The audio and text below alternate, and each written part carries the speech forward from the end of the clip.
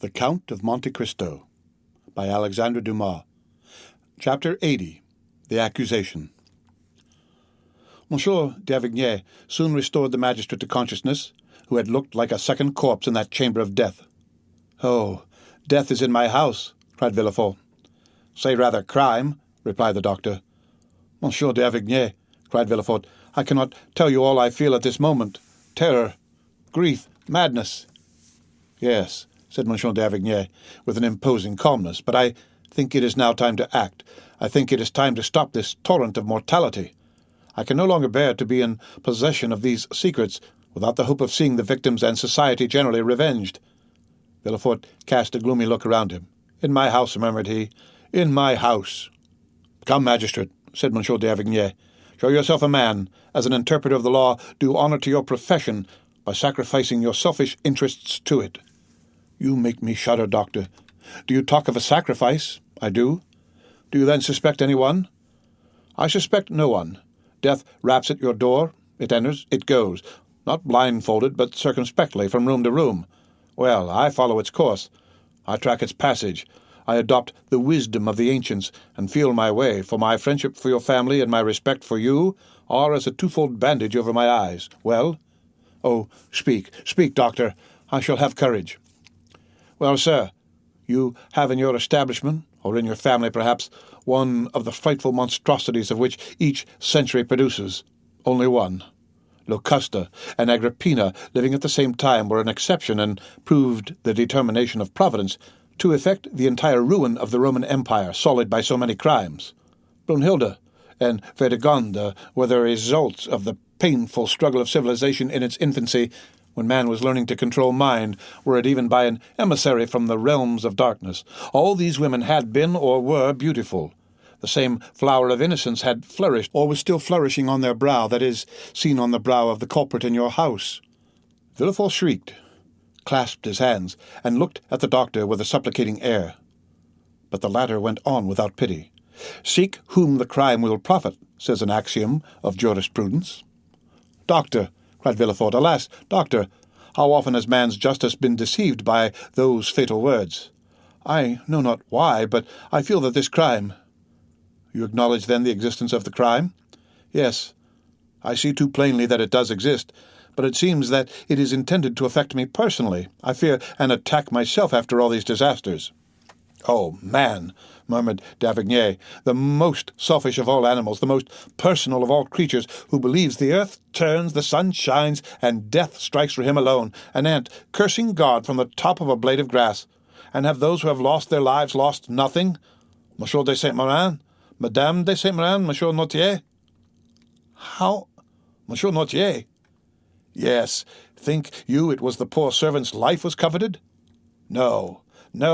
Like Shakespeare's Polonius, he died for another. It was Noirtier the lemonade was intended for. It is Noirtier, logically speaking, who drank it. The other drank it only by accident, and although Bellois is dead, it was Noirtier whose death was wished for." "But why did it not kill my father?" "I told you one evening in the garden after Madame de Saint-Méran's death, because his system is accustomed to that very poison, and the dose was trifling to him which would be fatal to another, because no one knows, not even the assassin, that for the last 12 months I have given Monsieur Noirtier brucine for his paralytic affection, while the assassin is not ignorant, for he has proved that brucine is a violent poison." "Oh, have pity, murmured Villefort, wringing his hands. "Follow the culprit's steps. He first kills Monsieur de Saint-Méran. Oh, doctor, I would swear to it. What I heard of his symptoms agrees too well with what I have seen in the other cases." Villefort ceased to contend. He only groaned. "He first kills Monsieur de Saint-Méran," repeated the doctor, "then Madame de Saint-Méran. A double fortune to inherit." Villefort wiped the perspiration from his forehead. "Listen attentively." "Alas," stammered Villefort, "I do not lose a single word."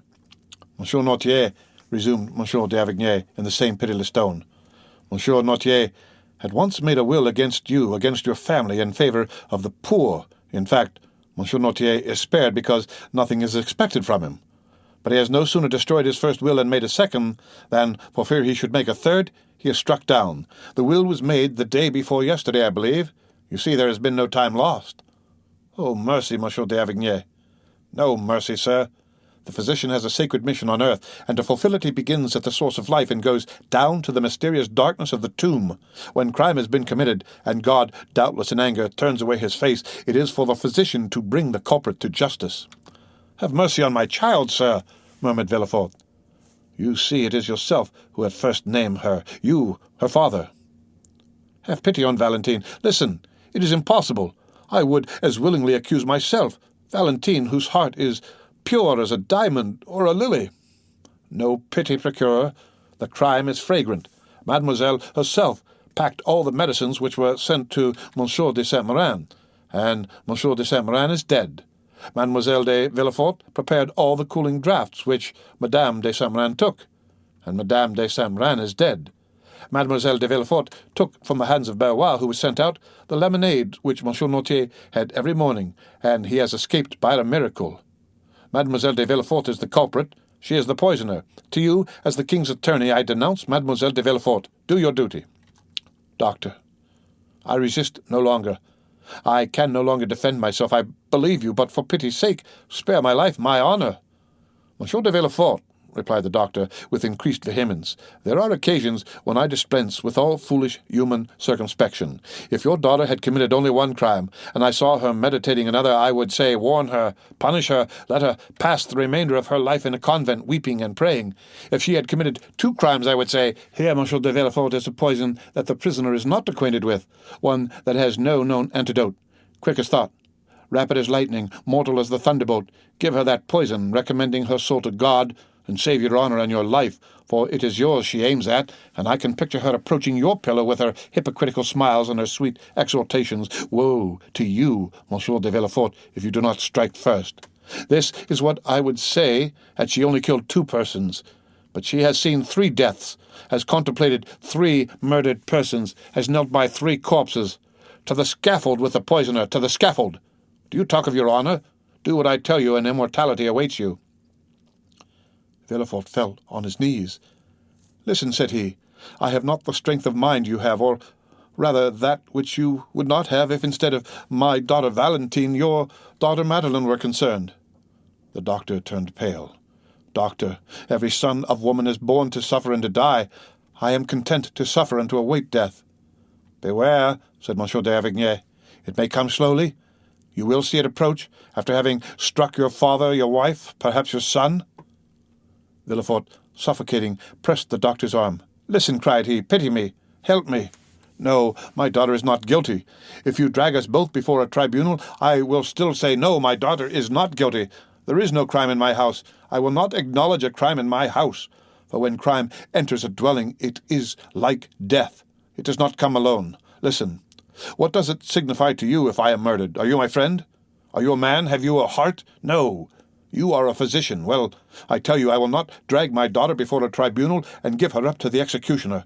The bare idea would kill me, would drive me like a madman to dig my heart out with my fingernails. And if you were mistaken, doctor, if it were not my daughter, if I should come one day pale as a spectre and say to you, 'Assassin, you have killed my child, hold!'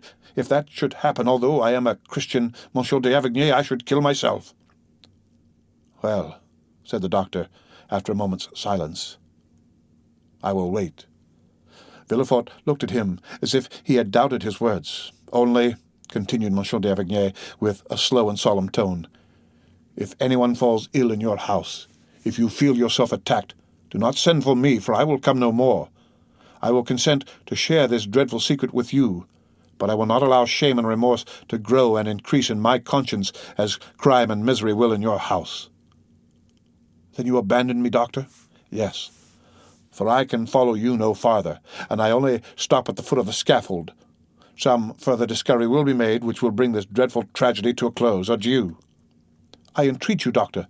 All the horrors that disturb my thoughts make your house odious and fatal. Adieu, sir." One single word more, doctor. You go, leaving me in all the horror of my situation, after increasing it by what you have revealed to me, but what will be reported of the sudden death of the poor old servant?" "True," said Monsieur d'Avrigny. "We will return." The doctor went out first, followed by Monsieur de Villefort. The terrified servants were on the stairs and in the passage where the doctor would pass. "Sir," said D'Avigney to Villefort so loud that all might hear. "Poor BaS has led too sedentary a life of late, accustomed formerly to ride on horseback or in the carriage to the four corners of Europe. The monotonous walk around the armchair has killed him. His blood has thickened. He was stout, had a short, thick neck. He was attacked with apoplexy, and I was called in too late. By the way," added he in a low tone, "take care to throw away that cup of syrup of violets in the ashes." The doctor, without shaking hands with Villefort, without adding a word to what he had said, went out amid the tears and lamentations of the whole household. The same evening, all Villefort's servants, who had assembled in the kitchen and had a long consultation, came to tell Madame de Villefort that they wished to leave. No entreaty, no proposition of increased wages could induce them to remain. To every argument they replied, "We must go, for death is in this house." They all left, in spite of prayers and entreaties, testifying their regret at leaving so good a master and mistress, and especially Mademoiselle Valentine, so good, so kind, and so gentle. Villefort looked at Valentine as they said this.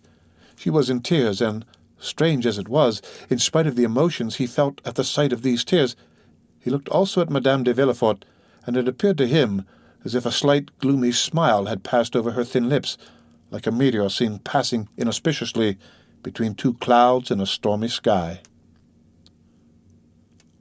The end of Chapter 80 of The Count of Monte Cristo. Read by Rick Kistner. For Lit to Go on the web at fcit.usf.edu.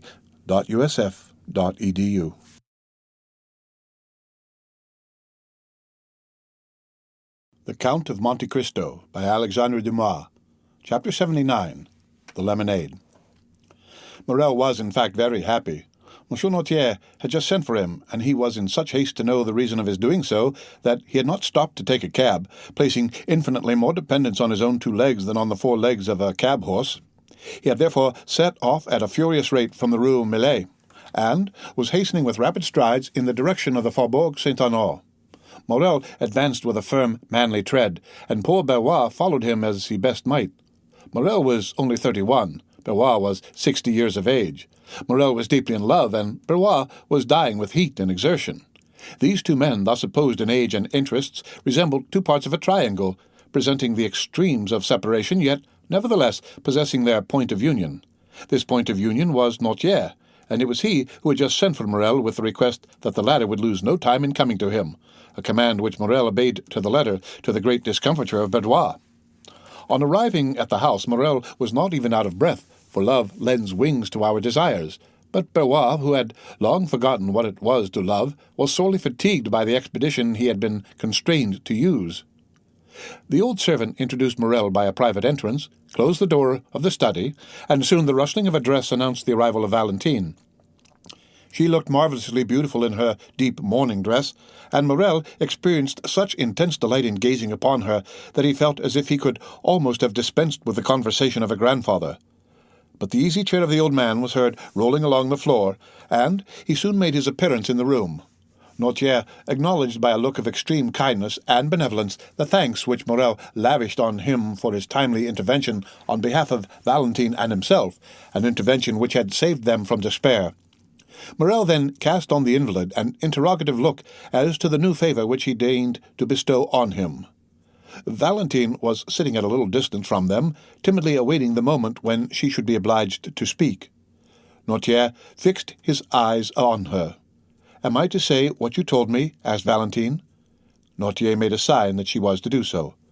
"Monsieur Morrel," said Valentine to the young man, who was regarding her with the most intense interest, "my grandfather, Monsieur Noirtier, had 1,000 things to say which he told me 3 days ago, and now he has sent for you that I may repeat them to you. I will repeat them then, and since he has chosen me as his interpreter, I will be faithful to the trust, and will not alter a word of his intentions." "Oh, I am listening with the greatest impatience," replied the young man. "Speak, I beg of you." Valentine cast down her eyes. This was a good omen for Morrel, for he knew that nothing but happiness could have the power of thus overcoming Valentine. "My grandfather intends leaving this house," said she, "and BaS is looking out suitable apartments for him in another." "But you, Mademoiselle de Villefort, you who are necessary to Monsieur Noirtier's happiness—" "I?" interrupted Valentine. I shall not leave my grandfather. That is an understood thing between us. My apartment will be close to his. Now, Monsieur de Villefort must either give his consent to this plan or his refusal.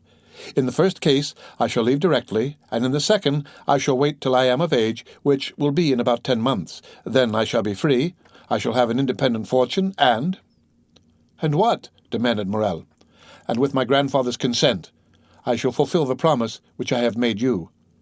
Valentine pronounced these last words in such a low tone that nothing but Morrel's intense interest in what she was saying could have enabled him to hear them. "Have I not explained your wishes, grandpapa?" said Valentine, addressing Noirtier. "Yes," looked the old man. "Once under my grandfather's roof, Monsieur Morrel can visit me in the presence of my good and worthy protector, if we still feel that the union we contemplated will be likely to ensure our future comfort and happiness. In that case, I shall expect Monsieur Morrel to come and claim me at my own hands. But alas, I have heard it said that hearts inflamed by obstacles to their desire grew cold in time of security. I trust we shall never find it so in our experience." "Oh," cried Morrel, almost tempted to throw himself on his knees before Noirtier and Valentine, and to adore them as two superior beings, "what have I ever done in my life to merit such unbounded happiness?" "Until that time," continued the young girl in a calm and self-possessed tone of voice, "we will conform to circumstances and be guided by the wishes of our friends, so long as those wishes do not tend finally to separate us. In a word, and I repeat it, because it expresses all I wish to convey, we will wait." "And I swear to make all the sacrifices which this word imposes, sir," said Morrel, not only with resignation, but with cheerfulness. "Therefore," continued Valentine, looking playfully at Maximilian, "no more inconsiderate actions, no more rash projects, for you surely would not wish to compromise one who from this day regards herself as destined, honorably and happily, to bear your name." Morrel looked obedience to her commands. Noirtier regarded the lovers with a look of ineffable tenderness, while BaS, who had remained in the room in the character of a man privileged to know everything that passed, smiled on the youthful couple as he wiped the perspiration from his bald forehead. "How hot you look, my good BaS," said Valentine. "Ah, I have been running very fast, mademoiselle, but I must do Monsieur Morrel the justice to say that he ran still faster." Noirtier directed their attention to a waiter on which was placed a decanter containing lemonade and a glass. The decanter was nearly full, with the exception of a little which had been already drunk by Monsieur Noirtier. "Come, BaS," said the young girl, "take some of this lemonade. I see you are coveting a good draught of it." "The fact is, mademoiselle," said BaS, "I am dying with thirst, and since you are so kind as to offer it to me, I cannot say I should at all object to drinking your health in a glass of it." "Take some, then, and come back immediately." BaS took away the waiter, and hardly was he outside the door, which in his haste he forgot to shut, than they saw him throw back his head and empty to the very dregs the glass which Valentine had filled. Valentine and Morrel were exchanging their adieux in the presence of Noirtier when a ring was heard at the door-bell. It was the signal of a visit. Valentine looked at her watch. "It is past noon," said she, "and today is Saturday. I dare say it is the doctor, grandpapa." Noirtier looked his conviction that she was right in her supposition. "He will come in here, and Monsieur Morrel had better go. Do you not think so, grandpapa?" "Yes," signed the old man. "BaS!" cried Valentine. "BaS!" "I am coming, mademoiselle," replied he. "BaS will open the door for you," said Valentine, addressing Morrel. "And now remember one thing, monsieur officer, that my grandfather commands you not to take any rash or ill-advised step which would be likely to compromise our happiness." "I promised him to wait," replied Morrel, "and I will wait." At this moment BaS entered. "Who rang?" asked Valentine. "Dr. d'Avrigny," said BaS, staggering as if he would fall. "What is the matter, BaS?" said Valentine. The old man did not answer, but looked at his master with wild staring eyes, while, with his cramped hand, he grasped a piece of furniture to enable him to stand upright. "He is going to fall," cried Morrel. The rigours which had attacked BaS gradually increased. The features of the face became quite altered, and the convulsive movement of the muscles appeared to indicate the approach of a most serious nervous disorder. Noirtier, seeing BaS in this pitiable condition, showed by his looks all the various emotions of sorrow and sympathy which can animate the heart of man. BaS made some steps toward his master. "Ah, sir," said he, "tell me what is the matter with me. I am suffering. I cannot see. 1,000 fiery darts are piercing my brain. Ah, Don't touch me, pray, don't!" By this time his haggard eyes had the appearance of being ready to start from their sockets. His head fell back, and the lower extremities of the body began to stiffen. Valentine uttered a cry of horror. Morrel took her in his arms as if to defend her from some unknown danger. "Monsieur d'Avigney! Monsieur d'Avigney!" cried she in a stifled voice. "Help! Help!" BaS turned round and with a great effort stumbled a few steps, then fell at the feet of Noirtier, and resting his hand on the knee of the invalid, exclaimed, "My master! My good master!" At this moment Monsieur de Villefort, attracted by the noise, appeared on the threshold. Morrel relaxed his hold of Valentine, and retreating to a distant corner of the room, remained half hidden behind a curtain. Pale, as if he had been gazing on a serpent, he fixed his terrified eye on the agonized sufferer. Noirtier, burning with impatience and terror, was in despair at his utter inability to help his old domestic, whom he regarded more in the light of a friend than a servant. One might, by the fearful swelling of the veins of his forehead and the contraction of the muscles round the eye, trace the terrible conflict which was going on between the living, energetic mind and the inanimate and helpless body. BaS, his features convulsed, his eyes suffused with blood, and his head thrown back, was lying at full length, beating the floor with his hands, while his legs had become so stiff that they looked as if they would break rather than bend. A slight appearance of foam was visible around the mouth, and he breathed painfully and with extreme difficulty. Villefort seemed stupefied with astonishment, and remained gazing intently on the scene before him without uttering a word. He had not seen Morrel.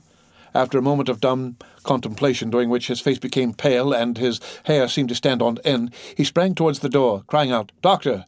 Doctor! Come instantly! Pray come!" "Madam!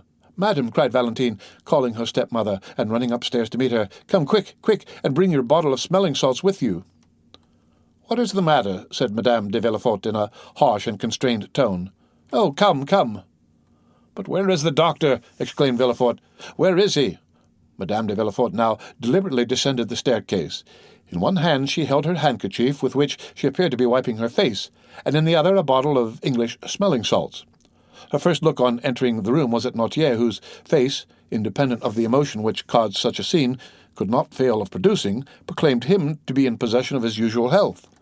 Her second glance was at the dying man. She turned pale, and her eye passed quickly from the servant and rested on the master. "In the name of heaven, madam," said Villefort, "where is the doctor? He was with you just now. You see, this is a fit of apoplexy, and he might be saved if he could be but bled." "Has he eaten anything lately?" asked Madame de Villefort, eluding her husband's question. "Madame," replied Villefort, "he has not even breakfasted. He has been running very fast on an errand which my grandfather charged him, and when he returned took nothing but a glass of lemonade." "Ah," said Madame de Villefort, "why did he not take wine? Lemonade was a very bad thing for him." Grandpapa's bottle of lemonade was standing just by his side. Poor BaS was very thirsty and was thankful to drink anything he could. Madame de Villefort started. Noirtier looked at her with a glance of the most profound scrutiny. "He has such a short neck," said she. "Madame," said Villefort, "I ask where is Monsieur d'Avigney? In God's name answer me." "He is with Edward, who is not quite well," replied Madame de Villefort, no longer being able to avoid answering. Villefort rushed upstairs to fetch him. "Take this," said Madame de Villefort, giving her smelling bottle to Valentine. "They will no doubt bleed him, therefore I will retire, for I cannot endure the sight of blood." And she followed her husband upstairs. Morrel now emerged from his hiding-place, where he had remained quite unperceived, so great had been the general confusion. "Go away as quick as you can, Maximilien," said Valentine, "and stay till I send for you. Go." Morrel looked towards Noirtier for permission to retire. The old man, who had preserved all his usual coolness, made a sign to him to do so. The young man pressed Valentine's hand to his lips, and then left the house by a back staircase. At the same moment that he quitted the room, Villefort and the doctor entered by an opposite door. BaS was now showing signs of returning consciousness. The crisis seemed past, a low moaning was heard, and he raised himself on one knee. D'Avigney and Villefort laid him on a couch. "What do you prescribe, doctor?" demanded Villefort. "Give me some water and ether. You have some in the house, have you not?" "Yes. Send for some oil of turpentine and tartar emetic." Villefort immediately dispatched a messenger, and now let everyone retire. "Must I go too?" asked Valentine timidly. "Yes, mademoiselle, you especially," replied the doctor abruptly.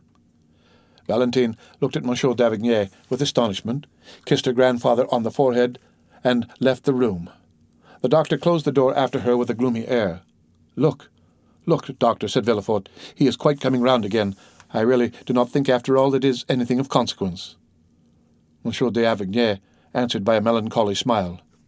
"How do you feel, Bellois?" asked he. "A little better, sir." "Will you drink some of this ether and water?" "I will try, but don't touch me." "Why not?" "Because I feel that if you were only to touch me with the tip of your finger, the fit would return." "Drink." Bellois took the glass, and, raising it to his purple lips, took about half the liquid offered him. "Where do you suffer?" asked the doctor. "Everywhere. I feel cramps over my whole body." "Do you find any dazzling sensation before the eyes?" "Yes." "Any noise in the ears?" "Frightful." "When did you first feel that?" "Just now." "Suddenly?" "Yes, like a clap of thunder." "Did you feel nothing of it yesterday or the day before?" "Nothing." "No drowsiness?" "None." "What have you eaten today?" "I have eaten nothing. I only drank a glass of my master's lemonade, that's all." And Bellois turned towards Noirtier, who, immovably fixed in his armchair, was contemplating this terrible scene without allowing a word or a movement to escape him. "Where is this lemonade?" asked the doctor eagerly. "Downstairs, in the decanter." "Whereabouts downstairs?" "In the kitchen." "Shall I go and fetch it, doctor?" inquired Villefort. "No. Stay here and try to make Bellois drink the rest of this glass of ether and water. I will go myself and fetch the lemonade." D'Avrigny bounded towards the door, flew down the back staircase, and almost knocked down Madame de Villefort in his haste, who was herself going down to the kitchen. She cried out, but D'Avrigny paid no attention to her. Possessed with but one idea, he cleared the last 4 steps with a bound and rushed into the kitchen, where he saw the decanter, about 3 parts empty, still standing on the waiter where it had been left. He darted upon it as an eagle would seize upon its prey. Panting with loss of breath, he returned to the room he had just left. Madame de Villefort was slowly ascending the steps which led to her bedroom. "Is this the decanter you spoke of?" asked D'Avrigny. "Yes, doctor." "Is this the same lemonade of which you partook?" "I believe so." "What did it taste like?" "It had a bitter taste." The doctor poured some drops of the lemonade into the palm of his hand, put his lips to it, and after having rinsed his mouth as a man does when he is tasting wine, he spat the liquor into the fireplace. "It is no doubt the same," said he. "Did you drink some too, Monsieur Noirtier?" "Yes." "And did you also discover a bitter taste?" "Yes." "Oh, doctor," cried Bellois, "the fit is coming on again. Oh, do something for me." The doctor flew to his patient. "That emetic, Villefort, see if it is coming." Villefort sprang into the passage, exclaiming, the emetic, is it come yet?" No one answered. The most profound terror reigned throughout the house. "If I had anything by means of which I could inflate the lungs," said d'Avrigny, looking around him, "perhaps I might prevent suffocation. But there is nothing which would do. Nothing." "Oh, sir," cried Bellois, "are you going to let me die without help? Oh, I am dying. Oh, save me." "A pen, a pen," said the doctor. There was one lying on the table. He endeavored to introduce it into the mouth of the patient, who in the midst of his convulsions was making vain attempts to vomit, but the jaws were so clinched that the pen could not pass them. This second attack was much more violent than the first, and he had slipped from the couch to the ground, where he was writhing in agony. The doctor left him in this paroxysm, knowing that he could do nothing to alleviate it, and going up to Noirtier said abruptly, "How do you find yourself?" "Well?" "Yes." "Have you any weight on the chest, or does your stomach feel light and comfortable, eh?" "Yes." "Then you feel pretty much as you generally do after you have had the dose which I am accustomed to give you every Sunday?" "Yes." "Did Bellois make your lemonade?" "Yes." "Was it you who asked him to drink some of it?" "No." "Was it Monsieur de Villefort?" "No." "Madame?" "No." "It was your granddaughter, then, was it not?" "Yes." A groan from Bellois, accompanied by a yawn which seemed to crack the very jawbones, attracted the attention of Monsieur d'Avrigny. He left Monsieur Noirtier and returned to the sick man. "Bellois," said the doctor, "can you speak?" Bellois muttered a few unintelligible words. "Try and make an effort to do so, my good man," said d'Avrigny. Bellois reopened his bloodshot eyes. "Who made the lemonade?" "I did." "Did you bring it to your master directly it was made?" "No." "You left it somewhere, then, in the meantime?" "Yes, I left it in the pantry because I was called away." "Who brought it into this room, then?" "Mademoiselle Valentine." D'Avrigny struck his forehead with his hand. "Gracious heaven!" exclaimed he. Doctor! Doctor! Cried BaS, who felt another fit coming. Will they never bring that emetic? Asked the doctor. Here is a glass with one already prepared, said Villefort, entering the room. Who prepared it? The chemist who came here with me. Drink it, said the doctor to BaS. Impossible, doctor. It is too late. My throat is closing up. I am choking. Oh, my heart. Oh, my head. Oh, what agony. Shall I suffer like this long? No. No, friend, replied the doctor. You will soon cease to suffer. I understand you, said the unhappy man. May God have mercy upon me. And uttering a fearful cry, BaS fell back as if he had been struck by lightning. D'Avigny put his hand to his heart and placed a glass before his lips. Well, said Villefort, go to the kitchen and get me some syrup of violets. Villefort went immediately. Do not be alarmed, Monsieur Noirtier, said D'Avigny. I'm going to take my patient into the next room to bleed him. This sort of attack is very frightful to witness. And taking BaS under the arms, he dragged him into an adjoining room, but almost immediately he returned to fetch the lemonade. Noirtier closed lids, right eye. You want Valentine, do you not? I will tell them to send her to you. Villefort returned, and D'Avigny met him in the passage. Well, how is he now? Asked he. Come in here, said D'Avigny, and he took him into the chamber where the sick man lay. Is he still in a fit? Said the procureur. He is dead. Villefort drew back a few steps and, clasping his hands, exclaimed with real amazement and sympathy, Dead? And so soon, too? Yes. It is very soon, said the doctor, looking at the corpse before him. But that not ought to astonish you. Monsieur and Madame de Saint-Méran died as soon. People die very suddenly in your house, Monsieur de Villefort. What? Cried the magistrate, with an accent of horror and consternation. Are you still harping on that terrible idea? Still, sir, and I shall always do so, replied D'Avigny, for it has never for one instant ceased to retain possession of my mind, and that you may be quite sure I am not mistaken this time. Listen well to what I am going to say, Monsieur de Villefort. The magistrate trembled convulsively. There is a poison which destroys life almost without leaving any perceptible traces. I know it well. I have studied it in all its forms and in the effects which it produces. I recognize the presence of this poison in the case of poor BaS as well as in that of Madame de Saint-Méran. There is a way of detecting its presence. It restores the blue color of litmus paper reddened by an acid, and it turns syrup of violets green. We have no litmus paper, but see, here they come with the syrup of violets. The doctor was right. Steps were heard in the passage. Monsieur d'Avigny opened the door and took from the hands of the chambermaid a cup which contained 2 or 3 spoonfuls of the syrup. He then carefully closed the door.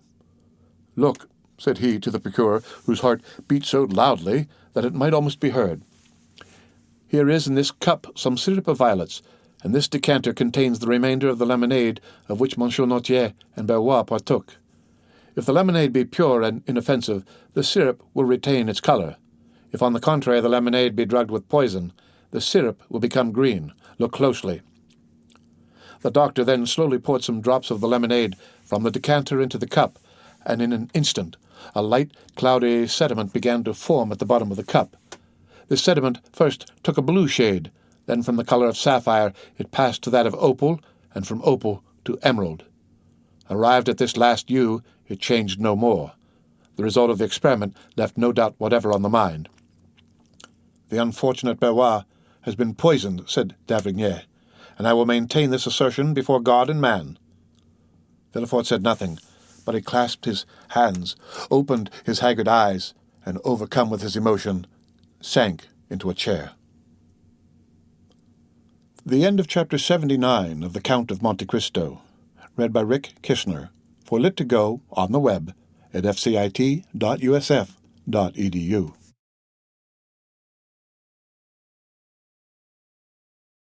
The Count of Monte Cristo by Alexandre Dumas.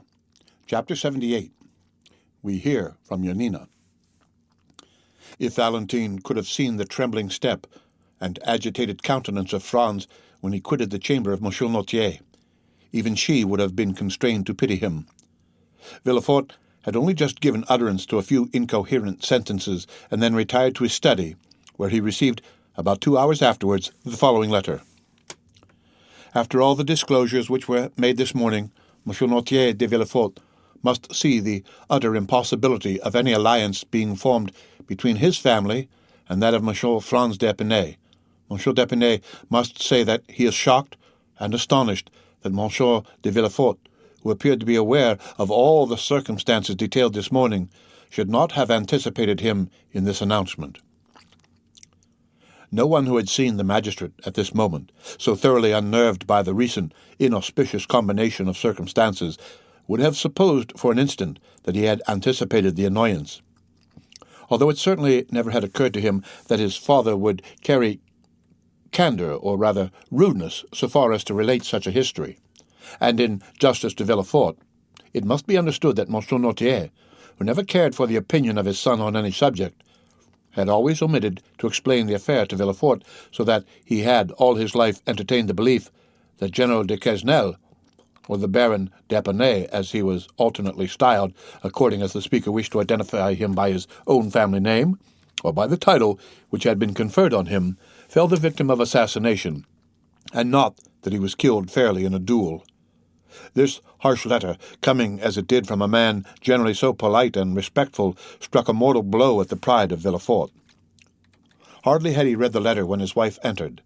The sudden departure of Franz, after being summoned by Monsieur Noirtier, had so much astonished everyone that the position of Madame de Villefort, left alone with the notary and the witnesses, became every moment more embarrassing. Determined to bear it no longer, she arose and left the room, saying she would go and make some inquiries into the cause of his sudden disappearance. Monsieur de Villefort's communications on the subject were very limited and concise. He told her, in fact, that an explanation had taken place between Monsieur Noirtier, Monsieur d'Épinay, and himself, and that the marriage of Valentine and Franz would consequently be broken off. This was an awkward and unpleasant thing to have to report to those who were waiting her return in the chamber of her father-in-law. She therefore contented herself with saying that Monsieur Noirtier, having at the commencement of the discussion been attacked by a sort of apoplectic fit, the affair would necessarily be deferred for some days longer. This news, false as it was, following so singularly in the train of the two similar misfortunes which had so recently occurred, evidently astonished the auditors, and they retired without a word. During this time Valentine, at once terrified and happy, after having embraced and thanked the feeble old man for thus breaking with a single blow the chain which she had been accustomed to consider as irrefragable, asked leave to retire to her own room in order to recover her composure. Noirtier looked the permission which she solicited, but instead of going to her own room, Valentine, having once gained her liberty, entered the gallery, and opening a small door at the end of it, found herself at once in the garden. In the midst of all the strange events which had crowded one on the other, an indefinable sentiment of dread had taken possession of Valentine's mind.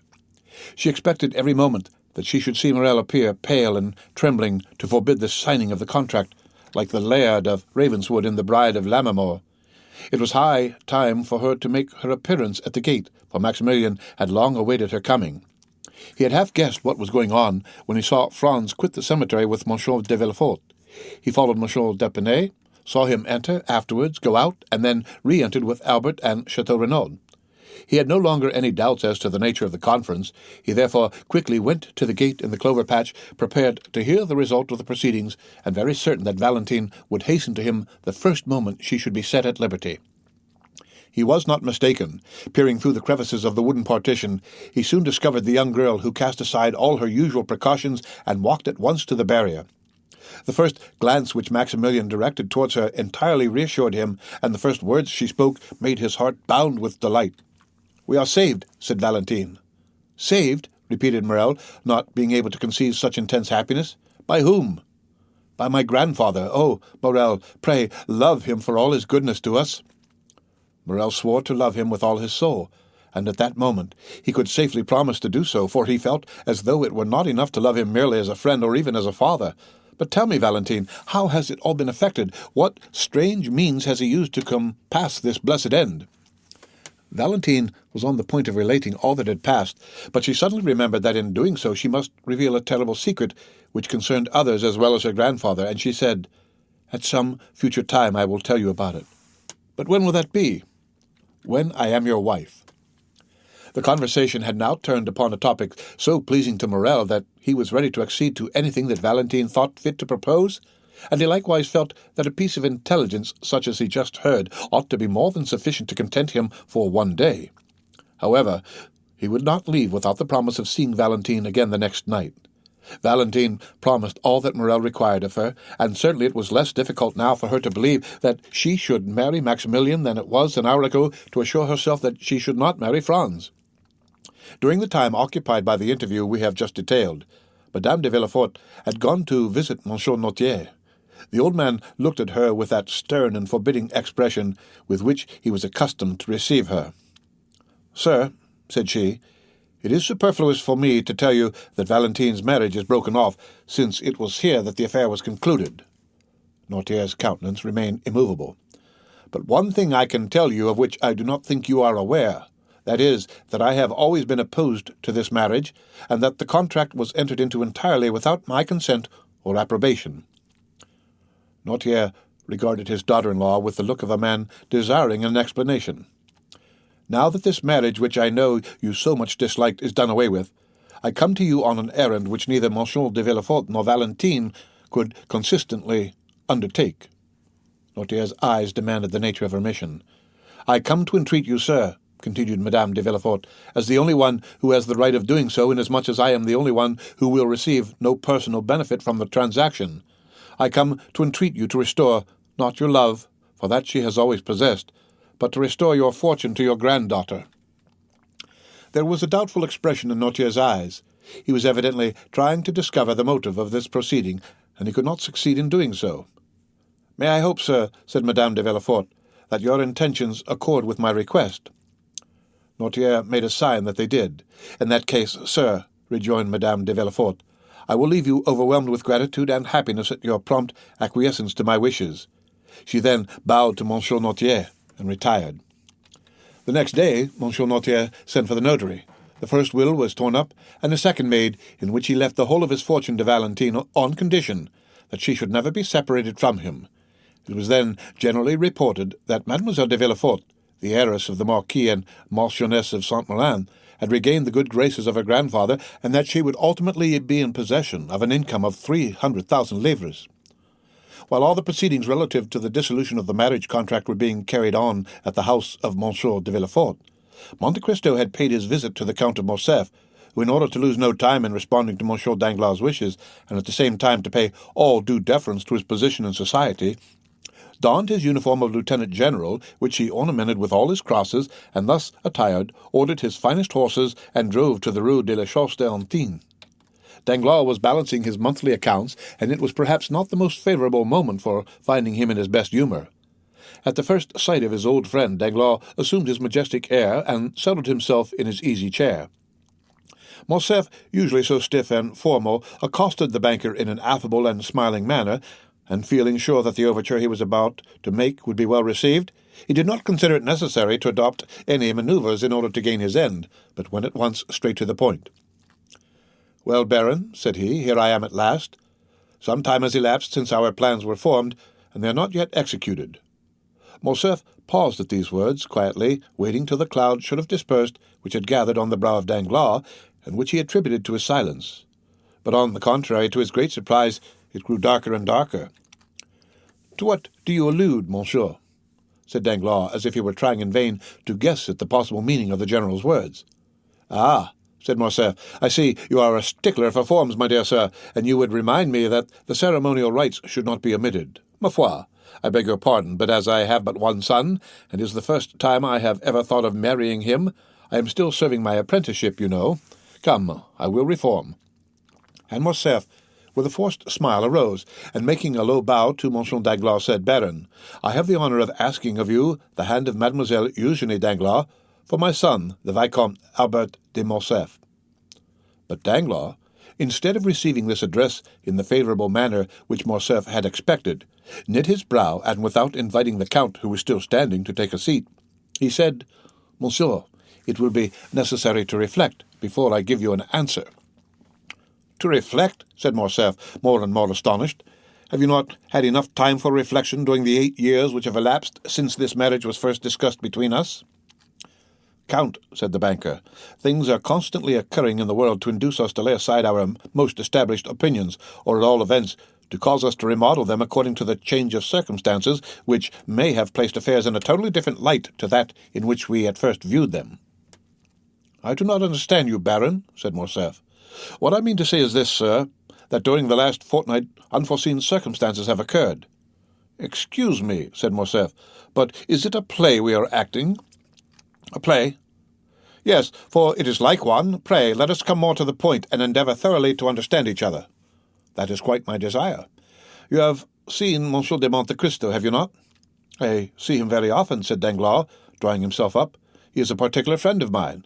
"Well, in one of your late conversations with him, you said that I appeared to be forgetful and irresolute concerning this marriage, did you not?" "I did say so." "Well, here I am, proving at once that I am really neither the one nor the other by entreating you to keep your promise on that score." Danglars did not answer. "Have you so soon changed your mind," added Morcerf, "or have you only provoked my request that you may have the pleasure of seeing me humbled?"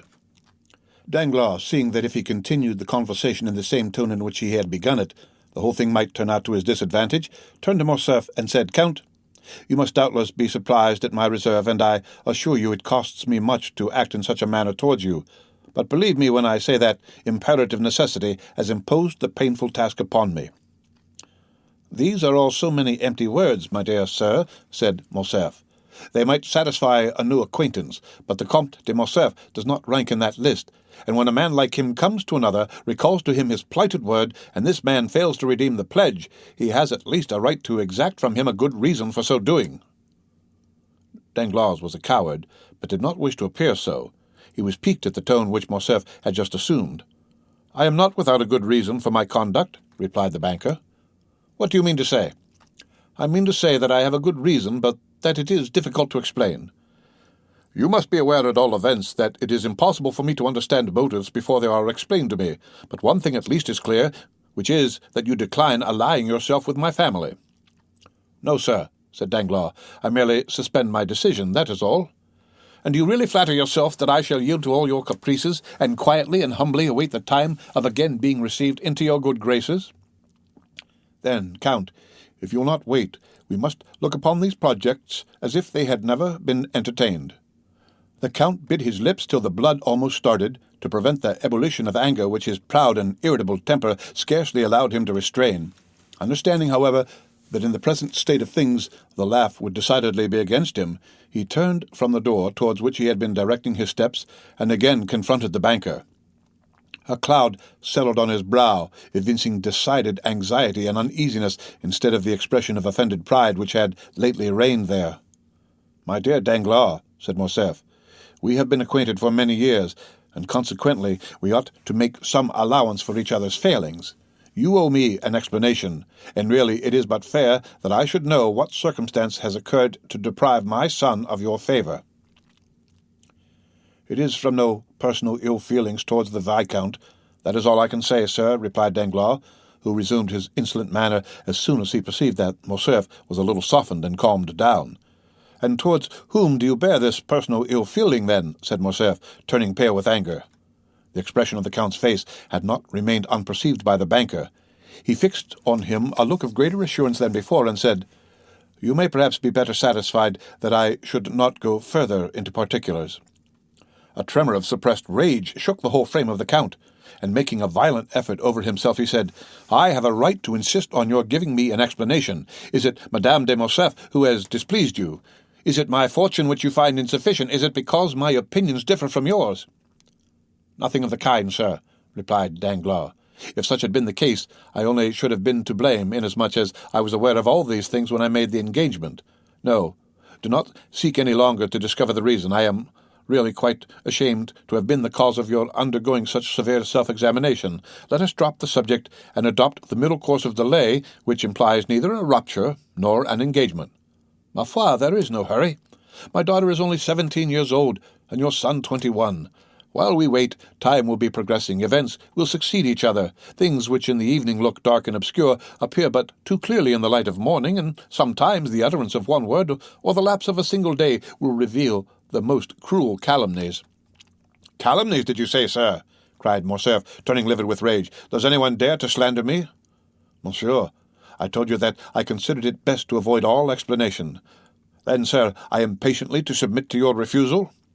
Yes, sir, although I assure you the refusal is as painful for me to give as it is for you to receive, for I had reckoned on the honour of your alliance, and the breaking off of a marriage contract always injures the lady more than the gentleman. Enough, sir, said Morcerf. We will speak no more on the subject. And clutching his gloves in anger, he left the apartment. Danglars observed that during the whole conversation Morcerf had never once dared to ask if it was on his own account that Danglars recalled his word. That evening he had a long conference with several friends, and Monsieur Cavalcanti, who had remained in the drawing-room with the ladies, was the last to leave the banker's house. The next morning, as soon as he awoke, Danglars asked for the newspapers. They were brought to him. He laid aside 3 or 4, and at last fixed on the Impartial, the paper of which Beauchamp was the chief editor. He hastily tore off the cover, opened the journal with nervous precipitation, passed contemptuously over the Paris jottings, and, arriving at the miscellaneous intelligence, stopped with a malicious smile at a paragraph headed, "We hear from Yanina." "Very good," observed Danglars, after having read the paragraph. "Here is a little article on Colonel Fernand, which, if I am not mistaken, would render the explanation which the Comte de Morcerf required of me perfectly unnecessary." At the same moment, that is, at 9 o'clock in the morning, Albert de Morcerf, dressed in a black coat, buttoned up to his chin, might have been seen walking with a quick and agitated step in the direction of Monte Cristo's house in the Champs-Élysées. When he presented himself at the gate, the porter informed him that the Count had gone out about half an hour previously. "Did he take Baptistine with him?" "No, my lord." "Call him, then. I wish to speak to him." The concierge went to seek the valet de chambre, and returned with him in an instant. "My good friend," said Albert, "I beg pardon for my intrusion, but I was anxious to know from your own mouth if your master was really out or not." "He is really out, sir," replied Baptistine. "Out, even to me?" "I know how happy my master always is to receive the Viscount," said Baptistine, "and I should therefore never think of including him in any general order." "You are right, and now I wish to see him on an affair of great importance. Do you think it will be long before he comes in?"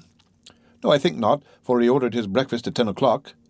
"Well, I will go and take a turn in the Champs-Élysées, and at 10 o'clock I will return here.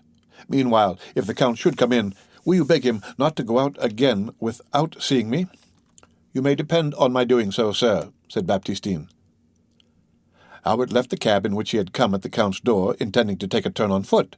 As he was passing the Allée des Veuves, he thought he saw the Count's horses standing at Gosset's shooting gallery. He approached and soon recognized the coachman. "Is the Count shooting in the gallery?" said Morcerf. "Yes, sir," replied the coachman. While he was speaking, Albert had heard the report of 2 or 3 pistol shots. He entered, and on his way met the waiter. "Excuse me, my lord," said the lad, "but will you have the kindness to wait a moment?" "What for, Philip?" asked Albert, who, being a constant visitor there, did not understand this opposition to his entrance. "Because the person who is now in the gallery prefers being alone and never practices in the presence of anyone." "Not even before you, Philip? Then who loads his pistol?" "His servant." "A Nubian?" "A Negro." "It is he, then." "Do you know this gentleman?" "Yes, and I am come to look for him. He is a friend of mine." "Oh, that is quite another thing, then. I will go immediately and inform him of your arrival." And Philip, urged by his own curiosity, entered the gallery. A second afterwards Monte Cristo appeared on the threshold. "I ask your pardon, my dear Count," said Albert, "for following you here, and I must first tell you that it was not the fault of your servants that I did so. I alone am to blame for the indiscretion. I went to your house, and they told me you were out, but that they expected you home at 10 o'clock to breakfast. I was walking about in order to pass away the time until 10 o'clock, when I caught sight of your carriage and horses." "What you have just said induces me to hope that you intend breakfasting with me." "No, thank you. I am thinking of other things besides breakfast just now. Perhaps we may take that meal at a later hour and in worse company." "What on earth are you talking of?" "I am to fight today." "For what?" "I am going to fight—" "Yes, I understand that. But what is the quarrel? People fight for all sorts of reasons, you know." "I fight in the cause of honor." "Ah, that is something serious. So serious that I come to beg you to render me a service." "What is it?" "To be my second." "That is a serious matter, and we will not discuss it here. Let us speak of nothing till we get home. Ali, bring me some water." The Count turned up his sleeves and passed into the little vestibule where the gentlemen were accustomed to wash their hands after shooting. "Come in, my lord," said Philip in a low tone, "and I will show you something droll." Morcerf entered, and in place of the usual target, he saw some playing cards fixed against the wall. At a distance, Albert thought it was a complete suit, for he counted from the ace to the 10. "Aha," said Albert. "I see you were preparing for a game of cards." "No," said the Count. "I was making a suit." "How?" said Albert. "Those are really aces and 2s which you see, but my shots have turned them into 3s, 5s, 7s, 8s, 9s, and 10s. Albert approached. In fact, the bullets had actually pierced the cards in the exact places which the painted signs would otherwise have occupied, the lines and distances being as regularly kept as if they had been ruled with pencil. "Diable!" said Morcerf. "What would you have, my dear Viscount?" said Monte Cristo, wiping his hands on the towel which Ali had brought him. "I must occupy my leisure moments in some way or other. But come, I am waiting for you." Both men entered Monte Cristo's carriage, which in the course of a few minutes deposited them safely at number 30. Monte Cristo took Albert into his study, and pointing to a seat, placed another for himself. "Now let us talk the matter over quietly," said the Count. "You see, I am perfectly composed," said Albert. "With whom are you going to fight?" "With Beauchamp." "One of your friends?" "Of course, it is always with friends that one fights. I suppose you have some cause of quarrel?" "I have. What has he done to you?" "There appeared in his journal last night— But wait, and read for yourself." And Albert handed over the paper to the Count, who read as follows. "A correspondent at Yanina informs us of a fact of which until now we had remained in ignorance.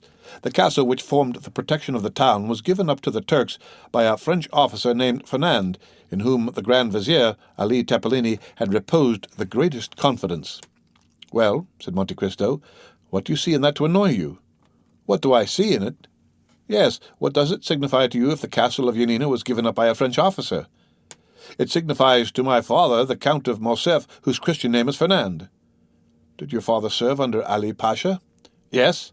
That is to say, he fought for the independence of the Greeks, and hence arises the calumny." "Oh, my dear Viscount, do talk reason." "I do not desire to do otherwise. Now, just tell me who the devil should know in France that the officer Fernand and the Count of Morcerf are one and the same person, and who cares now about Yanina, which was taken as long ago as the year 1822 or 1823? That just shows the meanness of this slander. They have allowed all this time to elapse, and then all of a sudden rake up events which have been forgotten to furnish materials for scandal in order to tarnish the lustre of our high position. I inherit my father's name, and I do not choose that the shadow of disgrace should darken it. I am going to Beauchamp, in whose journal this paragraph appears, and I shall insist on his retracting the assertion before 2 witnesses." "Beauchamp will never retract. Then he must fight." "No, he will not, for he will tell you what is very true, that perhaps there were 50 officers in the Greek army bearing the same name." "We will fight nevertheless. I will efface that blot on my father's character, my father who was such a brave soldier, whose career was so brilliant. Oh, well," he will add, "we are warranted in believing that this Fernand is not the illustrious Count of Morcerf, who also bears the same Christian name. I am determined not to be content with anything short of an entire retraction." "And you intend to make him do it in the presence of 2 witnesses, do you?" "Yes." "You do wrong." "Which means, I suppose, that you refuse the service which I asked of you. You know my theory regarding duels. I told you my opinion on that subject, if you remember, when we were at Rome. Nevertheless, my dear Count, I found you this morning engaged in an occupation but little consistent with the notions you profess to entertain." "Because, my dear fellow, you understand, one must never be eccentric. If one's lot is cast among fools, it is necessary to study folly. I shall perhaps find myself one day called out by some harebrained scamp who has no more real cause of quarrel with me than you have with Beauchamp. He may take me to task for some foolish trifle or other. He will bring his witnesses or will insult me in some public place, and I am expected to kill him for all that." "You admit that you would fight, then?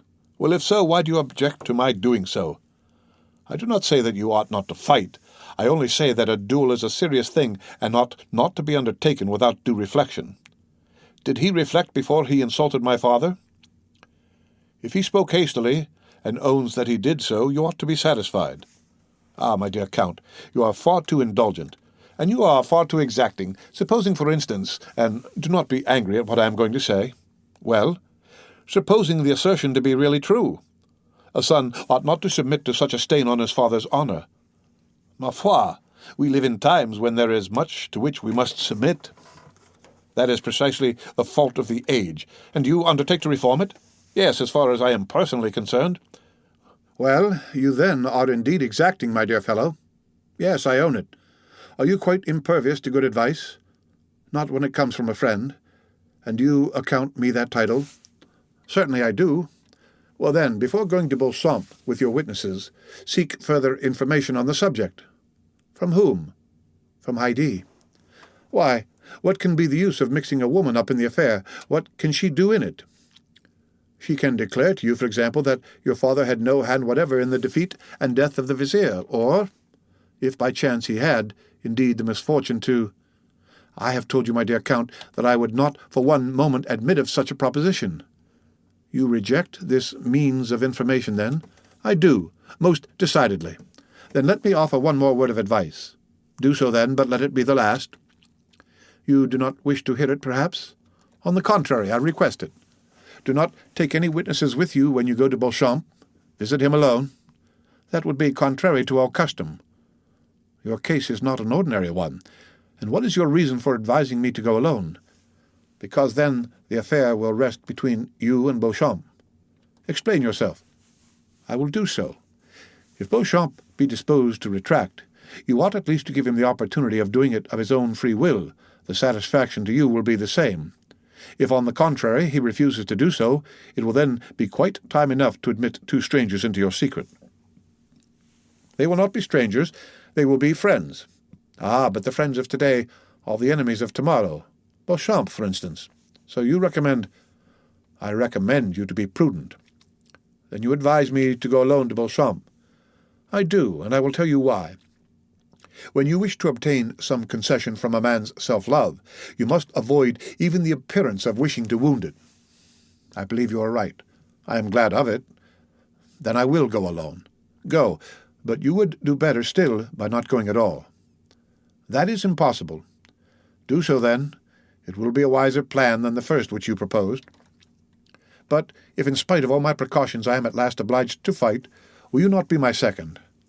My dear Viscount, said Monte Cristo gravely, you must have seen before today that at all times and in all places I have been at your disposal, but the service which you have just demanded of me is one which it is out of my power to render you. Why?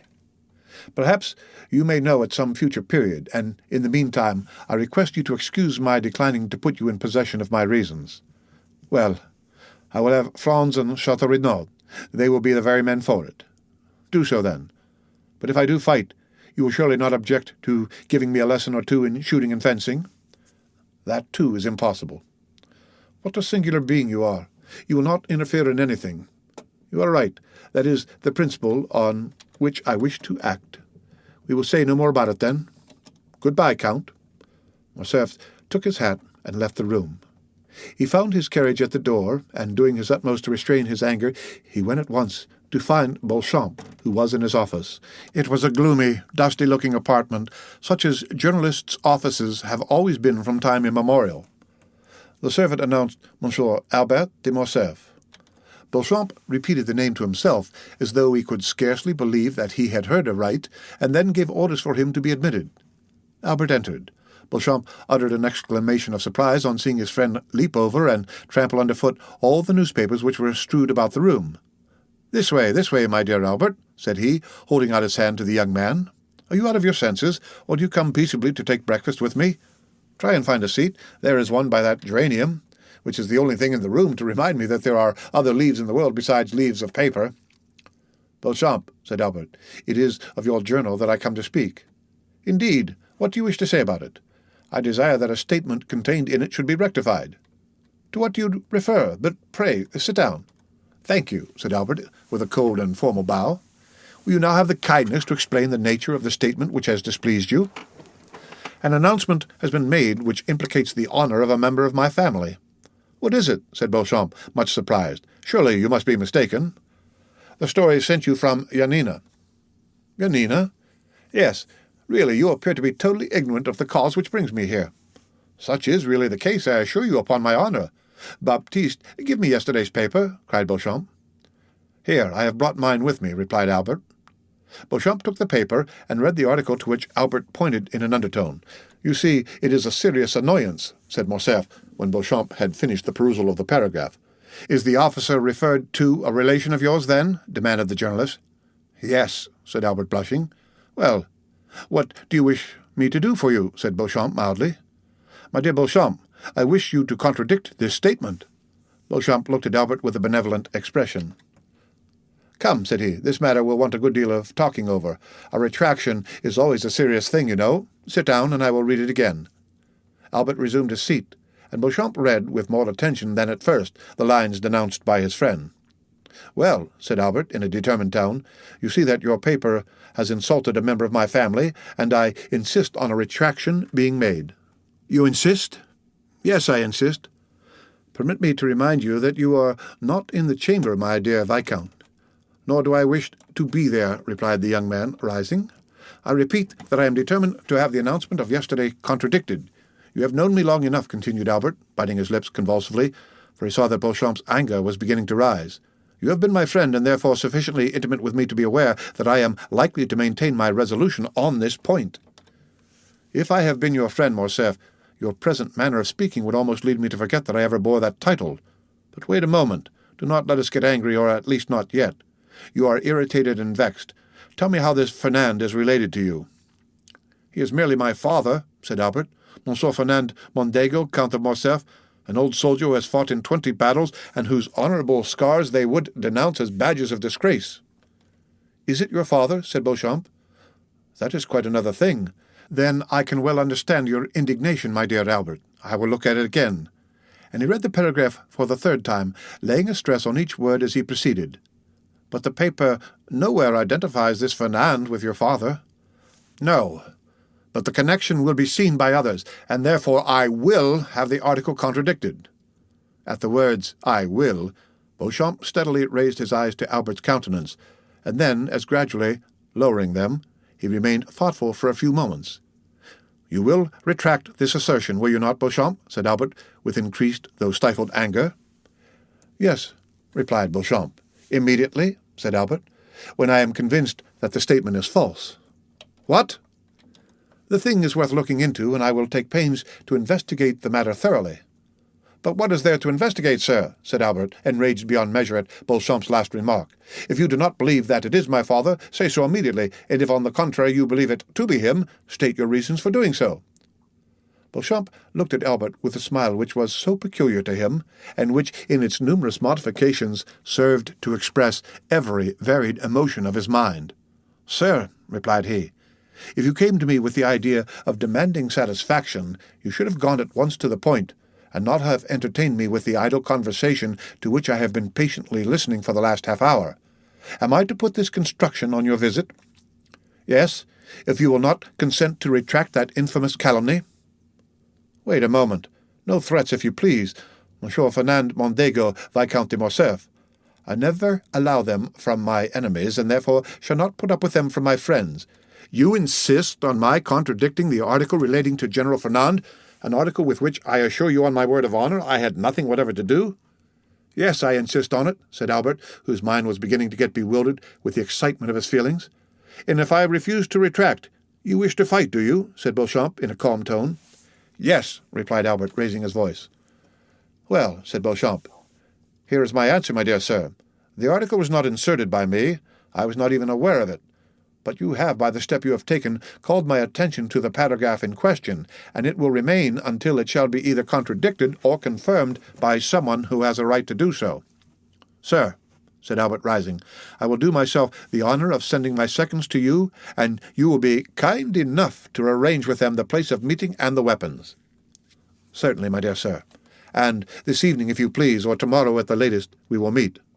No, I will be on the ground at the proper time, but in my opinion, and I have a right to dictate the preliminaries, as it is I who have received the provocation, in my opinion the time ought not to be yet.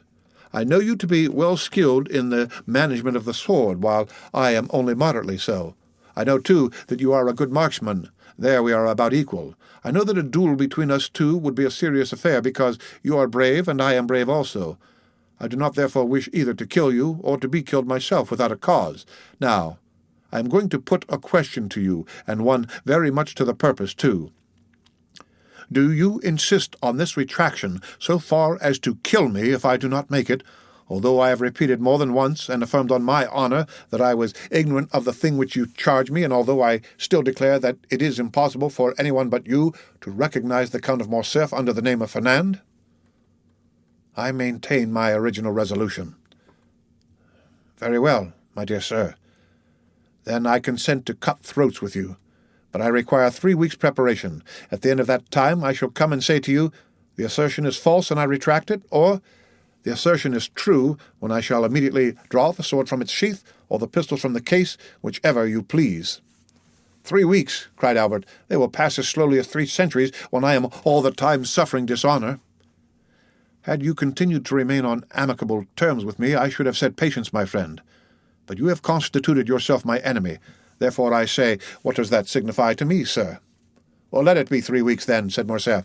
But remember, at the expiration of that time, no delay or subterfuge will justify you in— Monsieur Albert de Morcerf, said Beauchamp, rising in his turn, I cannot throw you out of the window for 3 weeks, that is to say, for 24 days to come, nor have you any right to split my skull open till that time has elapsed.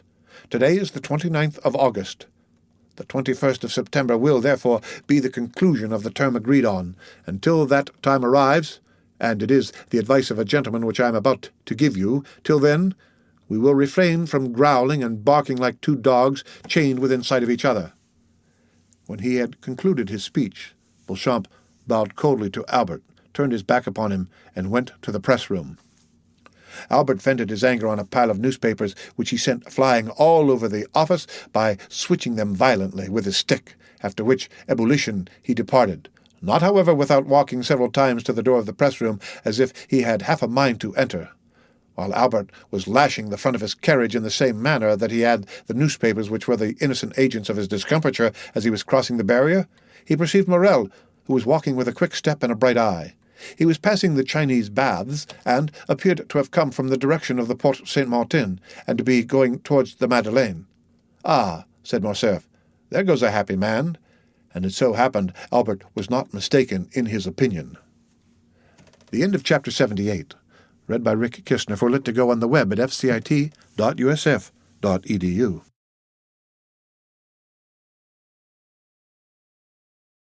The Count of Monte Cristo, by Alexandre Dumas. Chapter 77. Scarcely had the Count's horses cleared the angle of the boulevard than Albert, turning towards the Count, burst into a loud fit of laughter, much too loud, in fact, not to give the idea of its being rather forced and unnatural. "Well," said he, "I will ask you the same question which Charles IX put to Catherine de Medicis after the massacre of St. Bartholomew. How have I played my little part?"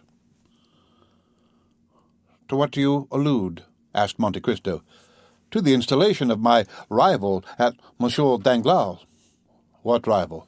"Ma foi, what rival? Why, your protégé, Monsieur Andrea Cavalcanti."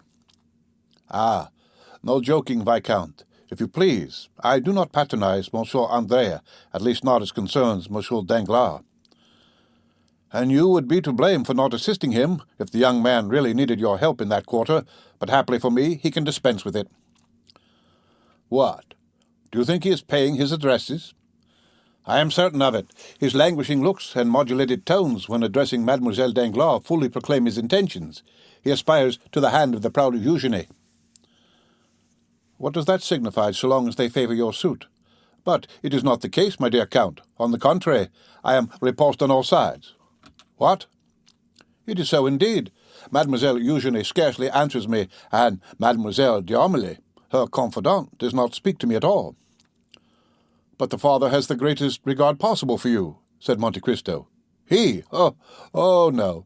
He has plunged 1,000 daggers into my heart, tragedy weapons, I own, which, instead of wounding, sheathe their points in their own handles, but daggers which he, nevertheless, believes to be real and deadly." "Jealousy indicates affection." "True, but I am not jealous." "He is." "Of whom? Of Debray?" "No, of you." "Of me? I will engage to say that before a week is past, the door will be closed against me." "You are mistaken, my dear Viscount." "Prove it to me." Do you wish me to do so? Yes.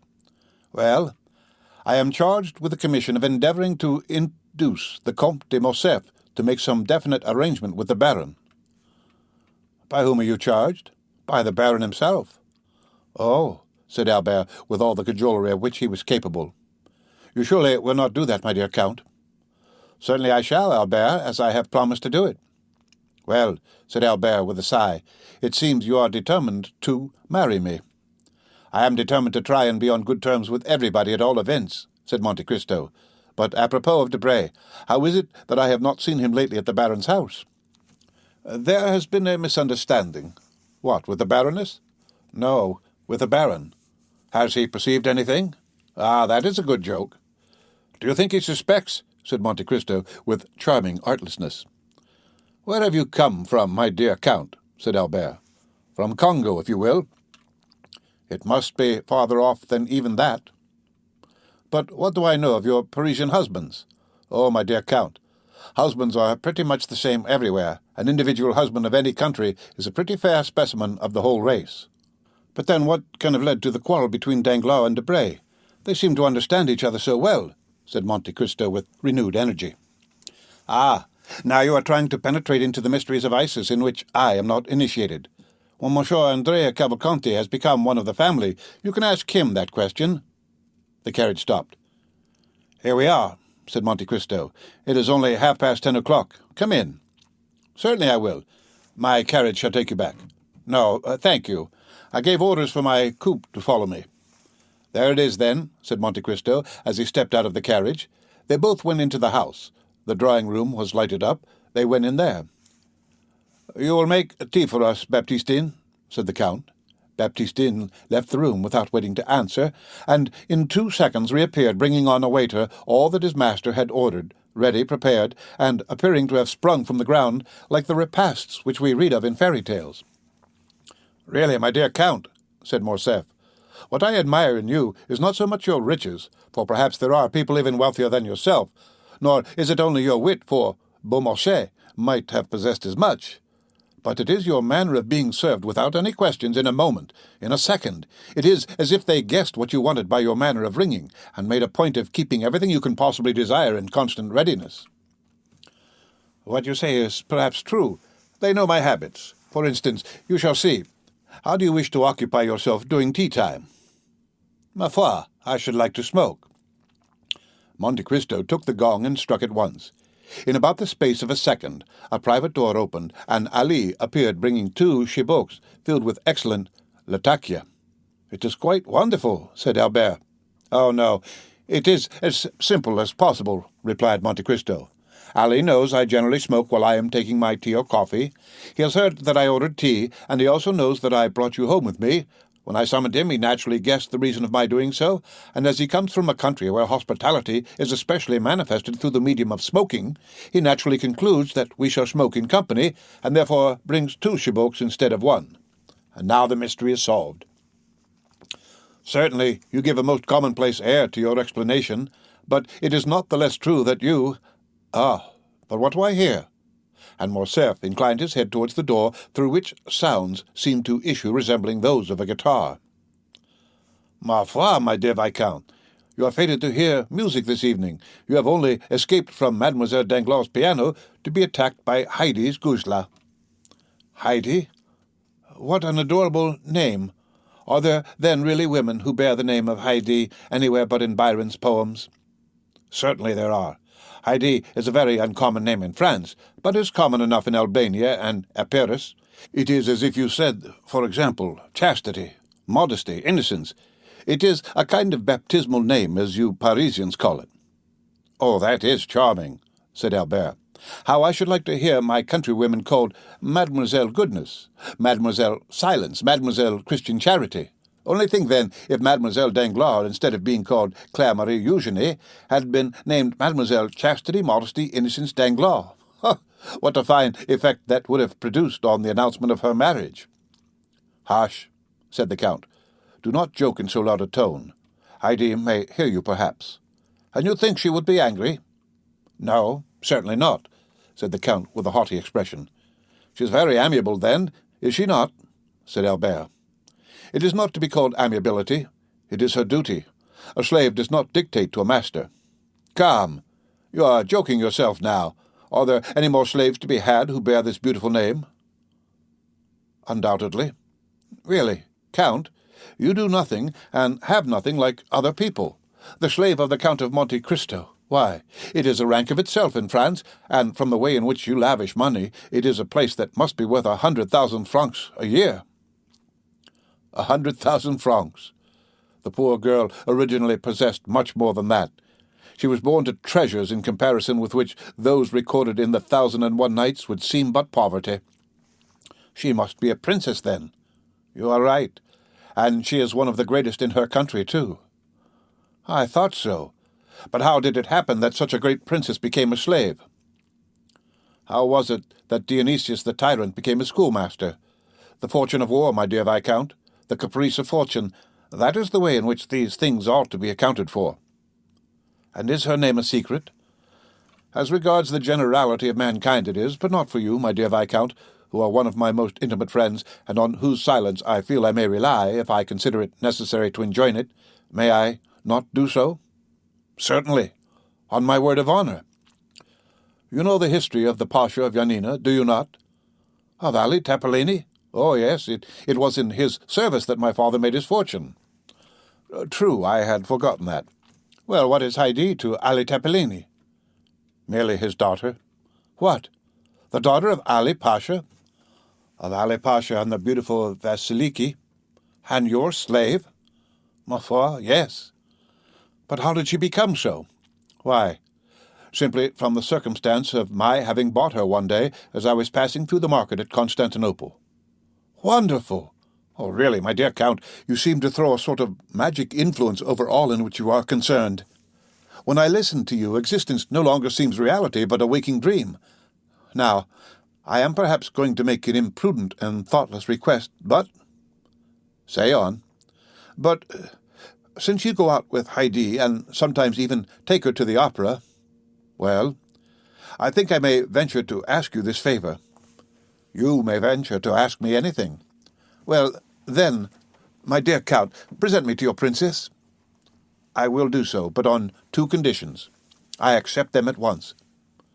The first is that you will never tell anyone that I have granted the interview. Very well, said Albert, extending his hand. I swear I will not. The second is that you will not tell her that your father ever served hers. I give you my oath that I will not. Enough, Viscount. You will remember those 2 vows, will you not? But I know you to be a man of honor. The Count again struck the gong. Ali reappeared. Tell Heidi, said he, that I will take coffee with her, and give her to understand that I desire permission to present one of my friends to her. Ali bowed and left the room. Now understand me, said the Count. No direct questions, my dear Morcerf. If you wish to know anything, tell me, and I will ask her. Agreed. Ali reappeared for the 3rd time, and drew back the tapestried hanging which concealed the door to signify to his master and Albert that they were at liberty to pass on. Let us go in, said Monte Cristo. Albert passed his hand through his hair and curled his mustache, then, having satisfied himself as to his personal appearance, followed the Count into the room, the latter having previously resumed his hat and gloves. Ali was stationed as a kind of advanced guard, and the door was kept by the 3 French attendants commanded by Mirthel. Heidi was awaiting her visitors in the first room of her apartments, which was the drawing-room. Her large eyes were dilated with surprise and expectation, for it was the first time that any man, except Monte Cristo, had been accorded an entrance into her presence. She was sitting on a sofa placed in an angle of the room, with her legs crossed under her in the Eastern fashion, and seemed to have made for herself, as it were, a kind of nest in the rich Indian silks which enveloped her. Near her was the instrument on which she had just been playing. It was elegantly fashioned and worthy of its mistress. On perceiving Monte Cristo, she arose and welcomed him with a smile peculiar to herself, expressive at once of the most implicit obedience and also of the deepest love. Monte Cristo advanced towards her and extended his hand, which she as usual raised to her lips. Albert had proceeded no farther than the door, where he remained rooted to the spot, being completely fascinated by the sight of such surpassing beauty, beheld as it was for the first time, and of which an inhabitant of more northern climes could form no adequate idea. "Whom do you bring?" asked the young girl in Romaic of Monte Cristo. "Is it a friend, a brother, a simple acquaintance, or an enemy?" "A friend," said Monte Cristo in the same language. "What is his name?" "Count Albert. It is the same man whom I rescued from the hands of the banditti at Rome." "In what language would you like me to converse with him?" Monte Cristo turned to Albert. "Do you know modern Greek?" asked he. "Alas, no," said Albert, "nor even ancient Greek. My dear Count, never had Homer or Plato a more unworthy scholar than myself." "Then," said Haydée, proving by her remark that she had quite understood Monte Cristo's question and Albert's answer, "then I will speak either in French or Italian, if my lord so wills it." Monte Cristo reflected one instant. "You will speak in Italian," said he.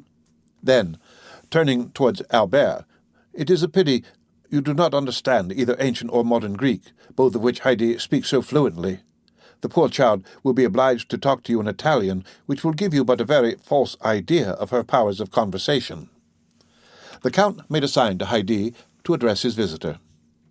"Sir," she said to Morcerf, "you are most welcome as the friend of my lord and master." This was said in excellent Tuscan, and with that soft Roman accent which makes the language of Dante as sonorous as that of Homer. Then, turning to Ali, she directed him to bring coffee and pipes, and when he had left the room to execute the orders of his young mistress, she beckoned Albert to approach nearer to her. Monte Cristo and Morcerf drew their seats toward a small table on which were arranged music, drawings, and vases of flowers. Ali then entered, bringing coffee and chibouques. As to Monsieur Baptistin, this portion of the building was interdicted to him. Albert refused the pipe which the Nubian offered him. "Oh, take it, said the Count. "Haydée is almost as civilized as a Parisian. The smell of Havana is disagreeable to her, but the tobacco of the East is a most delicious perfume, you know." Ali left the room. The cups of coffee were all prepared with the addition of sugar, which had been brought for Albert. Monte Cristo and Haydée took the beverage in the original Arabian manner, that is to say, without sugar. Haydée took the porcelain cup in her little slender fingers and conveyed it to her mouth with all the innocent artlessness of a child when eating or drinking something which it likes. At this moment 2 women entered, bringing salvers filled with ices and sherbet, which they placed on 2 small tables appropriated to that purpose. "My dear host, and you, Signora," said Albert in Italian, "excuse my apparent stupidity. I am quite bewildered, and it is natural that it should be so. Here I am in the heart of Paris, but a moment ago I heard the rumbling of the omnibuses and the tinkling of the bells of the lemonade sellers, and now I feel as if I were suddenly transported to the East, not much as I have seen it, but such as my dreams have painted it. Oh, Signora, if I could but speak Greek, your conversation, added to the fairy scene which surrounds me, would furnish an evening of such delight as it would be impossible for me ever to forget." "I speak sufficient Italian to enable me to converse with you, sir," said Haydée quietly, "and if you like what is Eastern, I will do my best to secure the gratification of your tastes while you are here."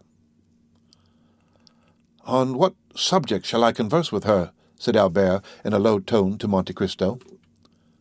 "Just what you please. You may speak of her country, and of her youthful reminiscences, or, if you like it better, you can talk of Rome, Naples, or Florence." "Oh," said Albert, "it is of no use to be in the company of a Greek if one converses just in the same style as with a Parisian.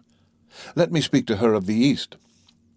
"Do so, then, for of all themes which you could choose, that will be the most agreeable to her taste." Albert turned towards Haydée. "At what age did you leave Greece, Signora?" asked he. "I left it when I was but 5 years old," replied Haydée. "And have you any recollection of your country?" "When I shut my eyes and think, I can seem to see it all again. The mind can see as well as the body. The body forgets sometimes, but the mind never forgets." And how far back into the past do your recollections extend?" "Well, I could scarcely walk when my mother, who was called Vasiliki, which means royal," said the young girl, tossing her head proudly, "took me by the hand, and after putting in our purse all the money we possessed, we went out, both covered with veils, to solicit alms for the prisoner, saying, 'He who giveth to the poor lendeth to the Lord.' Then, when our purse was full, we returned to the palace, and without saying a word to my father, we sent it to the convent, where it was divided amongst the prisoners." "And how old were you at that time?" "I was 3 years old," said Heidi. "Then you remember everything that went on about you from the time when you were 3 years old?" said Albert. "Everything?" "Count," said Albert in a low tone to Monte Cristo, "do allow the Signora to tell me something of her history.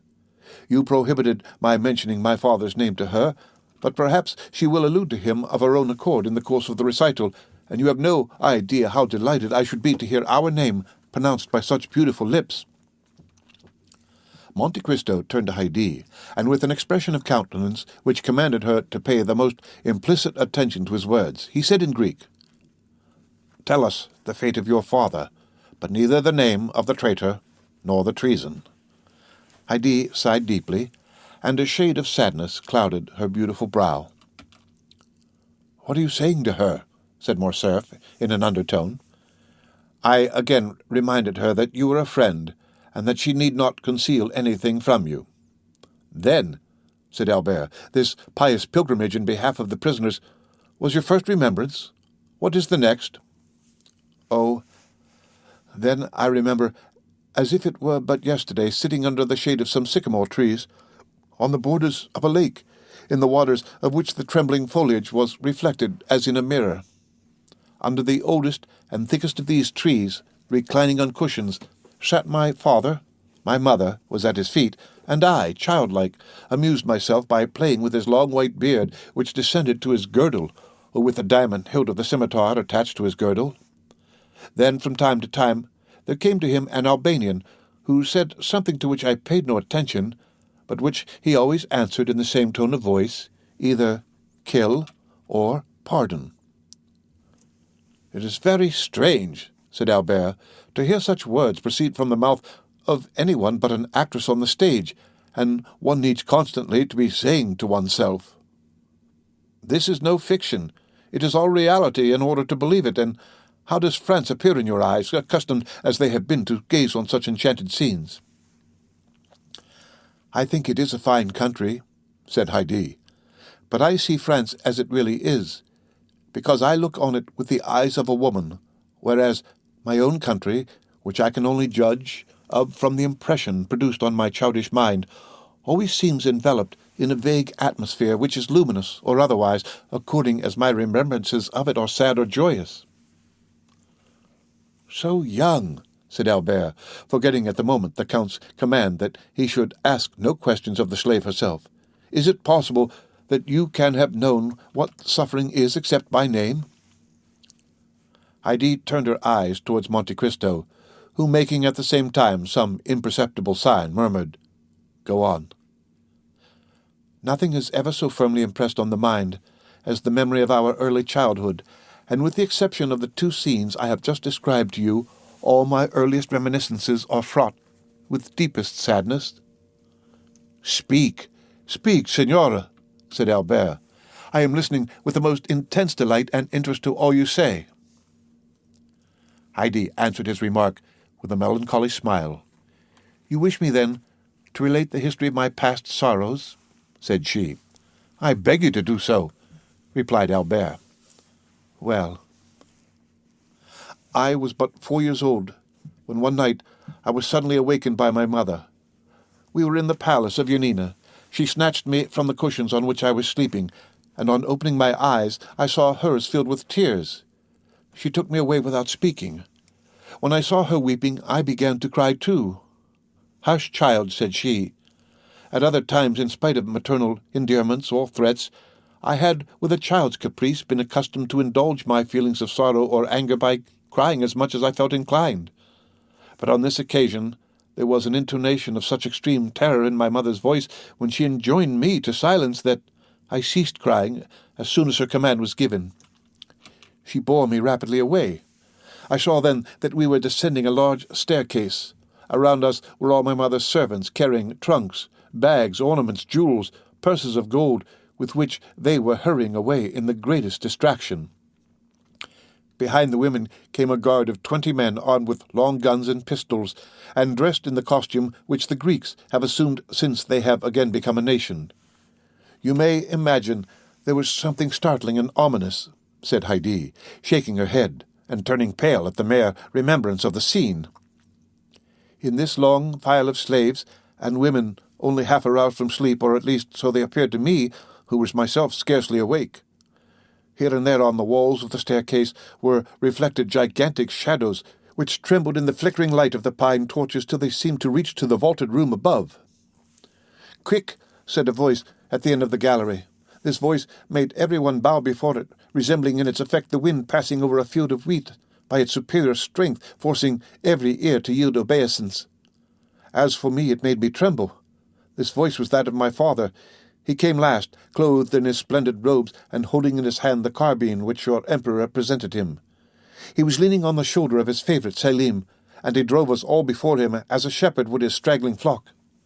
"My father," said Heidi, raising her head, "was that illustrious man known in Europe under the name of Ali Tepelini, Pasha of Yanina, and before whom Turkey trembled." Albert, without knowing why, started on hearing these words pronounced with such a haughty and dignified accent. It appeared to him as if there was something supernaturally gloomy and terrible in the expression which gleamed from the brilliant eyes of Heidi at this moment. She appeared like a pythoness, evoking a spectre, as she recalled to his mind the remembrance of the fearful death of this man, to the news of which all Europe had listened with horror. "Soon," said Heidi, "we halted on our march, and found ourselves on the borders of a lake. My mother pressed me to her throbbing heart, and at the distance of a few paces I saw my father, who was glancing anxiously around. 4 marble steps led down to the water's edge, and below them was a boat floating on the tide. From where we stood I could see in the middle of the lake a large blank mass. It was the kiosk to which we were going. This kiosk appeared to me to be at a considerable distance, perhaps on account of the darkness of the night, which prevented any object from being more than partially discerned. We stepped into the boat. I remember well that the oars made no noise whatever in striking the water, and when I leaned over to ascertain the cause, I saw that they were muffled with the sashes of our palikares. Besides the rowers, the boat contained only the women, my father, mother, Selim, and myself. The palikares had remained on the shore of the lake, ready to cover our retreat. They were kneeling on the lowest of the marble steps, and in that manner intended making a rampart of the 3 others in case of pursuit. Our bark flew before the wind. "Why does the boat go so fast?" asked I of my mother. "Silence, child. Hush. We are flying." I did not understand. Why should my father fly? He, the all-powerful, he before whom others were accustomed to fly. He who had taken for his device, "They hate me, then they fear me." It was indeed a flight which my father was trying to effect. I have been told since that the garrison of the castle of Yanina, fatigued with long service— Here Heidi cast a significant glance at Monte Cristo, whose eyes had been riveted on her countenance during the whole course of her narrative. The young girl then continued, speaking slowly like a person who is either inventing or suppressing some feature of the history which he is relating. "You were saying, Signora," said Albert, who was paying the most implicit attention to the recital, "that the garrison of Yanina, fatigued with long service, had treated with the Saraskar Khorshid, who had been sent by the Sultan to gain possession of the person of my father. It was then that Ali Tepelini, after having sent to the Sultan a French officer in whom he reposed great confidence, resolved to retire to the asylum which he had long before prepared for himself, and which he called Kedefigion, or the Refuge." "And this officer," asked Albert, "do you remember his name, Signora?" Monte Cristo exchanged a rapid glance with the young girl, which was quite unperceived by Albert. "No," said she. I do not remember it just at this moment, but if it should occur to me presently, I will tell you." Albert was on the point of pronouncing his father's name, when Monte Cristo gently held up his finger in token of reproach. The young man recollected his promise and was silent. It was towards this kiosk that we were rowing, a ground floor ornamented with arabesques bathing its terraces in the water, and another floor looking on the lake, was all which was visible to the eye. But beneath the ground floor, stretching out into the island, was a large subterranean cavern to which my mother, myself, and the women were conducted. In this place were together 60,000 pouches and 200 barrels. The pouches contained 25 millions of money in gold, and the barrels were filled with 30,000 pounds of gunpowder. Near the barrels stood Selim, my father's favourite, whom I mentioned to you just now. He stood watch day and night with a lance provided with a lighted slow match in his hand, and he had orders to blow up everything, kiosk, guards, women, gold, and Ali Tepelini himself, at the first signal given by my father. I remember well that the slaves, convinced of the precarious tenure on which they held their lives, passed whole days and nights in praying, crying, and groaning.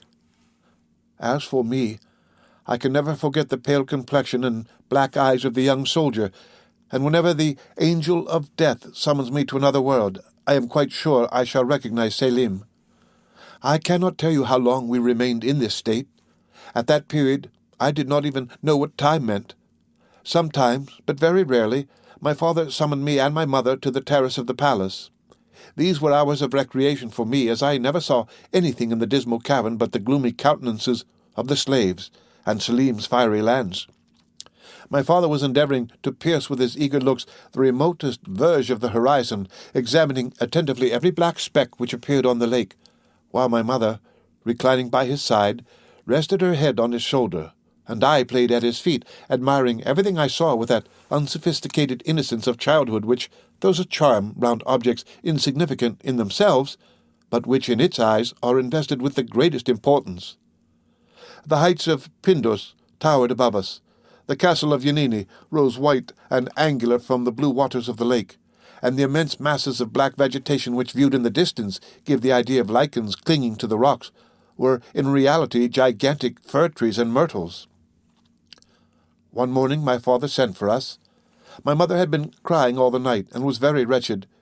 We found the Pasha calm, but paler than usual. "Take courage, Vasiliki," said he. "Today arrives the firman of the master, and my fate will be decided. If my pardon be complete, we shall return triumphant to Yanina. If the news be inauspicious, we must fly this night." "But supposing our enemy should not allow us to do so," said my mother. "Oh, make yourself easy on that head," said Ali, smiling. "Selim and his flaming lance will settle that matter. They would be glad to see me dead, but they would not like themselves to die with me." My mother only answered by sighs to consolations which she knew did not come from my father's heart. She prepared the iced water which he was in the habit of constantly drinking, for since his sojourn at the kiosk he had been parched by the most violent fever, after which she anointed his white beard with perfumed oil, and lighted his shibok, which he sometimes smoked for hours together, quietly watching the wreaths of vapour that ascended in spiral clouds and gradually melted away in the surrounding atmosphere. Presently he made such a sudden movement that I was paralyzed with fear. Then, without taking his eyes from the object which had first attracted his attention, he asked for his telescope. My mother gave it to him, and as she did so looked whiter than the marble against which she leaned. I saw my father's hand tremble. "A boat, 2, 3, murmured my father, 4. He then arose, seizing his arms and priming his pistols. "Vasiliki," said he to my mother, trembling perceptibly. "The instant approaches which will decide everything. In the space of half an hour we shall know the Emperor's answer. Go into the cavern with Haidi." "I will not quit you," said Vasiliki. "If you die, my lord, I will die with you." "Go to Selim," cried my father. "Adieu, my lord," murmured my mother, determining quietly to await the approach of death. "Take away Vasiliki," said my father to his palikares. As for me, I had been forgotten in the general confusion. I ran toward Ali Tappellini. He saw me hold out my arms to him, and he stooped down and pressed my forehead with his lips. Oh, how distinctly I remember that kiss. It was the last he ever gave me, and I feel as if it were still warm on my forehead. On descending, we saw through the latticework several boats which were gradually becoming more distinct to our view. At first they appeared like black specks, and now they looked like birds skimming the surface of the waves. During this time, in the kiosk at my father's feet were seated 20 Palikaris, concealed from view by an angle of the wall, and watching with eager eyes the arrival of the boats. They were armed with their long guns inlaid with mother-of-pearl and silver, and cartridges in great numbers were lying scattered on the floor. My father looked at his watch, and paced up and down with a countenance expressive of the greatest anguish. This was the scene which presented itself to my view as I quitted my father after that last kiss. My mother and I traversed the gloomy passage leading to the cave. Selim was still at his post, and smiled sadly on us as we entered. We fetched our cushions from the other end of the cavern, and sat down by Selim. In great dangers, the devoted ones cling to each other, and, young as I was, I quite understood that some imminent danger was hanging over our heads. Albert had often heard, not from his father, for he never spoke on the subject, but from strangers, the description of the last moments of the vizier of Yanina. He had read different accounts of his death, but the story seemed to acquire fresh meaning from the voice and expression of the young girl, and her sympathetic accent and the melancholy expression of her countenance at once charmed and horrified him. As to Haydée, these terrible reminiscences seemed to have overpowered her for a moment, for she ceased speaking, her head leaning on her hand like a beautiful flower bowing beneath the violence of the storm, and her eyes, gazing on vacancy, indicated that she was mentally contemplating the green summit of the Pindus and the blue waters of the lake of Yanina, which, like a magic mirror, seemed to reflect the sombre picture which she sketched. Monte Cristo looked at her with an indescribable expression of interest and pity. "Go on," said the Count in the Romaic language. Haydée looked up abruptly, as if the sonorous tones of Monte Cristo's voice had awakened her from a dream, and she resumed her narrative. It was about 4 o'clock in the afternoon, and although the day was brilliant out of doors, we were enveloped in the gloomy darkness of the cavern. One single solitary light was burning there, and it appeared like a star set in a heaven of blackness. It was Selim's flaming lance. My mother was a Christian, and she prayed. Selim repeated from time to time the sacred words, "God is great." However, my mother had still some hope. As she was coming down, she thought she recognized the French officer who had been sent to Constantinople, and in whom my father placed so much confidence, for he knew that all the soldiers of the French emperor were naturally noble and generous. She advanced some steps toward the staircase and listened. "They are approaching," said she. "Perhaps they bring us peace and liberty." "What do you fear, Vasiliki?" said Selim, in a voice at once so gentle and yet so proud. "If they do not bring us peace, we will give them war. If they do not bring life, we will give them death." And he renewed the flame of his lance with a gesture which made one think of Dionysius of Crete. But I, being only a little child, was terrified by this undaunted courage, which appeared to me both ferocious and senseless, and I recoiled with horror from the idea of the frightful death amidst fire and flames which probably awaited us. My mother experienced the same sensations, for I felt her tremble. "Mamma, mamma," said I, "are we really to be killed?" And at the sound of my voice the slaves redoubled their cries and prayers and lamentations. "My child," said Vasiliki, "may God preserve you from ever wishing for that death which today you so much dread." Then, whispering to Selim, she asked what were her master's orders. "If he send me his poniard, it will signify that the Emperor's intentions are not favourable, and I am to set fire to the powder. If, on the contrary, he send me his ring, it will be a sign that the Emperor pardons him, and I am to extinguish the match and leave the magazine untouched." "My friend," said my mother, "when your master's orders arrive, if it is the poniard which he sends, instead of dispatching us by that horrible death, which we both so much dread, you will mercifully kill us with the same poniard, will you not?" "Yes, Vasiliki," replied Selim tranquilly. Suddenly we heard loud cries, and listening discerned that they were cries of joy. The name of the French officer who had been sent to Constantinople resounded on all sides amongst our palikares. It was evident that he brought the answer of the emperor, and that it was favourable. "And do you not remember the Frenchman's name?" said Morcerf, quite ready to aid the memory of the narrator. Monte Cristo made a sign to him to be silent. "I do not recollect it," said Haydée. The noise increased. Steps were heard approaching nearer and nearer. They were descending the steps leading to the cavern. Selim made ready his lance. Soon a figure appeared in the great twilight at the entrance of the cave, formed by the reflection of the few rays of daylight which had found their way into this gloomy retreat.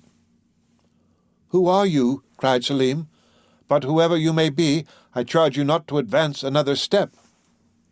"Long live the emperor," said the figure. "He grants a full pardon to the Wazir Ali, and not only gives him his life, but restores to him his fortune and his possessions."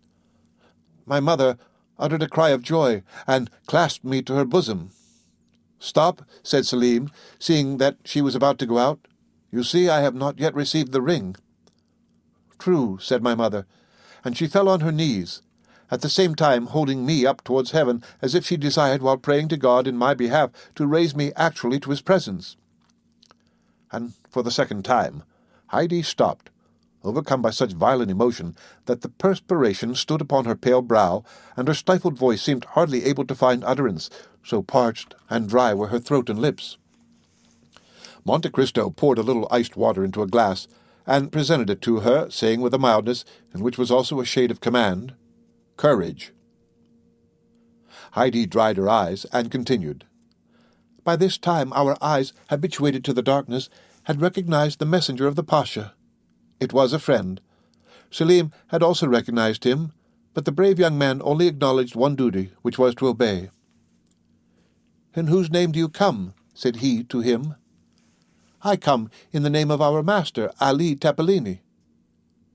"If you come from Ali himself," said Selim, "you know what you are charged to remit to me." "Yes," said the messenger, "and I bring you his ring." At these words he raised his hand above his head to show the token, but it was too far off, and there was not light enough to enable Selim, where he was standing, to distinguish and recognize the object presented to his view. "I do not see what you have in your hand," said Selim. "Approach, then," said the messenger, "or I will come near to you if you prefer it."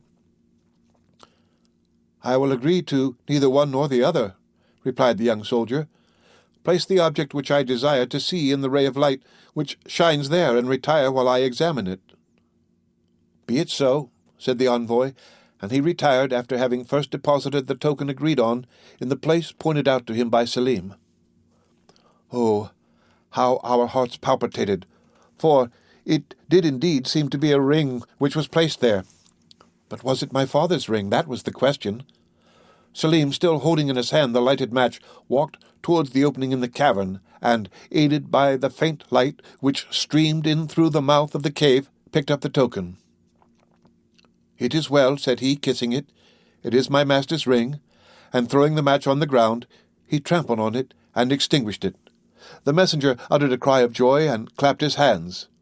At this signal 4 soldiers of the Saraska Khorshid suddenly appeared, and Selim fell, pierced by 5 blows.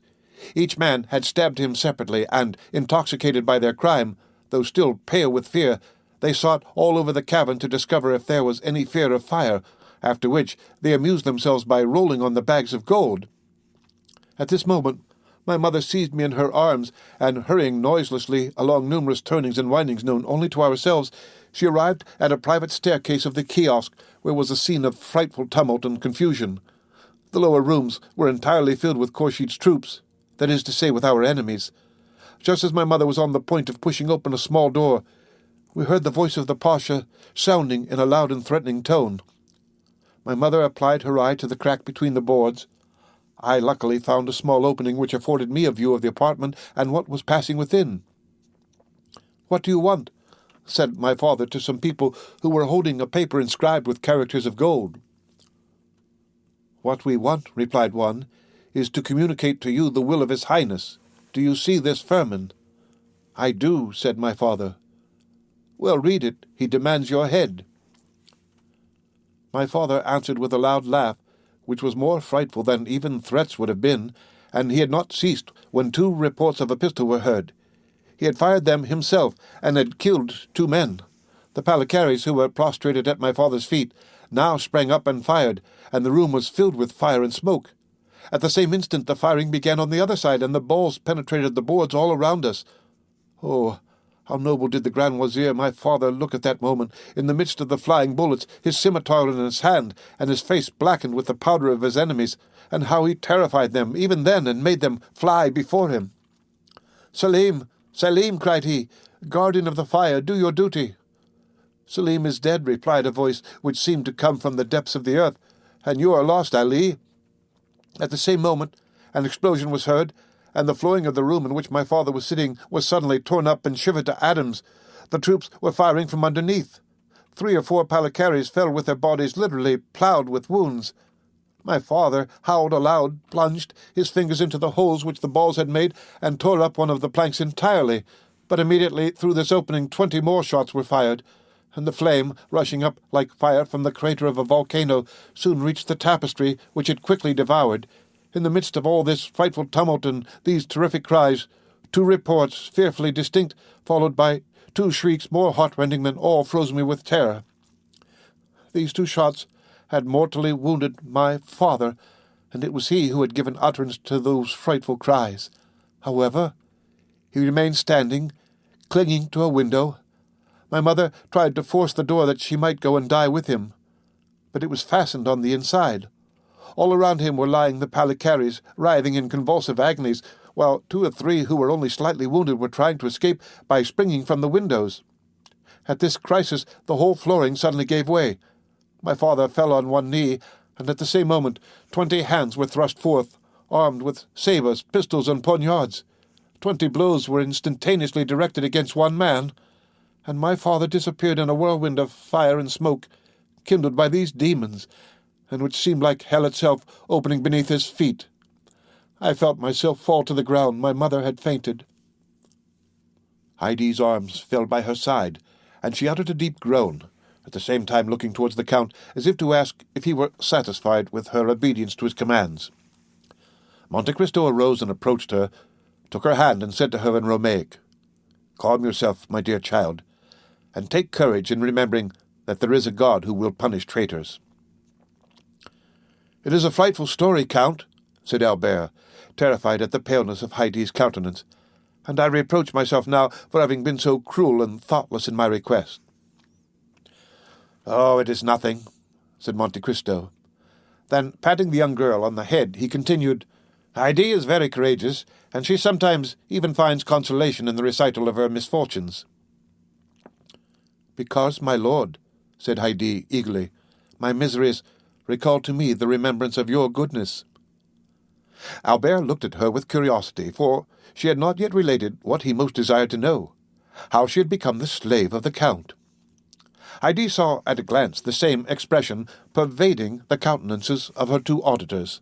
She exclaimed, "When my mother recovered her senses, we were before the Serasker." "Kill," said she, "but spare the honour of the widow of Ali." "It is not to me to whom you must address yourself," said Khurshid. "To whom, then?" "To your new master." "Who and where is he?" "He is here."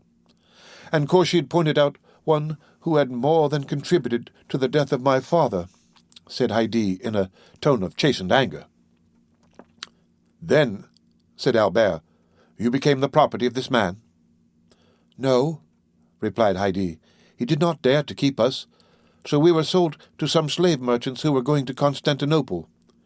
We traversed Greece and arrived half dead at the imperial gates. They were surrounded by a crowd of people who opened a way for us to pass, when suddenly my mother, having looked closely at an object which was attracting their attention, uttered a piercing cry and fell to the ground, pointing as she did so to a head which was placed over the gates, and beneath which were inscribed these words: "This is the head of Ali Tapolini, Pasha of Yanina." I cried bitterly, and tried to raise my mother from the earth, but she was dead. I was taken to the slave market, and was purchased by a rich Armenian. He caused me to be instructed, gave me masters, and when I was 13 years of age, he sold me to the Sultan Mahmud. "Of whom I bought her," said Monte Cristo, "as I told you, Albert, with the emerald which formed a match to the one I had made into a box for the purpose of holding my hashish pills." "Oh, you are good, you are great, my lord," said Haydée, kissing the Count's hand, "and I am very fortunate in belonging to such a master." Albert remained quite bewildered with all that he had seen and heard. "Come, finish your cup of coffee," said Monte Cristo. "The history is ended." The end of Chapter 77 of The Count of Monte Cristo by Alexandre Dumas. Read by Rick Kishner for Lit2Go on the web at fcit.usf.edu.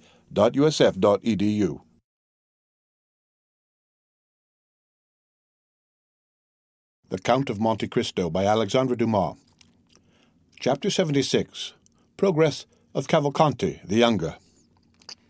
Meanwhile, Monsieur Cavalcanti the Elder had returned to his service, not in the army of His Majesty the Emperor of Austria, but at the gaming table of the baths of Lucca, of which he was one of the most assiduous courtiers. He had spent every farthing that had been allowed for his journey as a reward for the majestic and solemn manner in which he had maintained his assumed character of father.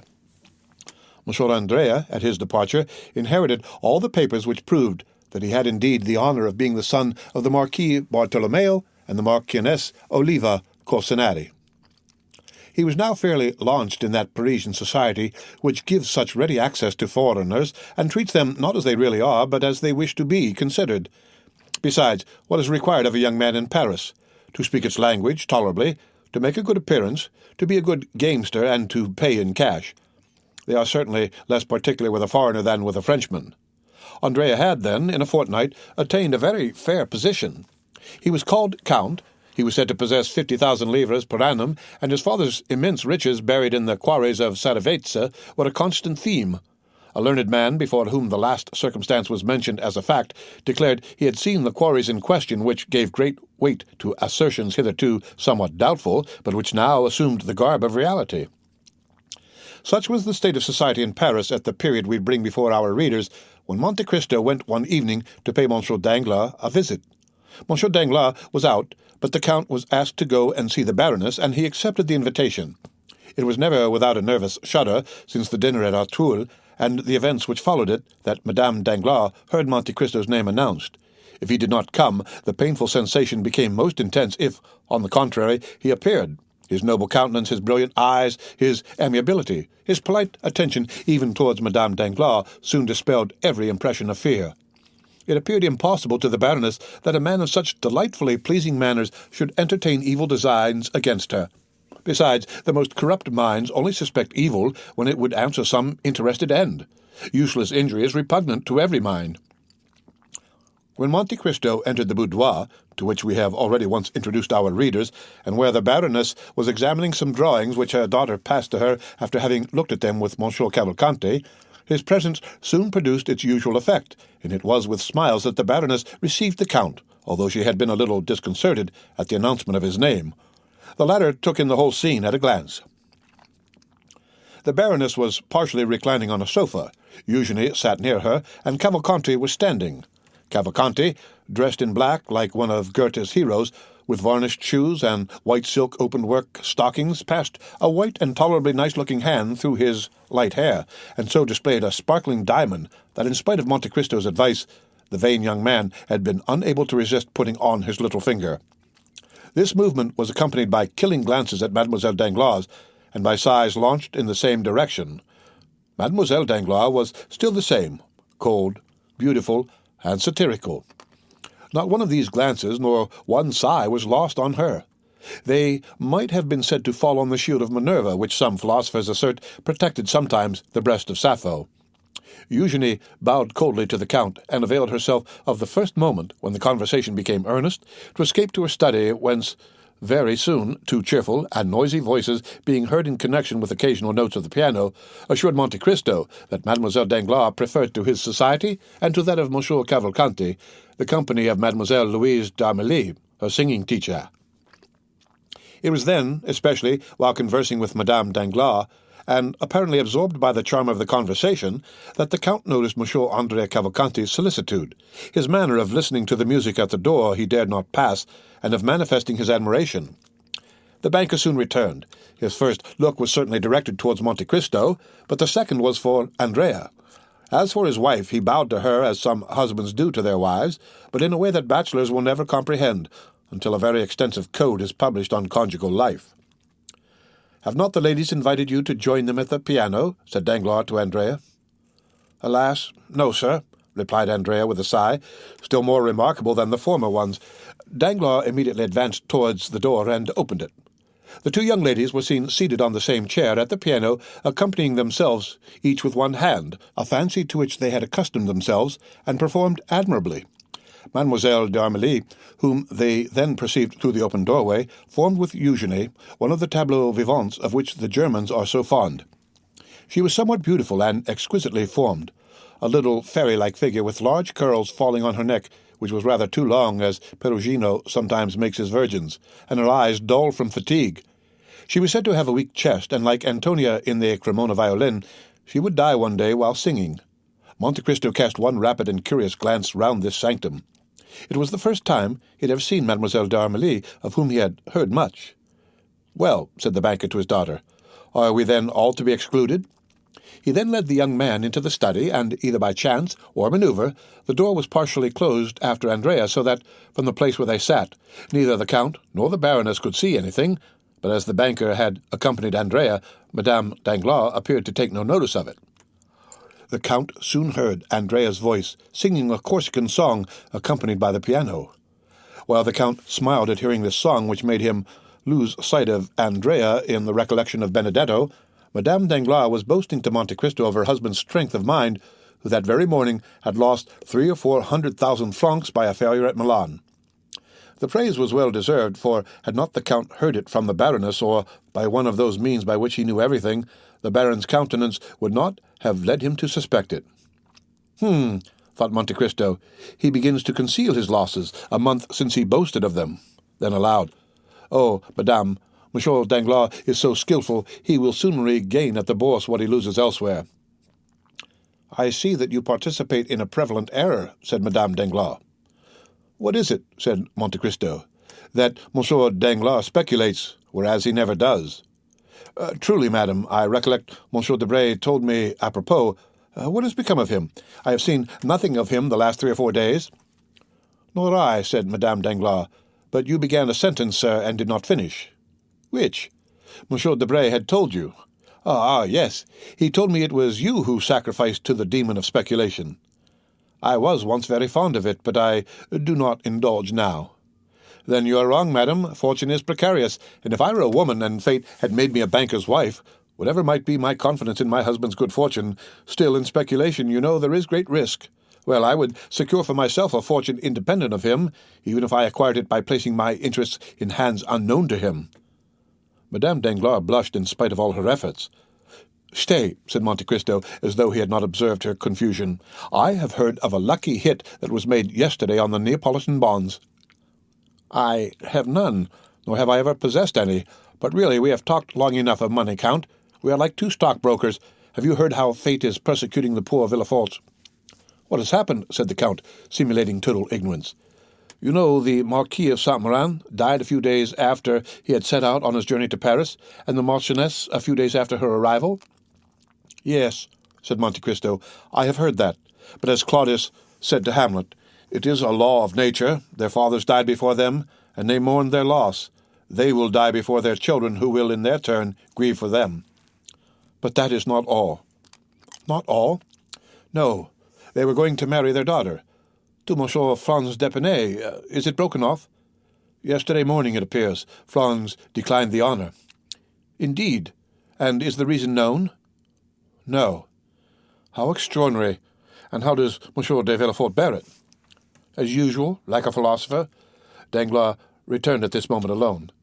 "Well," said the Baroness, "do you leave Monsieur Cavalcanti with your daughter?"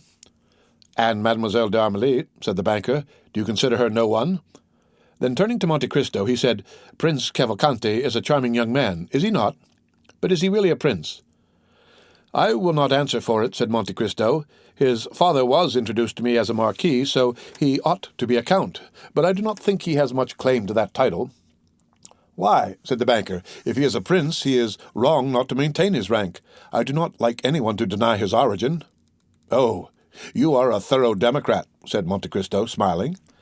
"But do you see to what you are exposing yourself?" said the Baroness. "If perchance Monsieur de Morcerf came, he would find Monsieur Cavalcanti in that room where he, the betrothed of Eugenie, has never been admitted." "You may well say perchance," replied the banker, "for he comes so seldom. It would seem only chance that brings him. But should he come and find that young man with your daughter, he might be displeased." "You are mistaken. Monsieur Albert would not do us the honor to be jealous. He does not like Eugenie sufficiently. Besides, I care not for his displeasure. Still, situated as we are—" "Yes, do you know how we are situated? At his mother's ball he danced once with Eugenie and Monsieur Cavalcanti 3 times, and he took no notice of it." The valet announced the Vicomte Albert de Morcerf.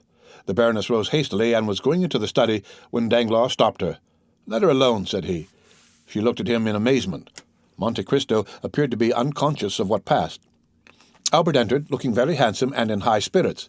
He bowed politely to the Baroness, familiarly to Danglars, and affectionately to Monte Cristo. Then, turning to the Baroness, "May I ask how Mademoiselle Danglars is?" said he. "She is quite well," replied Danglars quickly. "She is at the piano with Monsieur Cavalcanti." Albert retained his calm and indifferent manner. He might feel perhaps annoyed, but he knew Monte Cristo's eye was on him.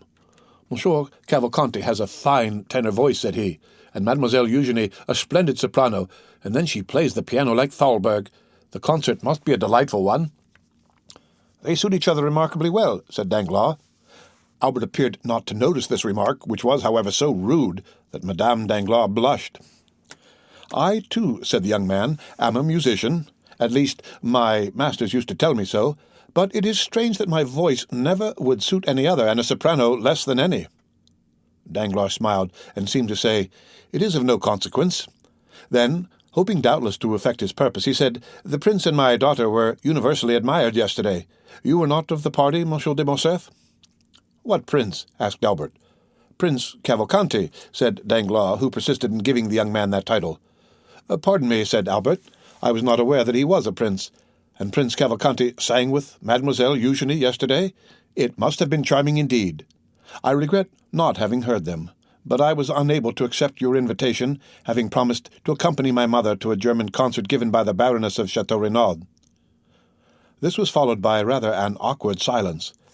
"May I also be allowed," said Morcerf, "to pay my respects to Mademoiselle Danglars?" "Wait a moment," said the banker, stopping the young man. "Do you hear that delightful cavatina? Ta-ta-ta, ti-ta, ti-ta, ti-ta. It is charming. Let them finish. One moment. Bravo! Bravi, brava!" The banker was enthusiastic in his applause. "Indeed," said Albert, "it is exquisite. It is impossible to understand the music of his country better than Prince Cavalcanti does. You said prince, did you not? But he can easily become one if he is not already. It is no uncommon thing in Italy. But to return to the charming musicians. You should give us a treat, Danglars, without telling them there is a stranger. Ask them to sing one more song. It is so delightful to hear music in the distance when the musicians are unrestrained by observation." Danglars was quite annoyed by the young man's indifference. He took Monte Cristo aside. "What do you think of our lover?" said he. "He appears cool, but then your word is given." "Yes, doubtless I have promised to give my daughter to a man who loves her, but not to one who does not.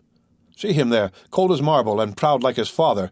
If he were rich, if he had Cavalcanti's fortune, that might be pardoned. Ma foi, I haven't consulted my daughter, but if she has good taste—" "Oh," said Monte Cristo, "my fondness may blind me, but I assure you I consider Morcerf a charming young man who will render your daughter happy and will sooner or later attain a certain amount of distinction, and his father's position is good." Said Danglars. "Why do you doubt?" "The past. That obscurity on the past. But that does not affect the son." "Very true. Now I beg of you, don't go off your head. It's a month now that you have been thinking of this marriage, and you must see that it throws some responsibility on me, for it was at my house you met this young Cavalcanti, whom I do not really know at all. But I do. Have you made inquiry? Is there any need of that? Does not his appearance speak for him, and he is very rich? I am not so sure of that. And yet you said he had money. 50,000 livres, a mere trifle. He is well educated. Said Monte Cristo in his turn. He is a musician. So are all Italians. Come, Count, you do not do that young man justice. Well, I acknowledge it annoys me, knowing your connection with the Morcerf family, to see him throw himself in the way. Danglars burst out laughing. What a Puritan you are, said he. That happens every day. But you cannot break it off in this way. The Morcerfs are depending on this union. Indeed. Positively. Then let them explain themselves. You should give the father a hint, you are so intimate with the family. I? Where the devil did you find out that? At their ball it was apparent enough. Why, did not the Countess, the proud Mercedes, the disdainful Catalan, who will scarcely open her lips to her oldest acquaintances, take your arm, lead you into the garden, into the private walks, and remain there for half an hour? Ah, Baron, said Albert, you are not listening. What barbarism is a megalomaniac like you? Oh, don't worry about me, Sir Mocker, said Danglars. Then turning to the Count, he said, But will you undertake to speak to the father? Willingly, if you wish it. But let it be done explicitly and positively. If he demands my daughter, let him fix the day, declare his conditions. In short, let us either understand each other or quarrel. You understand? No more delay. Yes, sir. I will give my attention to the subject. I do not say that I await with pleasure his decision, but I do await it. A banker must, be a slave to his promise. And Danglars sighed as Monsieur Cavalcanti had done half an hour before. Bravo, cried Morcerf, parodying the banker as the selection came to an end. Danglars began to look suspiciously at Morcerf when someone came and whispered a few words to him. I shall soon return, said the banker to Monte Cristo. Wait for me. I shall perhaps have something to say to you, and he went out. The Baroness took advantage of her husband's absence to push open the door of her daughter's study, and Monsieur Andrea, who was sitting before the piano with Mademoiselle Eugénie, started up like a jack-in-the-box. Albert bowed with a smile to Mademoiselle Danglars, who did not appear in the least disturbed, and returned his bow with her usual coolness. Cavalcanti was evidently embarrassed. He bowed to Morcerf, who replied with the most impertinent look possible.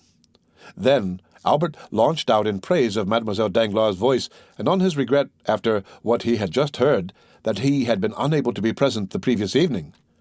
Cavalcanti, being left alone, turned to Monte Cristo. Come, said Madame Danglars, leave music and compliments, and let us go and take tea. Come, Louise, said Mademoiselle Danglars to her friend. They passed into the next drawing-room where tea was prepared. Just as they were beginning, in the English fashion, to leave the spoons in their cups, the door again opened, and Danglars entered, visibly agitated. Monte Cristo observed it particularly, and by a look asked the banker for an explanation. I have just received my courier from Greece, said Danglars. Ah, yes, said the Count. That was the reason of your running away from us. Yes. How is King Otho getting on? Asked Albert in the most sprightly tone. Danglars cast another suspicious look towards him without answering, and Monte Cristo turned away to conceal the expression of pity which passed over his features, but which was gone in a moment. We shall go together, shall we not? Said Albert to the Count. If you like, replied the latter. Albert could not understand the banker's look, and turning to Monte Cristo, who understood it perfectly, Did you see, said he, how he looked at me? Yes, said the Count, but did you think there was anything particular in his look? Indeed I did. And what does he mean by his news from Greece? How can I tell you? Because I imagine you have correspondents in that country. Monte Cristo smiled significantly. Stop, said Albert. Here he comes. I shall compliment Mademoiselle Danglars on her cameo while the father talks to you. If you compliment her at all, let it be on her voice at least, said Monte Cristo. No, everyone would do that. My dear Viscount, you are dreadfully impertinent. Albert advanced towards Eugénie, smiling. Meanwhile, Danglars, stooping to Monte Cristo's ear, Your advice was excellent, said he. There is a whole history connected with the names Fernand and Yanina. Indeed, said Monte Cristo. Yes, I will tell you all, but take away the young man. I cannot endure his presence. He is going with me. Shall I send the father to you? Immediately. Very well. The Count made a sign to Albert, and they bowed to the ladies and took their leave. Albert, perfectly indifferent to Mademoiselle Danglars' contempt, Monte Cristo reiterating his advice to Madame Danglars on the prudence a banker's wife should exercise in providing for the future. Monsieur Cavalcanti remained master of the field. The end of Chapter 76 of The Count of Monte Cristo, read by Rick Kistner, for Lit to Go on the web at fcit.usf.edu.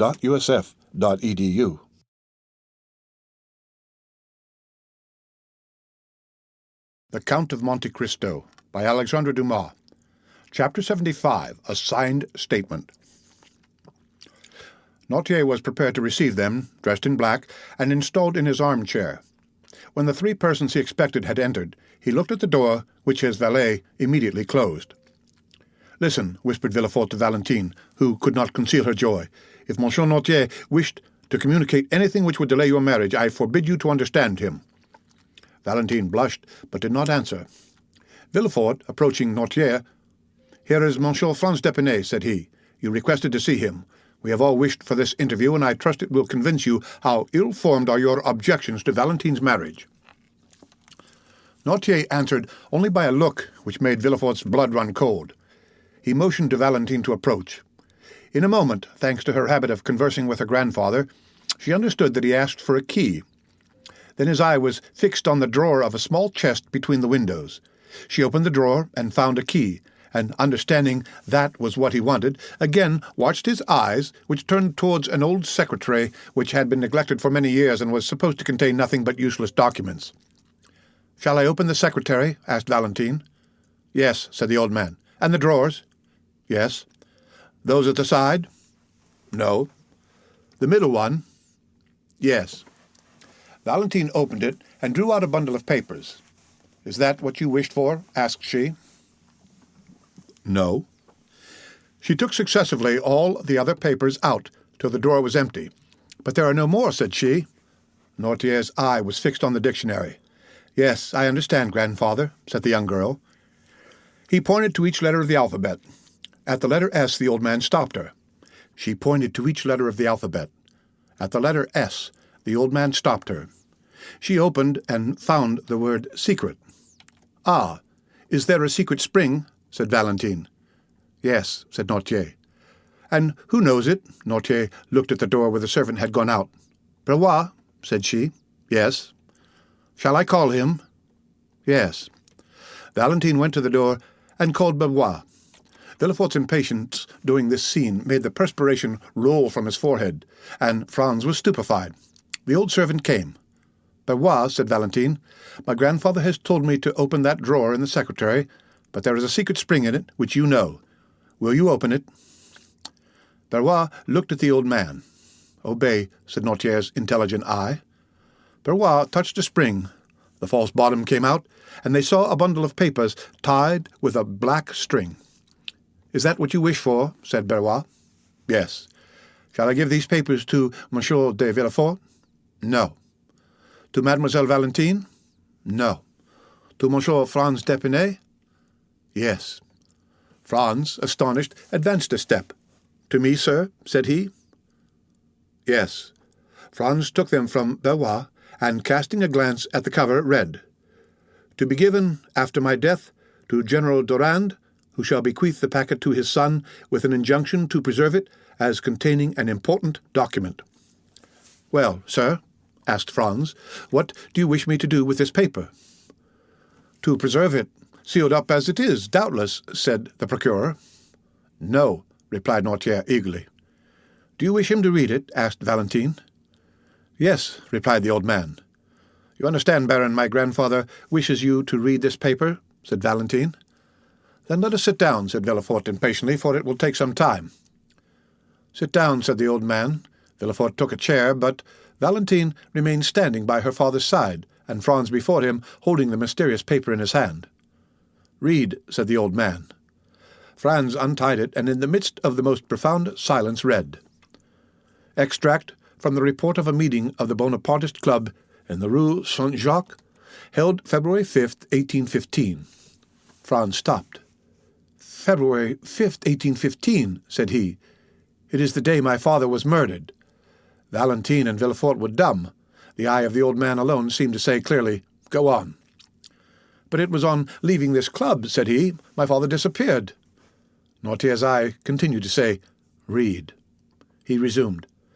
The underside, Louis Jacques Beaurepaire, Lieutenant Colonel of Artillery, Etienne Duchampé, General of Brigade, and Claude Le Chapal, Keeper of Woods and Forests, declare that on the 4th of February, a letter arrived from the island of Elba, recommending to the kindness and the confidence of the Bonapartist Club General Flavien de Quesnel, who, having served the Emperor from 1804 to 1814, was supposed to be devoted to the interests of the Napoleon dynasty, notwithstanding the title of Baron which Louis XVIII had just granted to him with his estate of Épinay.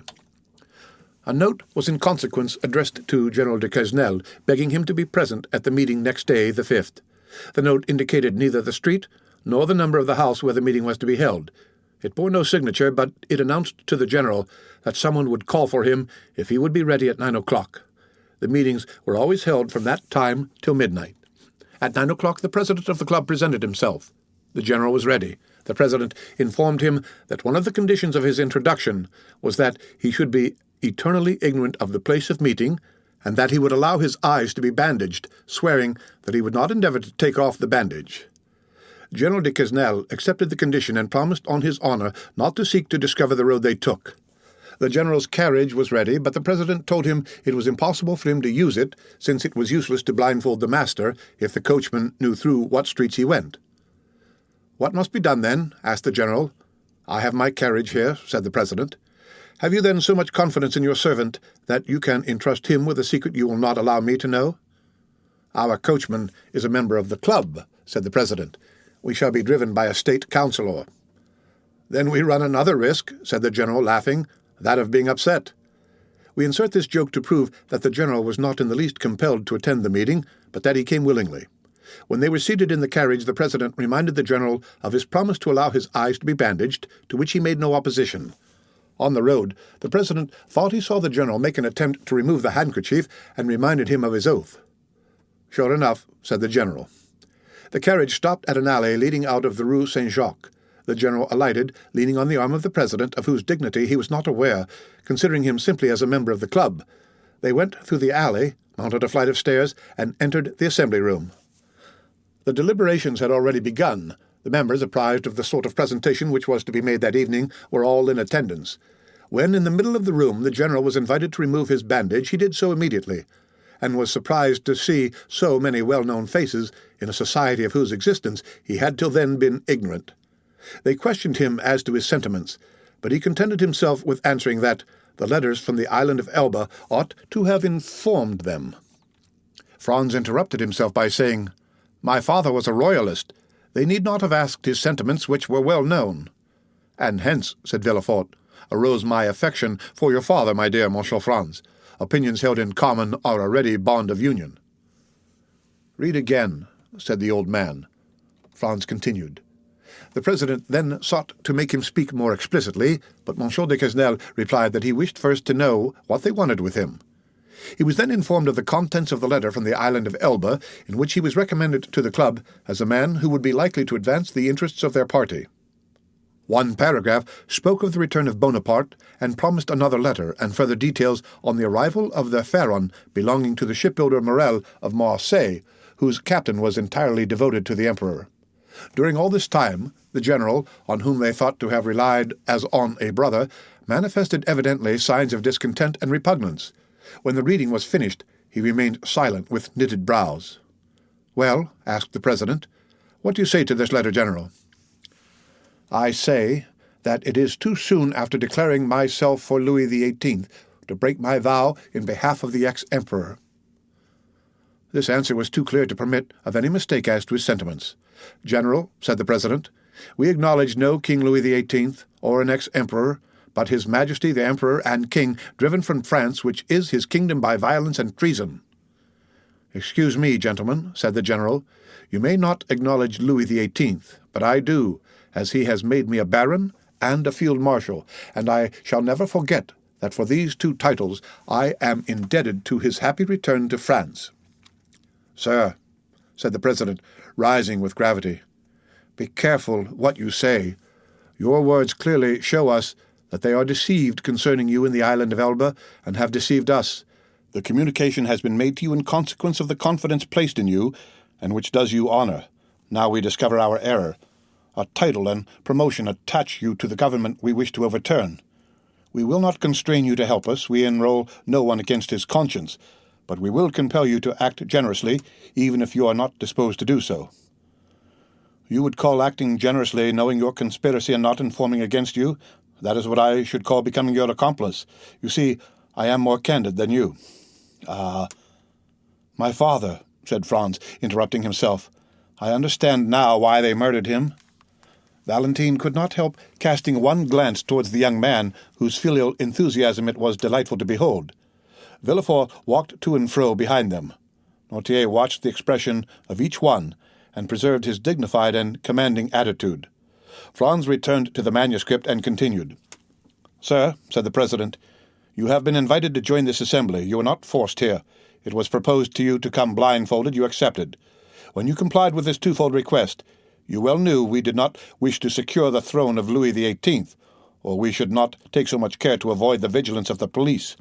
It would be conceding too much to allow you to put on a mask to aid you in the discovery of our secret, and then to remove it that you may ruin those who have confided in you. No, you must first say if you declare yourself for the king of a day who now reigns, or for his majesty the emperor. I am a royalist, replied the general. I have taken the oath of allegiance to Louis XVIII, and I will adhere to it. These words were followed by a general murmur, and it was evident that several of the members were discussing the propriety of making the general repent of his rashness. The president again rose, and having imposed silence, said, Sir, you are too serious and too sensible a man not to understand the consequences of our present situation, and your candor has already dictated to us the conditions which remain for us to offer you.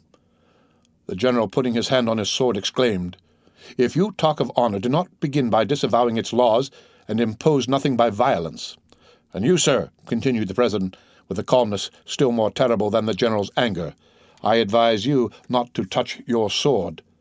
The general looked around him with slight uneasiness. However, he did not yield, but calling up all his fortitude, said, I will not swear. Then you must die, replied the president calmly. Monsieur d'Épinay became very pale. He looked round him a second time. Several members of the club were whispering and getting their arms from under their cloaks. General, said the president, do not alarm yourself. You are among men of honor who will use every means to convince you before resorting to the last extremity. But as you have said you are among conspirators, you are in possession of our secret, and you must restore it to us. A significant silence followed these words, and as the general did not reply, Close the doors, said the president to the doorkeeper. The same deadly silence succeeded these words.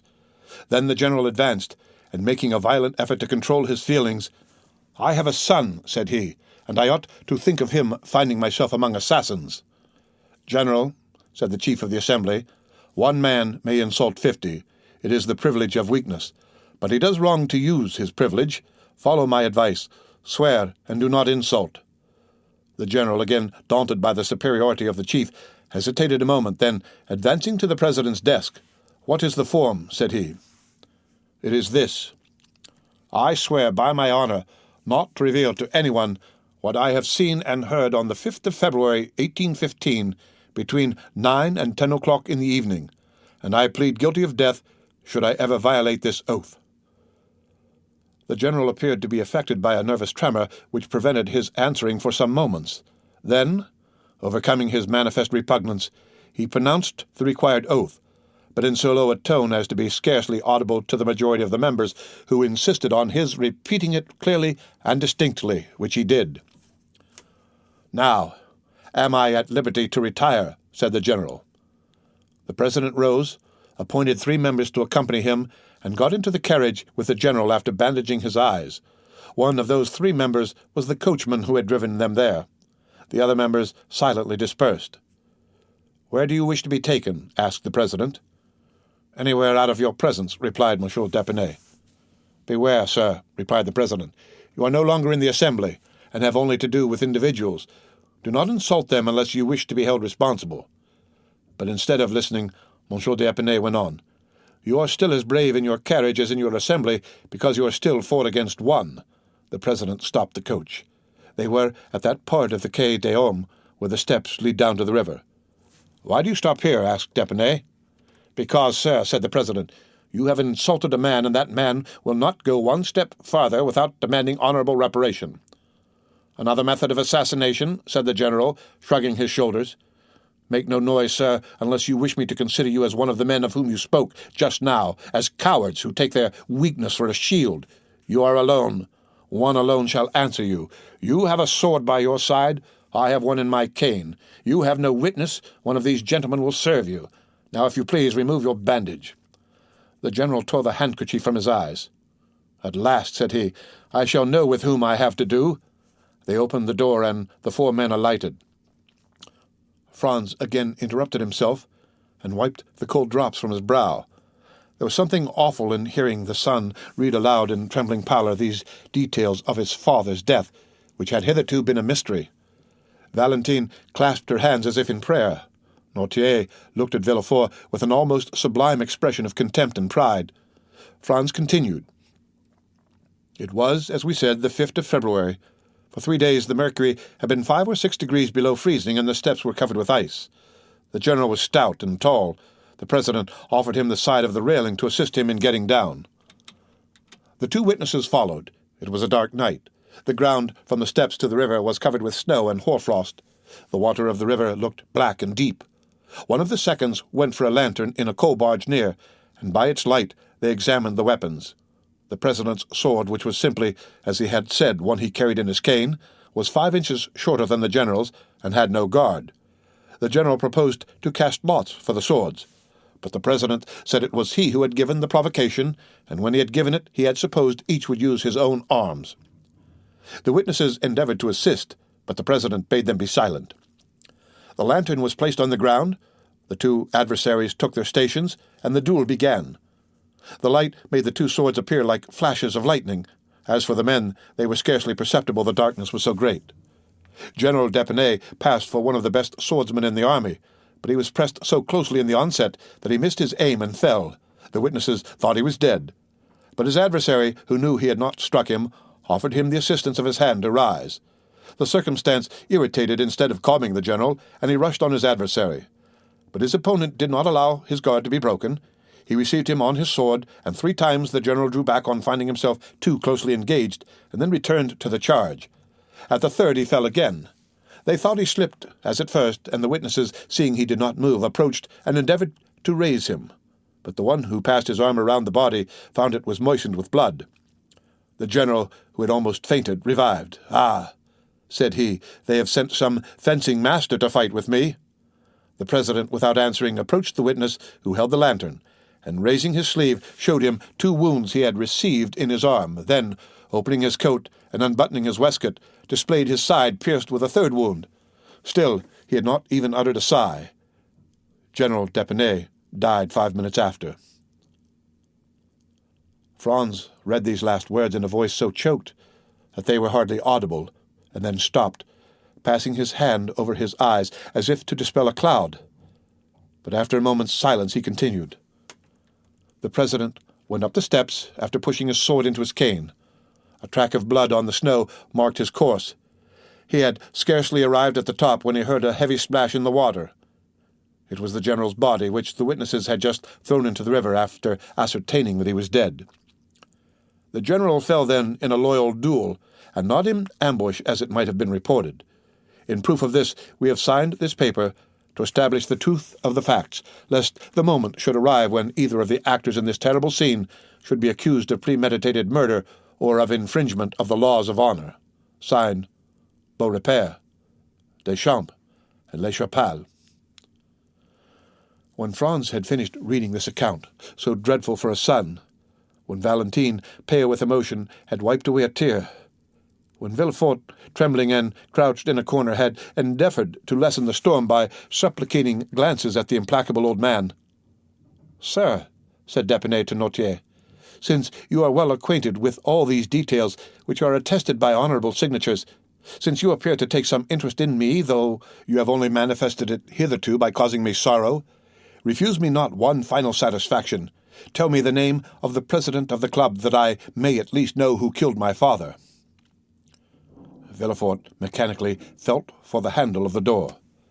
Valentine, who understood sooner than anyone her grandfather's answer, and who had often seen 2 scars upon his right arm, drew back a few steps. "Mademoiselle," said Franz, turning towards Valentine, "unite your efforts with mine to find out the name of the man who made me an orphan at 2 years of age." Valentine remained dumb and motionless. "Hold, sir," said Villefort. "Do not prolong this dreadful scene. The names have been purposely concealed. My father himself does not know who this president was, and if he knows, he cannot tell you. Proper names are not in the dictionary." "Oh, misery!" cried Franz. "The only hope which sustained me and enabled me to read to the end was that of knowing, at least, the name of him who killed my father. Sir, sir," cried he, turning to Noirtier, "do what you can. Make me understand in some way." "Yes," replied Noirtier. "Oh, mademoiselle." "Mademoiselle," cried Franz, "your grandfather says he can indicate the person. Help me. Lend me your assistance." Noirtier looked at the dictionary. Franz took it with a nervous trembling and repeated the letters of the alphabet successively until he came to M. At that letter the old man signified yes. "M," repeated Franz. The young man's finger glided over the words, but at each one Noirtier answered by a negative sign. Valentine hid her head between her hands. At length Franz arrived at the word myself. "Yes." "You?" cried Franz, whose hair stood on end. "You, Monsieur Noirtier, you killed my father?" "Yes," replied Noirtier, fixing a majestic look on the young man. Franz fell powerless on a chair. Villefort opened the door and escaped, for the idea had entered his mind to stifle the little remaining life in the heart of this terrible old man. The end of Chapter 75 of The Count of Monte Cristo. Read by Rick Kistner for Lit to Go on the web at fcit.usf.edu.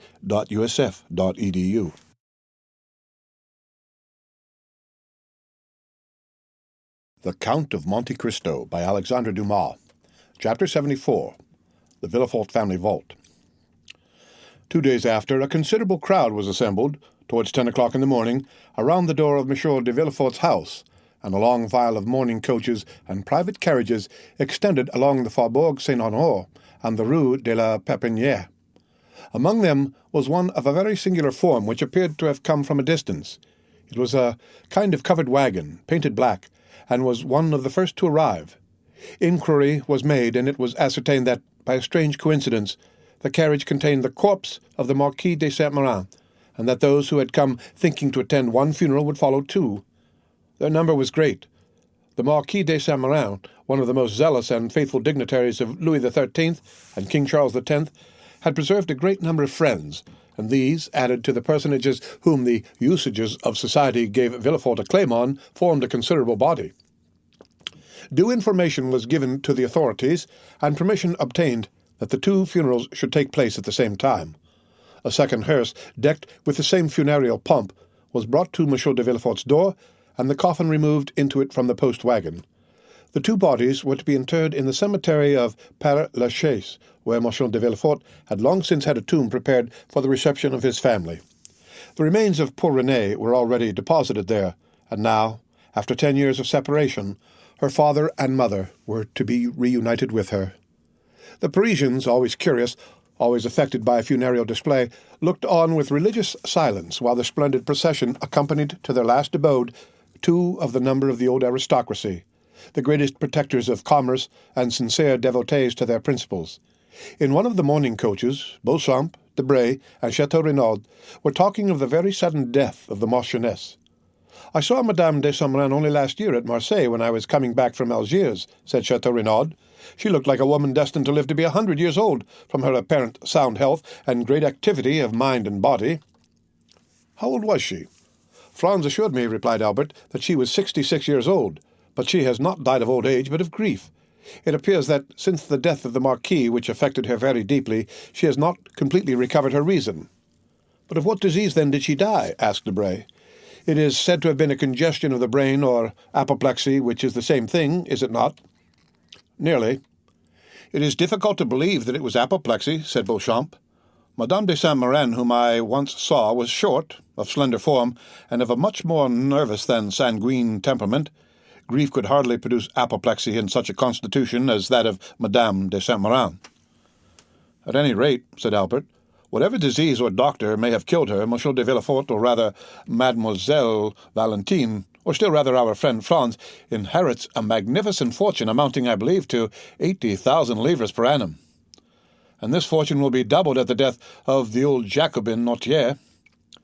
That is a tenacious old grandfather, said Beauchamp. Tenacem propositi virum.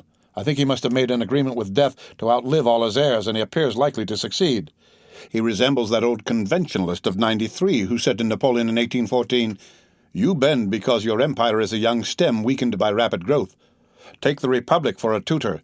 Let us return with renewed strength to the battlefield, and I promise you 500,000 soldiers, another Marengo, and a second Austerlitz." Ideas do not become extinct, sire. They slumber sometimes, but only revive the stronger before they sleep entirely. Ideas and men appear the same to him. One thing only puzzles me, namely, how Franz d'Épinay will like a grandfather who cannot be separated from his wife. But where is Franz?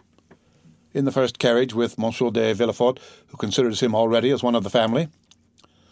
Such was the conversation in almost all the carriages. These two sudden deaths, so quickly following each other, astonished everyone, but no one suspected the terrible secret which Monsieur d'Avignay had communicated in his nocturnal walk to Monsieur de Villefort. They arrived in about an hour at the cemetery. The weather was mild but dull, and in harmony with the funeral ceremony. Among the groups which flocked towards the family vault, Chateau Renaud recognized Morel, who had come alone in a cabriolet and walked silently along the path bordered with yew trees. "You here?" said Chateau Renaud, passing his arms through the young captains. "Are you a friend of Villefort's? How is it that I never met you at his house?" "I am no acquaintance of Monsieur de Villefort's," answered Morel, "but I was of Madame de Saint-Méran." Albert came up to them at this moment with Franz. "The time and place are but ill-suited for an introduction," said Albert, "but we are not superstitious. Monsieur Morel, allow me to present to you Monsieur Franz d'Épinay, a delightful travelling companion with whom I made the tour of Italy. My dear Franz, Monsieur Maximilian Morel, an excellent friend I have acquired in your absence, and whose name you will hear me mention every time I make any allusion to affection, wit, or amiability." Morel hesitated for a moment. He feared it would be hypocritical to accost in a friendly manner the man whom he was tacitly opposing, but his oath and the gravity of the circumstances recurred to his memory. He struggled to conceal his emotion and bowed to Franz. "Mademoiselle de Villefort is in deep sorrow, is she not?" said Debray to Franz. "Extremely," replied he. "She looked so pale this morning I scarcely knew her." These apparently simple words pierced Morel to the heart. This man had seen Valentine and spoken to her. The young and high-spirited officer required all his strength of mind to resist breaking his oath. He took the arm of Chateau Renaud and turned towards the vault where the attendants had already placed the two coffins. "This is a magnificent habitation," said Beauchamp, looking towards the mausoleum, "a summer and winter palace. You will in turn enter it, my dear d'Épinay, for you will soon be numbered as one of the family. I, as a philosopher, should like a little country house, a cottage down there under the trees, without so many freestones over my poor body. In dying, I will say to those around me what Voltaire wrote to Péron, 'Heureux,' and all will be over. But come, Franz, take courage. Your wife is an heiress." "Indeed, Beauchamp, you are unbearable. Politics has made you laugh at everything, and political men have made you disbelieve everything. But when you have the honor of associating with ordinary men, and the pleasure of leaving politics for a moment, try to find your affectionate heart which you leave with your stick when you go to the chamber." "But tell me," said Beauchamp, "what is life? Is it not a hall in death's anteroom?" "I am prejudiced against Beauchamp," said Albert, drawing Franz away, and leaving the former to finish his philosophical dissertation with Debray. The Villefort vault formed a square of white stones about 20 feet high.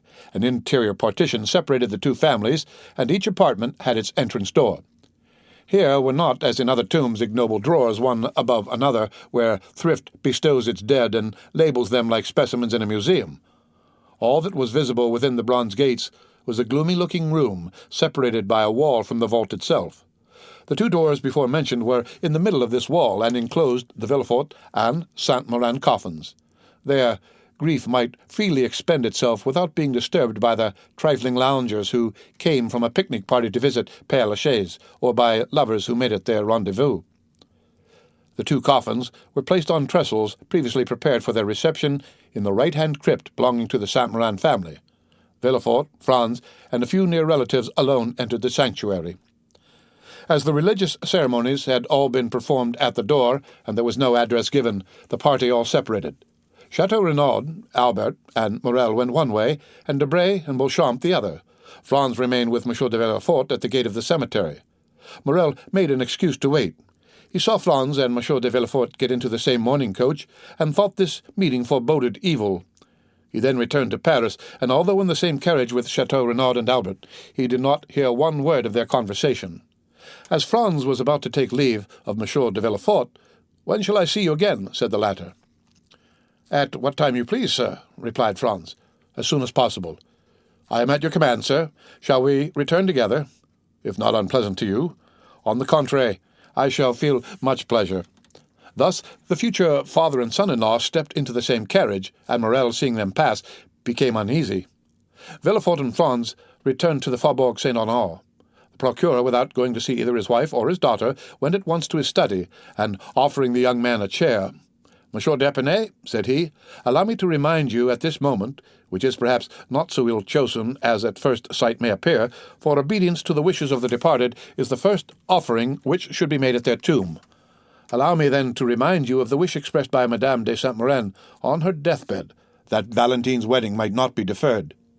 You know the affairs of the deceased are in perfect order, and her will bequeathed to Valentine the entire property of the Saint-Méran family. The notary showed me the documents yesterday, which will enable us to draw up the contract immediately. You may call on the notary, M. Deschamps, Place Beauvau, Faubourg Saint-Honore, and you have my authority to inspect those deeds." "Sir," replied M. d'Épinay, "it is not perhaps the moment for Mademoiselle Valentine, who is in deep distress, to think of a husband. Indeed, I fear Valentine will have no greater pleasure than that of fulfilling her grandmother's last injunctions. There will be no obstacle from that quarter, I assure you." "In that case," replied Franz, "as I shall raise none, you may make arrangements when you please. I have pledged my word, and shall feel pleasure and happiness in adhering to it." "Then," said Villefort, "nothing further is required. The contract was to have been signed 3 days since. We shall find it all ready, and can sign it today." "But the morning?" said Franz, hesitating. "Don't be uneasy on that score," replied Villefort. "No ceremony will be neglected in my house. Mademoiselle de Villefort may retire during the prescribed 3 months to her estate of Saint-Méran. I say hers, for she inherits it today. There, after a few days, if you like, the civil marriage shall be celebrated without pomp or ceremony." Madame de Saint-Méran wished her daughter should be married there. When that is over, you, sir, can return to Paris, while your wife passes the time of her mourning with her mother-in-law. "As you please, sir," said Franz. "Then," replied M. de Villefort, "have the kindness to wait half an hour. Valentine shall come down into the drawing-room. I will send for M. Deschamps. We will read and sign the contract before we separate, and this evening Madame de Villefort shall accompany Valentine to her estate, where we will rejoin them in a week." "Sir," said Franz, "I have one request to make." "What is it?" "I wish Albert de Morcerf and Raoul de Château-Renaud to be present at this signature. You know they are my witnesses." "Half an hour will suffice to apprise them. Will you go for them yourself, or shall you send?" "I prefer going, sir." "I shall expect you then in half an hour, Baron, and Valentine will be ready." Franz bowed and left the room. Scarcely had the door closed when M. de Villefort sent to tell Valentine to be ready in the drawing-room in half an hour, as he expected the notary and M. d'Épinay and his witnesses. The news caused a great sensation throughout the house. Madame de Villefort would not believe it, and Valentine was thunderstruck. She looked around for help, and would have gone down to her grandfather's room, but on the stairs she met M. de Villefort, who took her arm and led her into the drawing-room. In the anteroom, Valentine met BaS, and looked despairingly at the old servant. A moment later, Madame de Villefort entered the drawing-room with her little Edward. It was evident that she had shared the grief of the family, for she was pale and looked fatigued.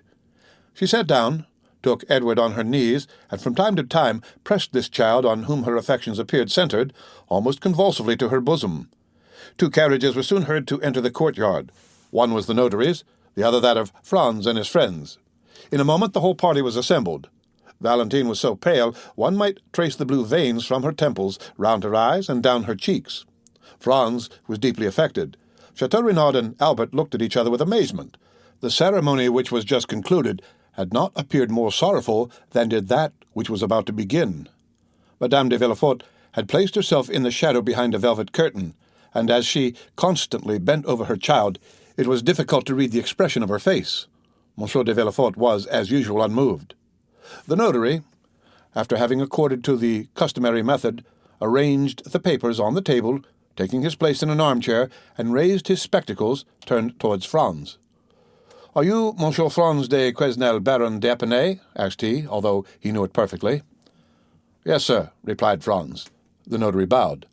"I have then to inform you, sir, at the request of Monsieur de Villefort, that your projected marriage with Mademoiselle de Villefort has changed the feeling of Monsieur Noirtier towards his grandchild, and that he disinherits her entirely of the fortune he would have left her.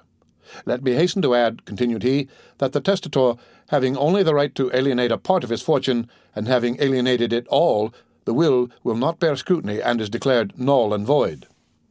"Yes," said Villefort, "but I warn Monsieur d'Épinay that during my lifetime my father's will shall never be questioned, my position forbidding any doubt to be entertained." "Sir," said Franz, "I regret much that such a question has been raised in the presence of Mademoiselle Valentine. I have never inquired the amount of her fortune, which, however limited it may be, exceeds mine. My family has sought consideration in this alliance with Monsieur de Villefort. All I seek is happiness." Valentine imperceptibly thanked him, while 2 silent tears rolled down her cheeks. "Besides, sir," said Villefort, addressing himself to his future son-in-law, "accepting the loss of a portion of your hopes, this unexpected will need not personally wound you. Monsieur Noirtier's weakness of mind sufficiently explains it. It is not because Mademoiselle Valentine is going to marry you that he is angry, but because she will marry, a union with any other would have caused him the same sorrow. Old age is selfish, sir, and Mademoiselle de Villefort has been a faithful companion to Monsieur Noirtier, which she cannot be when she becomes the Baroness d'Épinay. My father's melancholy state prevents our speaking to him on any subjects which the weakness of his mind would incapacitate him from understanding, and I am perfectly convinced that, at the present time, although he knows that his granddaughter is going to be married, Monsieur Noirtier has even forgotten the name of his intended grandson." Monsieur de Villefort had scarcely said this when the door opened and BaS appeared. "Gentlemen," said he, in a tone strangely firm for a servant speaking to his masters under such solemn circumstances, "Gentlemen, Monsieur Noirtier de Villefort wishes to speak immediately to Monsieur Franz de Quesnel, Baron d'Épinay. He, as well as the notary, that there might be no mistake in the person, gave all his titles to the bridegroom-elect." Villefort started. Madame de Villefort let her son slip from her knees. Valentine rose, pale and dumb as a statue. Albert and Chateau Renaud exchanged a second look, more full of amazement than the first. The notary looked at Villefort. "It is impossible," said the procureur. "Monsieur d'Épinay cannot leave the drawing-room at present." "It is at this moment," replied BaS with the same firmness, "that Monsieur Noirtier, my master, wishes to speak on important subjects to Monsieur Franz d'Épinay." "Grandpapa Noirtier can speak now, then," said Edward, with his habitual quickness. However, his remark did not make Madame de Villefort even smile, so much was every mind engaged, and so solemn was the situation. Astonishment was at its height. Something like a smile was perceptible on Madame de Villefort's countenance. Valentine instinctively raised her eyes as if to thank heaven. "Pray, go, Valentine," said Monsieur de Villefort, "and see what this new fancy of your grandfather's is." Valentine rose quickly and was hastening joyfully towards the door when Monsieur de Villefort altered his intention. "Stop," said he. "I will go with you." "Excuse me, sir," said Franz. "Since Monsieur Noirtier sent for me, I am ready to attend to his wish. Besides, I shall be happy to pay my respects to him, not having yet had the honor of doing so." "Pray, sir," said Villefort with marked uneasiness, "do not disturb yourself." "Forgive me, sir," said Franz in a resolute tone. "I would not lose this opportunity of proving to Monsieur Noirtier how wrong it would be of him to encourage feelings of dislike to me, which I am determined to conquer whatever they may be, by my devotion." And without listening to Villefort, he arose and followed Valentine, who was running downstairs with the joy of a shipwrecked mariner who finds a rock to cling to. Monsieur de Villefort followed them. Chateau Renaud and Morcerf exchanged a third look of still increasing wonder. The end of Chapter 74 of The Count of Monte Cristo, read by Rick Kishner, for Lit to Go on the web at fcit.usf.edu.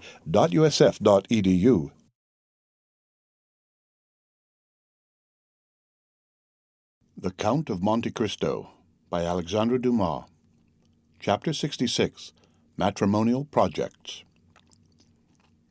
The day following this scene, at the hour the banker usually chose to pay a visit to Madame Danglars on his way to his office, his coupe did not appear.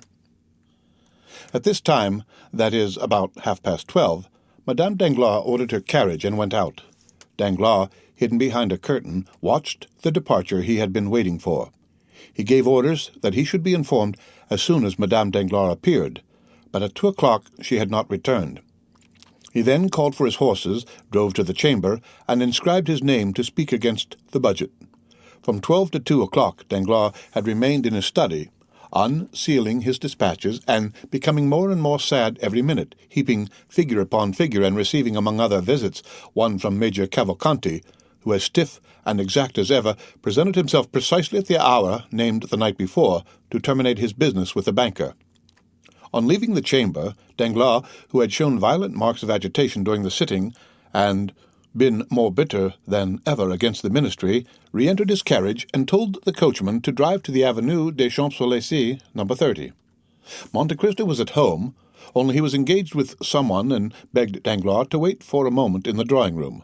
While the banker was waiting in the anteroom, the door opened, and a man dressed as an abbé, and doubtless more familiar with the house than he was, came in, and instead of waiting, merely bowed, passed on to the farther apartments, and disappeared.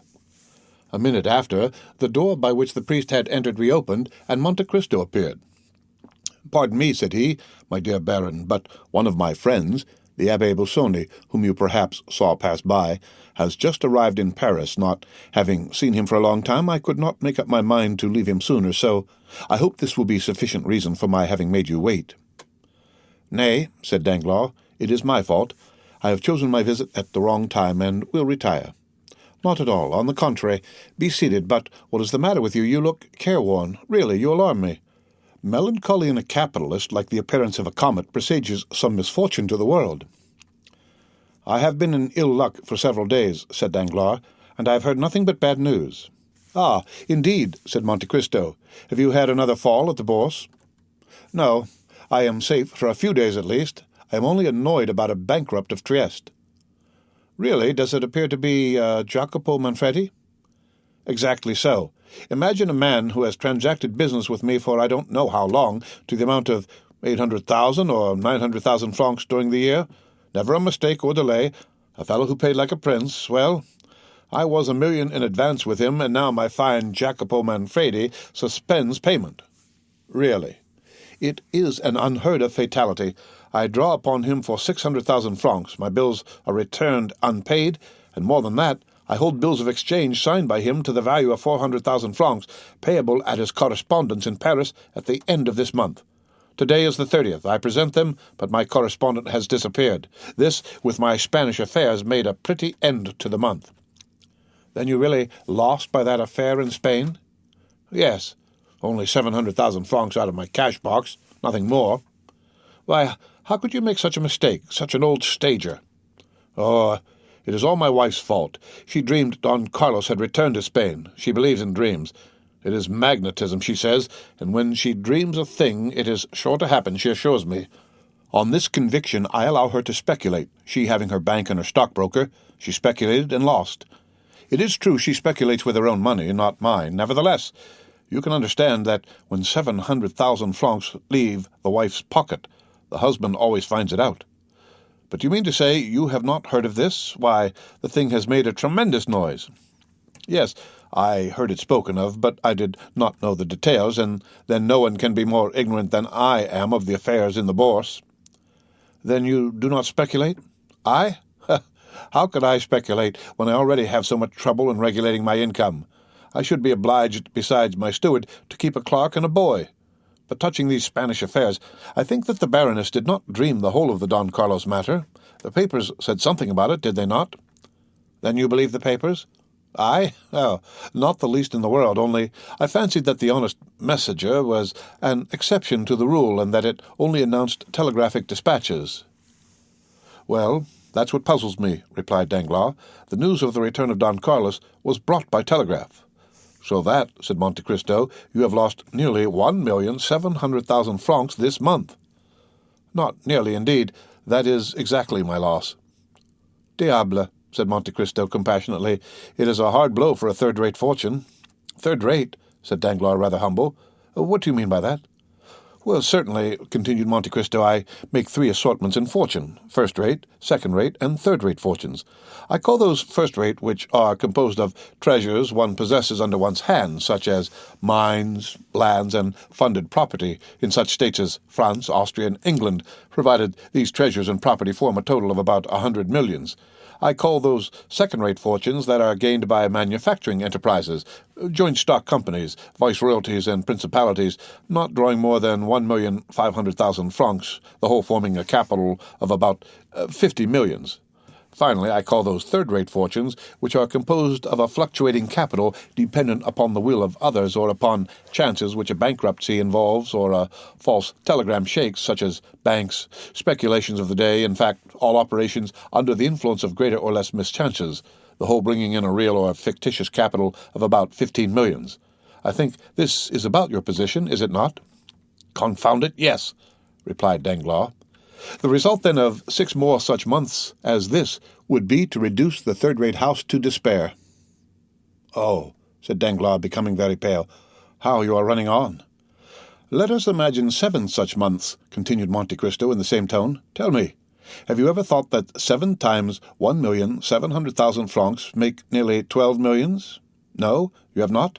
Well, you are right, for if you indulged in such reflections, you would never risk your principal, which is to the speculator what the skin is to civilized man. We have our clothes, some more splendid than others. This is our credit, but when a man dies, he has only his skin. In the same way, on retiring from business, you have nothing but your real principal of about 5 or 6 millions at the most, for third-rate fortunes are never more than a fourth of what they appear to be, like the locomotive on a railway, the size of which is magnified by the smoke and steam surrounding it. Well, out of the 5 or 6 millions which form your real capital, you have just lost nearly 2 millions, which must, of course, in the same degree diminish your credit and fictitious fortune. To follow out my simile, your skin has been opened by bleeding, and this, if repeated 3 or 4 times, will cause death.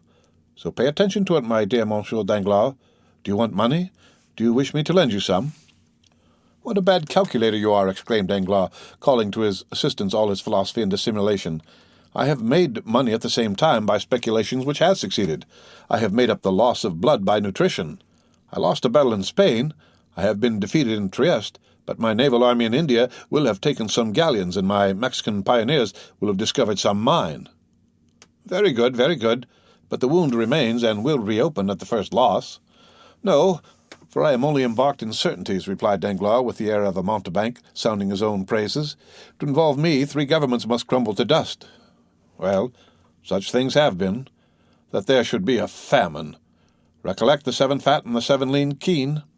Or that the sea should become dry, as in the days of Pharaoh, and even then my vessels would become caravans." "So much the better. I congratulate you, my dear Monsieur Danglars," said Monte Cristo. "I see I was deceived, and that you belong to the class of second-rate fortunes." "I think I may aspire to that honor," said Danglars with a smile which reminded Monte Cristo of the sickly moons which bad artists are so fond of daubing into their pictures of ruins. "But while we are speaking of business," Danglars added, pleased to find an opportunity of changing the subject, "tell me what I am to do for Monsieur Cavalcanti." "Give him money if he is recommended to you and the recommendation seems good." "Excellent. He presented himself this morning with a bond of 40,000 francs payable at sight on you, signed by Busoni and returned by you to me, with your endorsement, of course. I immediately counted him over the 40 banknotes." Monte Cristo nodded his head in token of assent. "But that is not all," continued Danglars. "He has opened an account with my house for his son." "May I ask how much he allows the young man?" 5,000 francs per month. 60,000 francs per year. I thought I was right in believing that Cavalcanti to be a stingy fellow. How can a young man live upon 5,000 francs a month? But you understand that if the young man should want a few thousands more, do not advance it. The father will never repay it. You do not know these ultramontane millionaires. They are regular misers. And by whom were they recommended to you? Oh, by the house of Fenzi, one of the best in Florence. I do not mean to say you will lose, but nevertheless, mind you hold to the terms of the agreement. Would you not trust the Cavalcanti? I? Oh, I would advance 6 millions on his signature. I was only speaking in reference to the second-rate fortunes we were mentioning just now. And with all this, how unassuming he is. I should never have taken him for anything more than a mere major. And you would have flattered him, for certainly, as you say, he has no manner. The first time I saw him, he appeared to me like an old lieutenant who had grown mouldy under his epaulets. But all the Italians are the same. They are like old Jews when they are not glittering in oriental splendor. The young man is better, said Danglars. Yes, a little nervous perhaps, but upon the whole he appeared tolerable. I was uneasy about him. Why? Because you met him at my house just after his introduction into the world, as they told me. He has been travelling with a very severe tutor, and had never been to Paris before. Ah, I believe noblemen marry amongst themselves, do they not? Asked Danglars carelessly. They like to unite their fortunes. It is usual, certainly, but Cavalcanti is an original who does nothing like other people. I cannot help thinking that he has brought his son to France to choose a wife. Do you think so? I am sure of it. And you have heard his fortune mentioned? Nothing else was talked of, only some said he was worth millions, and others that he did not possess a farthing. And what is your opinion? I ought not to influence you, because it is only my own personal impression. Well, and it is that? My opinion is that all these old podestas, these ancient condottieri, for the Cavalcanti have commanded armies and governed provinces, my opinion, I say, is that they have buried their millions in corners, the secret of which they have transmitted only to their eldest sons, who have done the same from generation to generation, and the proof of this is seen in their yellow and dry appearance, like the florins of the Republic, which, from being constantly gazed upon, have become reflected in them. Certainly, said Danglars, and this is further supported by the fact of their not possessing an inch of land. Very little, at least. I know of none which Cavalcanti possesses, excepting his palace in Lucca. Ah, he has a palace, said Danglars, laughing. Come, that is something. Yes, and more than that, he lets it to the Minister of Finance while he lives in a simple house. Oh, as I told you before, I think the old fellow is very close. Come, you do not flatter him. I scarcely know him. I think I have seen him 3 times in my life. All I know relating to him is through Busoni and himself. He was telling me this morning that, tired of letting his property lie dormant in Italy, which is a dead nation, he wished to find a method, either in France or England, of multiplying his millions. But remember that, though I place great confidence in Busoni, I am not responsible for this. Never mind. Accept my thanks for the client you have sent me. It is a fine name to inscribe on my ledgers, and my cashier was quite proud of it when I explained to him who the Cavalcanti were. By the way, this is merely a simple question. When this sort of people marry their sons, do they give them any fortune? Oh, that depends upon circumstances. I know an Italian prince, rich as a gold mine, one of the noblest families in Tuscany, who, when his sons married according to his wish, gave them millions, and when they married against his consent, merely allowed them 30 crowns a month. Should Andrea marry according to his father's views, he will perhaps give him 1, 2, or 3 millions. For example, supposing it were the daughter of a banker, he might take an interest in the house of the father-in-law of his son. Then again, if he disliked his choice, the major takes the key, double-locks his coffer, and Master Andrea would be obliged to live like the sons of a Parisian family, by shuffling cards or rattling the dice. Ah, that boy will find out some Bavarian or Peruvian princess. He will want a crown and an immense fortune. No, these grand lords on the other side of the Alps frequently marry into plain families. Like Jupiter, they like to cross the race. But do you wish to marry Andrea, my dear Monsieur Danglars, that you are asking so many questions? Ma foi, said Danglars, it would not be a bad speculation, I fancy, and you know I am a speculator. You are not thinking of Mademoiselle Danglars, I hope. You would not like poor Andrea to have his throat cut by Albert. Albert, repeated Danglars, shrugging his shoulders. Ah, well, he would care very little about it, I think. But he is betrothed to your daughter, I believe? Well, Monsieur de Morcerf and I have talked about this marriage, but Madame de Morcerf and Albert, you do not mean to say that it would not be a good match? Indeed, I imagine that Mademoiselle Danglars is as good as Monsieur de Morcerf. Mademoiselle Danglars' fortune will be great, no doubt, especially if the telegraph should not make any more mistakes. Oh, I do not mean her fortune only, but tell me, what? Why did you not invite Monsieur and Madame de Morcerf to your dinner? I did so, but he excused himself on account of Madame de Morcerf being obliged to go to Dieppe for the benefit of sea air. Yes, yes, said Danglars, laughing. It would do her a great deal of good. Why so? Because it is the air she always breathed in her youth. Monte Cristo took no notice of this ill-natured remark. But still, if Albert be not so rich as Mademoiselle Danglars, said the Count, you must allow that he has a fine name. So he has, but I like mine as well. Certainly, your name is popular, and does honor to the title they have adorned it with. But you are too intelligent not to know that, according to a prejudice too firmly rooted to be exterminated, a nobility which dates back 5 centuries is worth more than one can only reckon 20 years. And for this very reason, said Danglars with a smile, which he tried to make sardonic, I prefer Monsieur Andrea Cavalcanti to Monsieur Albert de Morcerf. Still, I should not think the Morcerfs would yield to the Cavalcanti. The Morcerfs? Stay, my dear Count, said Danglars. You're a man of the world, are you not? I think so. And you understand heraldry? A little. Well, look at my coat of arms. It is worth more than Morcerf's. Why so?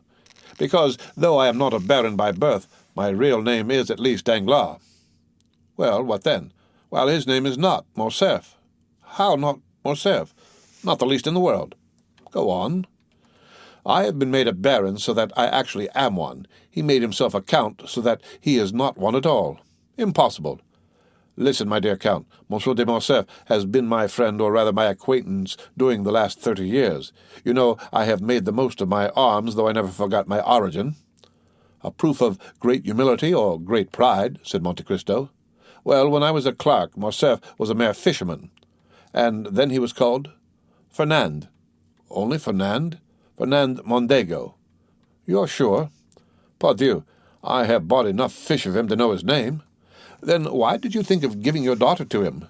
Because Fernand and Danglars, being both parvenus, both having become noble, both rich, are about equal in worth, excepting that there have been certain things mentioned of him that were never said of me. What? Oh, nothing. Ah, yes, what you tell me recalls to mind something about the name of Fernand Mondego. I have heard that name in Greece. In conjunction with the affairs of Ali Pasha? Exactly so. This is the mystery, said Danglars. I acknowledge I would have given anything to find it out. It would be very easy if you much wished it. How so? Probably you have some correspondent in Greece? I should think so. At Yanina? Everywhere. Well, write to your correspondent in Yanina and ask him what part was played by a Frenchman named Fernand Mondego in the catastrophe of Ali Tepelini. You're right, exclaimed Danglars, rising quickly. I will write today. Do so. I will. And if you should hear of anything very scandalous, I will communicate it to you. You will oblige me. Danglars rushed out of the room and made but one leap into his coupe. The end of Chapter 66 of The Count of Monte Cristo, read by Rick Kistner, for Lit2Go on the web at fcit.usf.edu.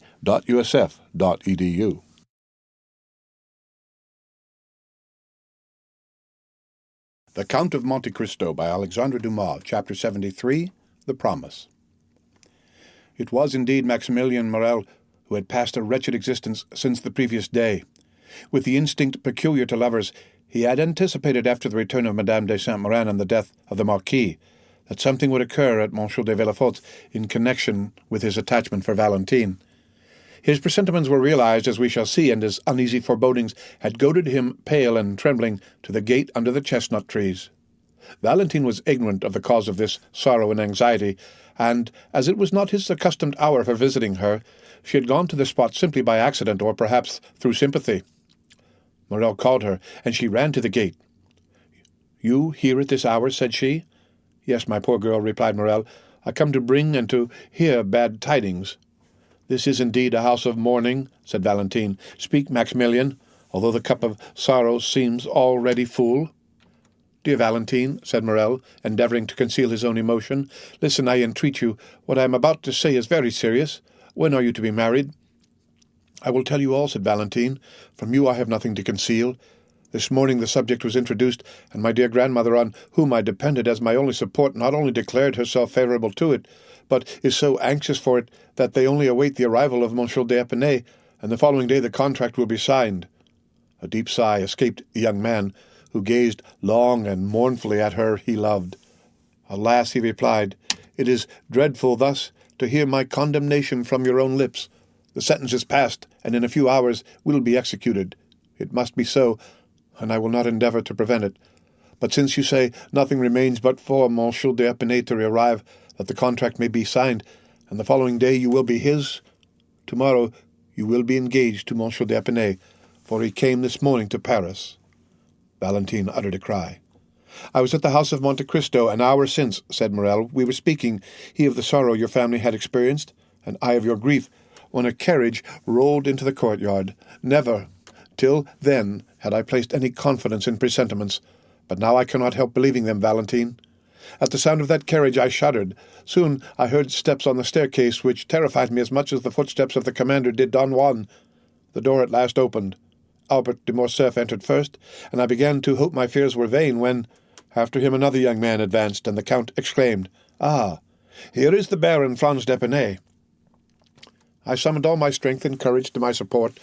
Perhaps I turned pale and trembled, but certainly I smiled, and 5 minutes after I left, without having heard one word that had passed." "Poor Maximilian," murmured Valentine. "Valentine, the time has arrived when you must answer me, and remember, my life depends on your answer. What do you intend doing?" Valentine held down her head. She was overwhelmed. "Listen," said Morrel, "it is not the first time you have contemplated our present position, which is a serious and urgent one. I do not think it is a moment to give way to useless sorrow. Leave that for those who like to suffer at their leisure, and indulge their grief in secret. There are such in the world, and God will doubtless reward them in heaven for their resignation on earth. But those who mean to contend must not lose one precious moment, but must return immediately the blow which fortune strikes. Do you intend to struggle against our ill fortune? Tell me, Valentine, for it is that I came to know." Valentine trembled, and looked at him with amazement. The idea of resisting her father, her grandmother, and all the family had never occurred to her. "What do you say, Maximilian?" asked Valentine. "What do you mean by a struggle? Oh, it would be a sacrilege. What? I resist my father's order and my dying grandmother's wish? Impossible!" Morrel started. "You are too noble not to understand me, and you understand me so well that you already yield, dear Maximilian. No, no, I shall need all my strength to struggle with myself and support my grief in secret, as you say, but to grieve my father, to disturb my grandmother's last moments, never." "You are right," said Morrel calmly. "In what a tone you speak!" cried Valentine. "I speak as one who admires you, mademoiselle." "Mademoiselle!" cried Valentine. "Mademoiselle! Oh, selfish man! He sees me in despair and pretends he cannot understand me." "You mistake. I understand you perfectly. You will not oppose Monsieur Villefort. You will not displease the Marchioness, and tomorrow you will sign the contract which will bind you to your husband." "But, mon Dieu, tell me, how can I do otherwise?" "Do not appeal to me, mademoiselle. I shall be a bad judge in such a case. My selfishness will blind me," replied Morrel, whose low voice and clenched hands announced his growing desperation. "What would you have proposed, Maximilian, had you found me willing to accede?" "It is not for me to say." "You are wrong. You must advise me what to do." "Do you seriously ask my advice, Valentine?" "Certainly, dear Maximilian, for if it is good, I will follow it. You know my devotion to you." "Valentine," said Morrel, pushing aside a loose plank, "give me your hand in token of forgiveness of my anger. My senses are confused, and during the last hour the most extravagant thoughts have passed through my brain. Oh, if you refuse my advice—" "What do you advise?" said Valentine, raising her eyes to heaven and sighing. "I am free," replied Maximilian, "and rich enough to support you. I swear to make you my lawful wife before my lips even shall have approached your forehead." "You make me tremble," said the young girl. "Follow me," said Morrel. "I will take you to my sister, who is worthy also to be yours. We will embark for Algiers. For England, for America, or if you prefer it, retire to the country and only return to Paris when our friends have reconciled your family." Valentine shook her head. "I feared it, Maximilian," said she. "It is the counsel of a madman, and I should be more mad than you did I not stop you at once with the word, impossible, impossible."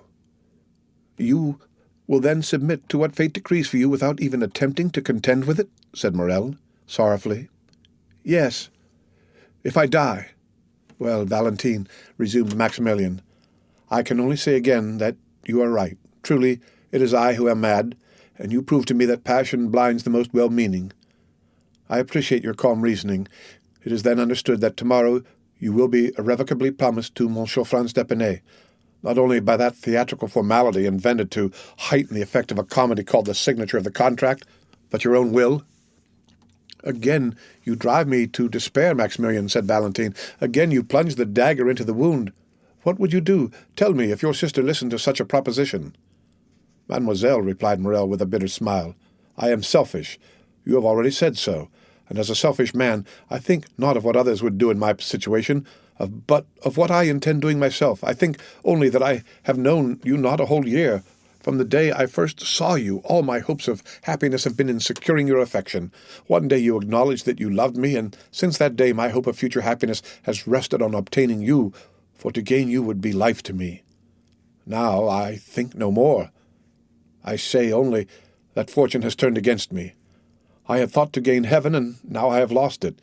It is an everyday occurrence for a gambler to lose not only what he possesses, but also what he has not." Morrel pronounced these words with perfect calmness. Valentine looked at him a moment with her large, scrutinizing eyes, endeavoring not to let Morrel discover the grief which struggled in her heart. "But, in a word, what are you going to do?" asked she.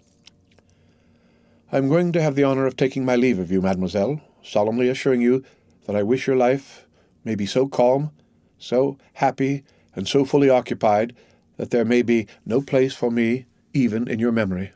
"Oh," murmured Valentine. "Adieu, Valentine." "Adieu," said Morrel, bowing. "Where are you going?" cried the young girl, extending her hand through the opening and seizing Maximilian by his coat, for she understood from her own agitated feelings that her lover's calmness could not be real. "Where are you going?" "I am going that I may not bring fresh trouble into your family, and to set an example which every honest and devoted man, situated as I am, may follow." "Before you leave me, tell me what you are going to do, Maximilian." The young man smiled sorrowfully. "Speak, speak," said Valentine. "I entreat you." "Has your resolution changed, Valentine?" "It cannot change, unhappy man. You know it must not," cried the young girl. "Then adieu, Valentine." Valentine shook the gate with a strength of which she could not have been supposed to be possessed, as Morrel was going away, and passing both her hands through the opening she clasped and wrung them. "I must know what you mean to do," said she. "Where are you going?" "Oh, fear not," said Maximilian, stopping at a short distance. "I do not intend to render another man responsible for the rigorous fate reserved for me. Another might threaten to seek Monsieur Franz, to provoke him and to fight with him. All that would be folly. What has Monsieur Franz to do with it? He saw me this morning for the first time, and has already forgotten he has seen me. He did not even know I existed when it was arranged by your two families that you should be united. I have no enmity against Monsieur Franz, and promise you the punishment shall not fall on him." "On whom, then? On me?" "On you, Valentine? Oh, heaven forbid! Woman is sacred. The woman one loves is holy. On yourself, then, unhappy man, on yourself?" "I am the only guilty person, am I not?" said Maximilian. "Maximilian," said Valentine. "Maximilian, come back. I entreat you." He drew near with a sweet smile, and, but for his paleness, one might have thought him in his usual happy mood. "Listen, my dear, my adored Valentine," said he in his melodious and grave tone. "Those who, like us, have never had a thought for which we need blush before the world, such may read each other's hearts. I never was romantic, and am no melancholy hero. I imitate neither Manfred nor Anthony, but without words, protestations, or vows, my life has entwined myself with yours. You leave me, and you are right in doing so. I repeat it, you are right. But in losing you, I lose my life. The moment you leave me, Valentine, I am alone in the world. My sister is happily married. Her husband is only my brother-in-law, that is, a man whom the ties of social life alone attach to me. No one, then, longer needs my useless life. This is what I shall do. I will wait until the very moment you are married, for I will not lose the shadow of one of those unexpected chances which are sometimes reserved for us, since Monsieur Franz may, after all, die before that time. A thunderbolt may fall even on the altar as you approach it. Nothing appears impossible to one condemned to die, and miracles appear quite reasonable when his escape from death is concerned. I will then wait until the last moment, and when my misery is certain, irremediable, and hopeless, I will write a confidential letter to my brother-in-law, another to the prefect of police, to acquaint them with my intention, and at the corner of some wood, on the brink of some abyss, on the bank of some river, I will put an end to my existence, as certainly as I am the son of the most honest man who ever lived in France. Valentine trembled convulsively. She loosened her hold of the gate, her arms fell by her side, and 2 large tears rolled down her cheeks. The young man stood before her, sorrowful and resolute. "Oh, for pity's sake," said she, "you will live, will you not?" "No." "On my honor," said Maximilian. "But that will not affect you. You have done your duty, and your conscience will be at rest." Valentine fell on her knees and pressed her almost bursting heart. "Maximilian," said she, "Maximilian, my friend, my brother on earth, my true husband in heaven, I entreat you, do as I do, live in suffering. Perhaps we may one day be united." "Adieu, Valentine," repeated Morrel. "My God," said Valentine, raising both her hands to heaven with a sublime expression, "I have done my utmost to remain a submissive daughter. I have begged, entreated, implored. He has regarded neither my prayers, my entreaties, nor my tears." "It is done," cried she, willing away her tears, and resuming her firmness. "I am resolved not to die of remorse, but rather of shame. Live, Maximilian, and I will be yours. Say, when shall it be? Speak, command, I will obey."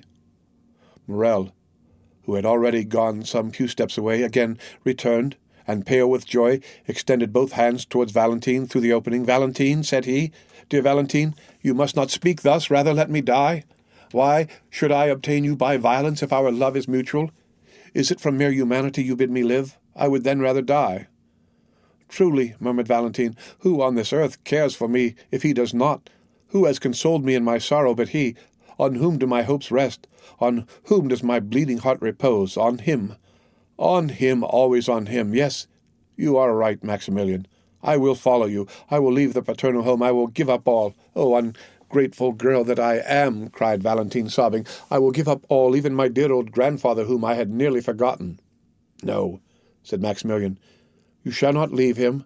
Monsieur Noirtier has evinced, you say, a kind feeling towards me. Well, before you leave, tell him all. His consent would be your justification in God's sight. As soon as we are married, he shall come and live with us. Instead of one child, he shall have 2. You have told me how you talk to him, and how he answers you. I shall very soon learn that language by signs, Valentine, and I promise you solemnly that instead of despair, it is happiness that awaits us." "Oh, see, Maximilian, see the power you have over me.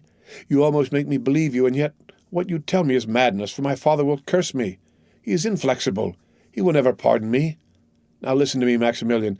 If by artifice, by entreaty, by accident, in short, if by any means I can delay this marriage, will you wait?" "Yes. I promise you, as faithfully as you have promised me, that this horrible marriage shall not take place, and that, if you are dragged before a magistrate or a priest, you will refuse. I promise you by all that is most sacred to me in the world, namely, by my mother." "We will wait, then," said Morrel. "Yes, we will wait," replied Valentine, who revived at these words. "There are so many things which may save unhappy beings such as we are." "I rely on you, Valentine," said Morrel. "All you do will be well done, only if they disregard your prayers. If your father and Madame de Saint-Méran insist that Monsieur d'Épinay should be called tomorrow to sign the contract, then you have my promise, Maximilian. Instead of signing, I will go to you and we will fly. But from this moment until then, let us not tempt Providence. Let us not see each other. It is a miracle, it is a providence that we have not been discovered.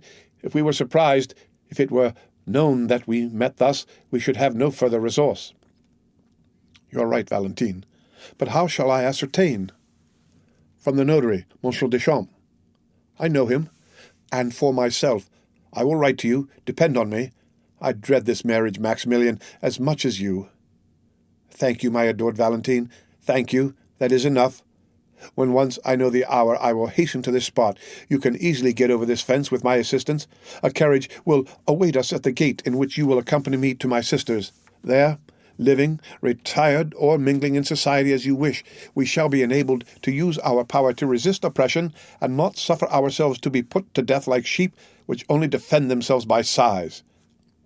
Yes, said Valentine, I will now acknowledge you are right, Maximilian. And now, are you satisfied with your betrothal? Said the young girl sorrowfully. My adored Valentine, words cannot express one half of my satisfaction.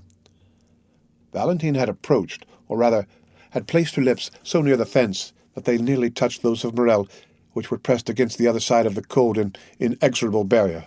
Adieu, then, till we meet again, said Valentine, tearing herself away. I shall hear from you. Yes. Thanks. Thanks, dear love. Adieu. The sound of a kiss was heard, and Valentine fled through the avenue.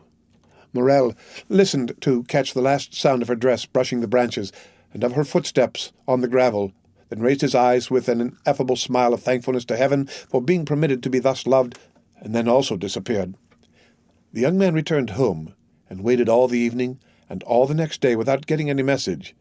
It was only on the following day, at about 10 o'clock in the morning, as he was starting to call on M. Deschamps, the notary, that he received from the postman a small billet, which he knew to be from Valentine, although he had not before seen her writing. It was to this effect: tears, entreaties, prayers have availed me nothing. Yesterday, for 2 hours, I was at the church of Saint-Philippe du Roule, and for 2 hours I prayed most fervently. Heaven is as inflexible as man, and the signature of the contract is fixed for this evening at 9 o'clock. I have but one promise and but one heart to give. That promise is pledged to you. That heart is also yours. This evening, then, at 8:45 at the gate. Your betrothed, Valentine de Villefort. P.S.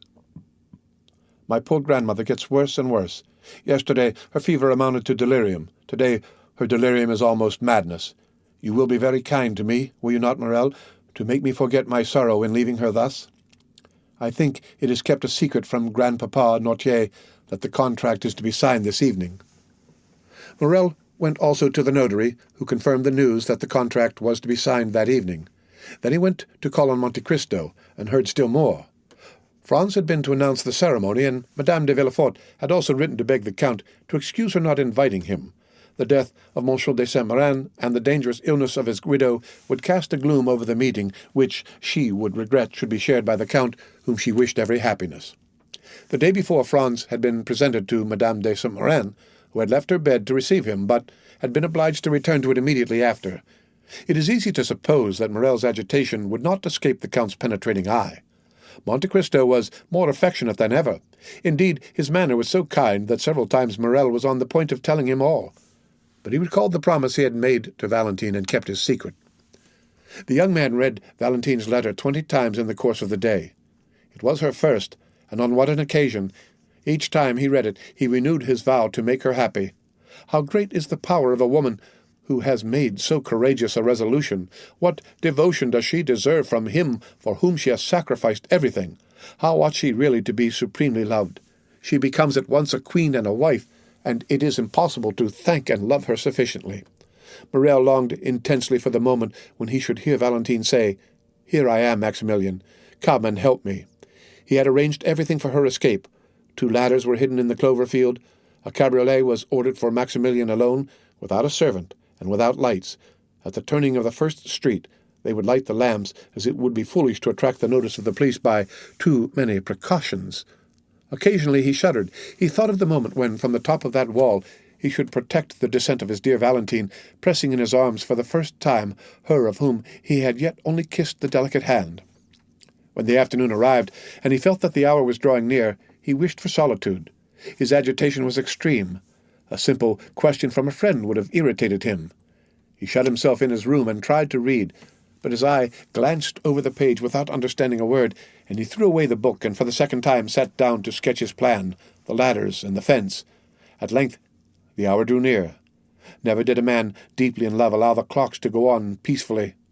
Morrel tormented his so effectually that they struck 8 at 6:30. He then said, "It is time to start."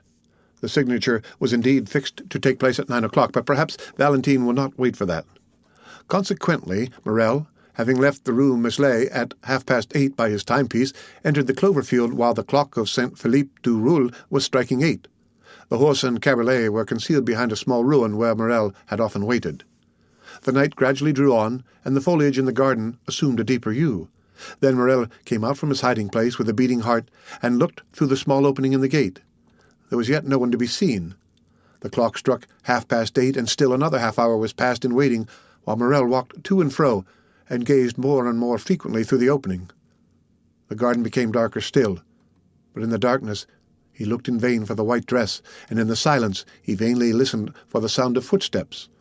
The house, which was discernible through the trees, remained in darkness and gave no indication that so important an event as the signature of a marriage contract was going on. Morrel looked at his watch, which wanted 9:15, but soon the same clock he had already heard strike 2 or 3 times rectified the error by striking 9:30. This was already half an hour past the time Valentine had fixed. It was a terrible moment for the young man. The slightest rustling of the foliage, the least whistling of the wind attracted his attention and drew the perspiration to his brow. Then he tremblingly fixed his ladder and, not to lose a moment, placed his foot on the first step. Amidst all these alternations of hope and fear, the clock struck 10. "It is impossible," said Maximilian, "that the signing of a contract should occupy so long a time without unexpected interruptions. I have weighed all the chances, calculated the time required for all the forms. Something must have happened."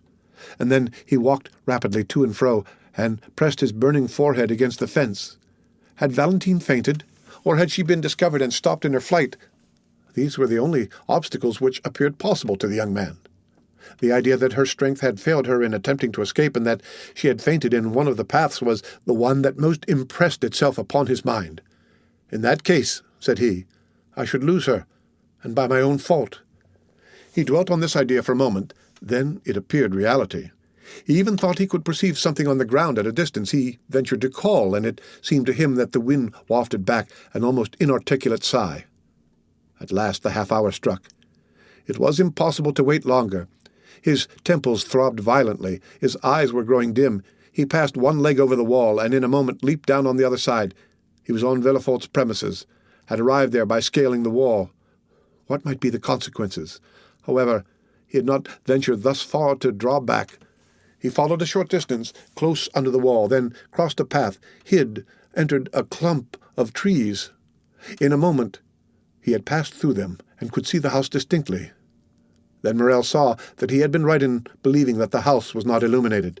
Instead of lights at every window, as is customary on days of ceremony, he saw only a grey mass, which was veiled also by a cloud, which at that moment obscured the moon's feeble light. A light moved rapidly from time to time past 3 windows of the second floor. These 3 windows were in Madame de Saint-Méran's room. Another remained motionless behind some red curtains, which were in Madame de Villefort's bedroom. Morrel guessed all this. So many times, in order to follow Valentine in thought at every hour in the day, had he made her describe the whole house, that, without having seen it, he knew it all. This darkness and silence alarmed Morrel still more than Valentine's absence had done. Almost mad with grief, and determined to venture everything in order to see Valentine once more and be certain of the misfortune he feared, Morrel gained the edge of the clump of trees, and was going to pass as quickly as possible through the flower garden when the sound of a voice, still at some distance, but which was borne upon the wind, reached him. At this sound, as he was already partially exposed to view, he stepped back and concealed himself completely, remaining perfectly motionless. He had formed his resolution. If it was Valentine alone, he would speak as she passed. If she was accompanied, and he could not speak, still he should see her and know that she was safe. If they were strangers, he would listen to their conversation, and might understand something of this hitherto incomprehensible mystery. The moon had just then escaped from behind the cloud which had concealed it, and Morrel saw Villefort come out upon the steps, followed by a gentleman in black. They descended and advanced towards the clump of trees, and Morrel soon recognized the other gentleman as Dr. d'Avenay. The young man, seeing them approach, drew back mechanically until he found himself stopped by a sycamore tree in the center of the clump. There he was compelled to remain. Soon the 2 gentlemen stopped also. "Ah, my dear doctor," said the procureur, "heaven declares itself against my house. What a dreadful death! What a blow! Seek not to console me. Alas, nothing can alleviate so great a sorrow. The wound is too deep and too fresh. Dead. Dead." The cold sweat sprang to the young man's brow, and his teeth chattered. Who could be dead in that house which Villefort himself had called accursed? "My dear Monsieur de Villefort," replied the doctor, with a tone which redoubled the terror of the young man, "I have not led you here to console you. On the contrary." "What can you mean?" asked the procureur, alarmed. "I mean that behind the misfortune which has just happened to you, there is another perhaps still greater." "Can it be possible?" murmured Villefort, clasping his hands. "What are you going to tell me?" "Are we quite alone, my friend?" "Yes, quite. But why all these precautions?" "Because I have a terrible secret to communicate to you," said the doctor. "Let us sit down." Villefort fell rather than seated himself. The doctor stood before him with one hand placed on his shoulder. Morrel, horrified, supported his head with one hand, and with the other pressed his heart, lest its beating should be heard. "Dead! Dead!" repeated he within himself, and he felt as if he were also dying. "Speak, doctor, I am listening," said Villefort. "Strike, I am prepared for everything." "Madame de Saint-Méran was doubtless advancing in years, but she enjoyed excellent health." Morrel began again to breathe freely, which he had not done during the last 10 minutes. "Grief has consumed her," said Villefort. "Yes, grief, doctor, after living 40 years with the Marquis." "It is not grief, my dear Villefort," said the doctor. "Grief may kill, although it rarely does, and never in a day, never in an hour, never in 10 minutes. Villefort answered nothing. He simply raised his head, which had been cast down before, and looked at the doctor with amazement. "Were you present during the last struggle?" asked M. d'Avenir. "I was," replied the procureur. "You begged me not to leave." "Did you notice the symptoms of the disease to which Madame de Saint-Méran has fallen a victim?" "I did. Madame de Saint-Méran had 3 successive attacks at intervals of some minutes, each one more serious than the former. When you arrived, Madame de Saint-Méran had already been panting for breath some minutes. She then had a fit, which I took to be simply a nervous attack, and it was only when I saw her raise herself in the bed, and her limbs and neck appeared stiffened, that I became really alarmed. Then I understood from your countenance there was more to fear than I had thought. This crisis past, I endeavored to catch your eye, but could not. You held her hand, you were feeling her pulse, and the second fit came on before you had turned towards me. This was more terrible than the first. The same nervous movements were repeated, and the mouth contracted and turned purple. And at the third she expired. At the end of the first attack I discovered symptoms of tetanus. You confirmed my opinion." "Yes, before others," replied the doctor, "but now we are alone." "What are you going to say?" "Oh, spare me."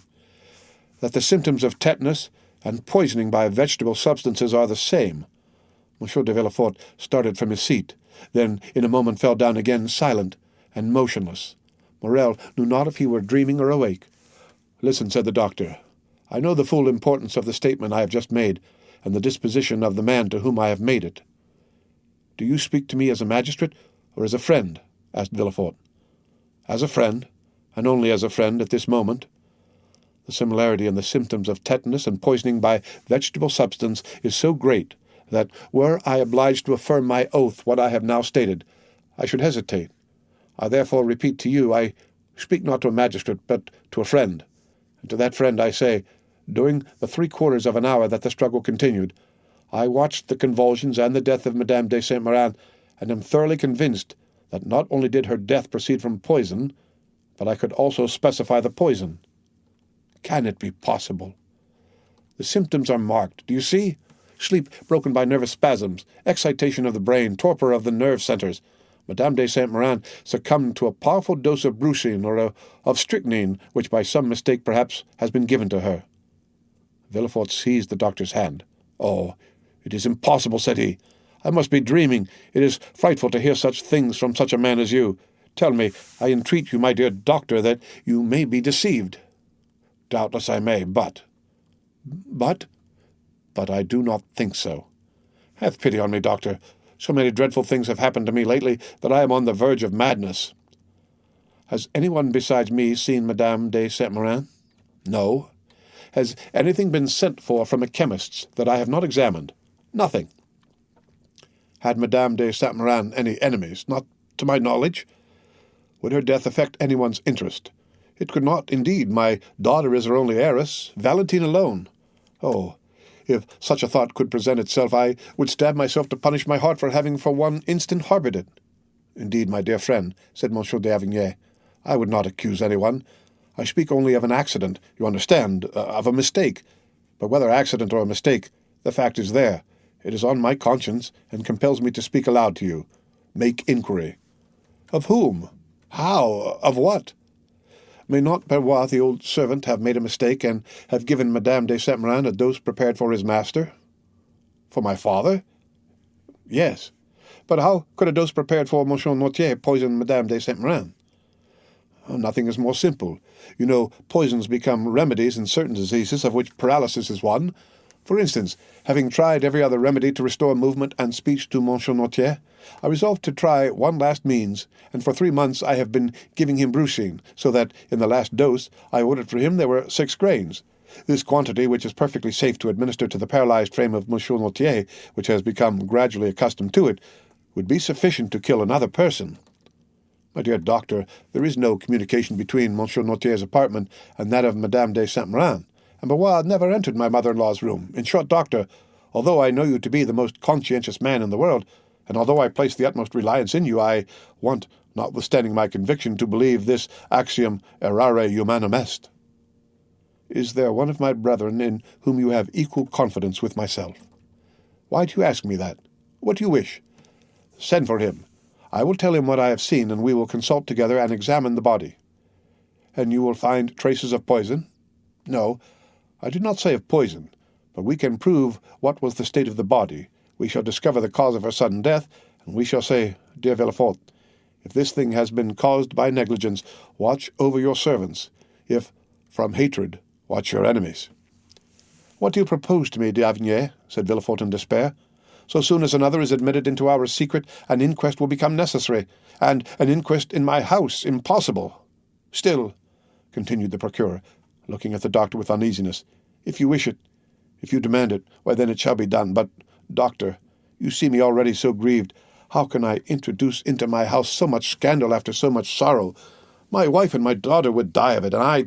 Doctor, you know a man does not arrive at the post I occupy. One has not been king's attorney 25 years without having amassed a tolerable number of enemies. Mine are numerous.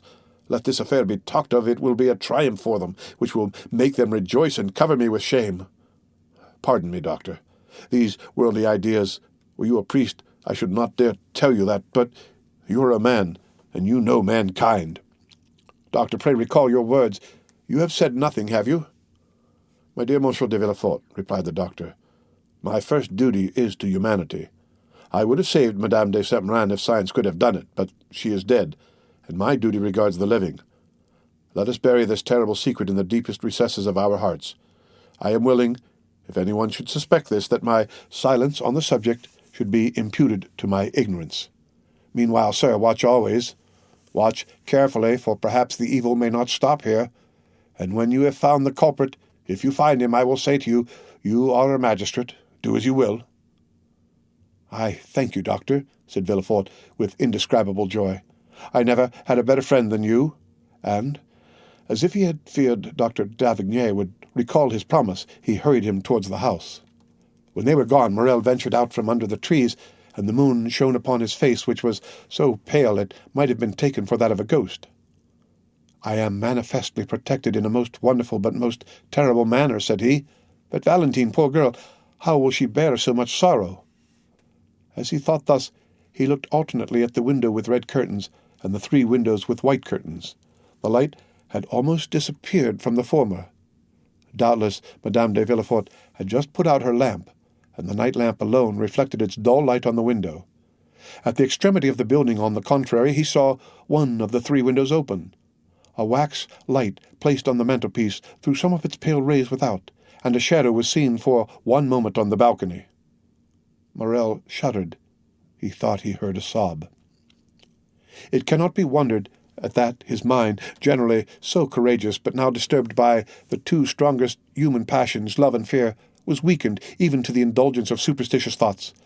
Although it was impossible that Valentine should see him, hidden as he was, he thought he heard the shadow at the window call him. His disturbed mind told him so.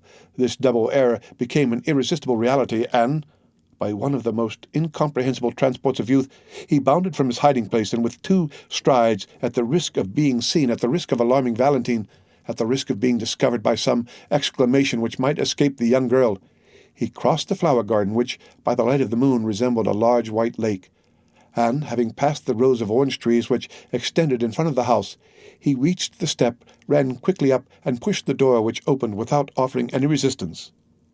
Valentine had not seen him.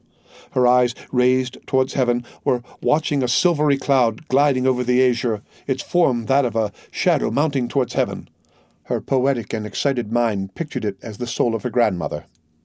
Meanwhile, Morrel had traversed the anteroom and found the staircase which, being carpeted, prevented his approach being heard, and he had regained that degree of confidence that the presence of Monsieur de Villefort even would not have alarmed him. He was quite prepared for any such encounter.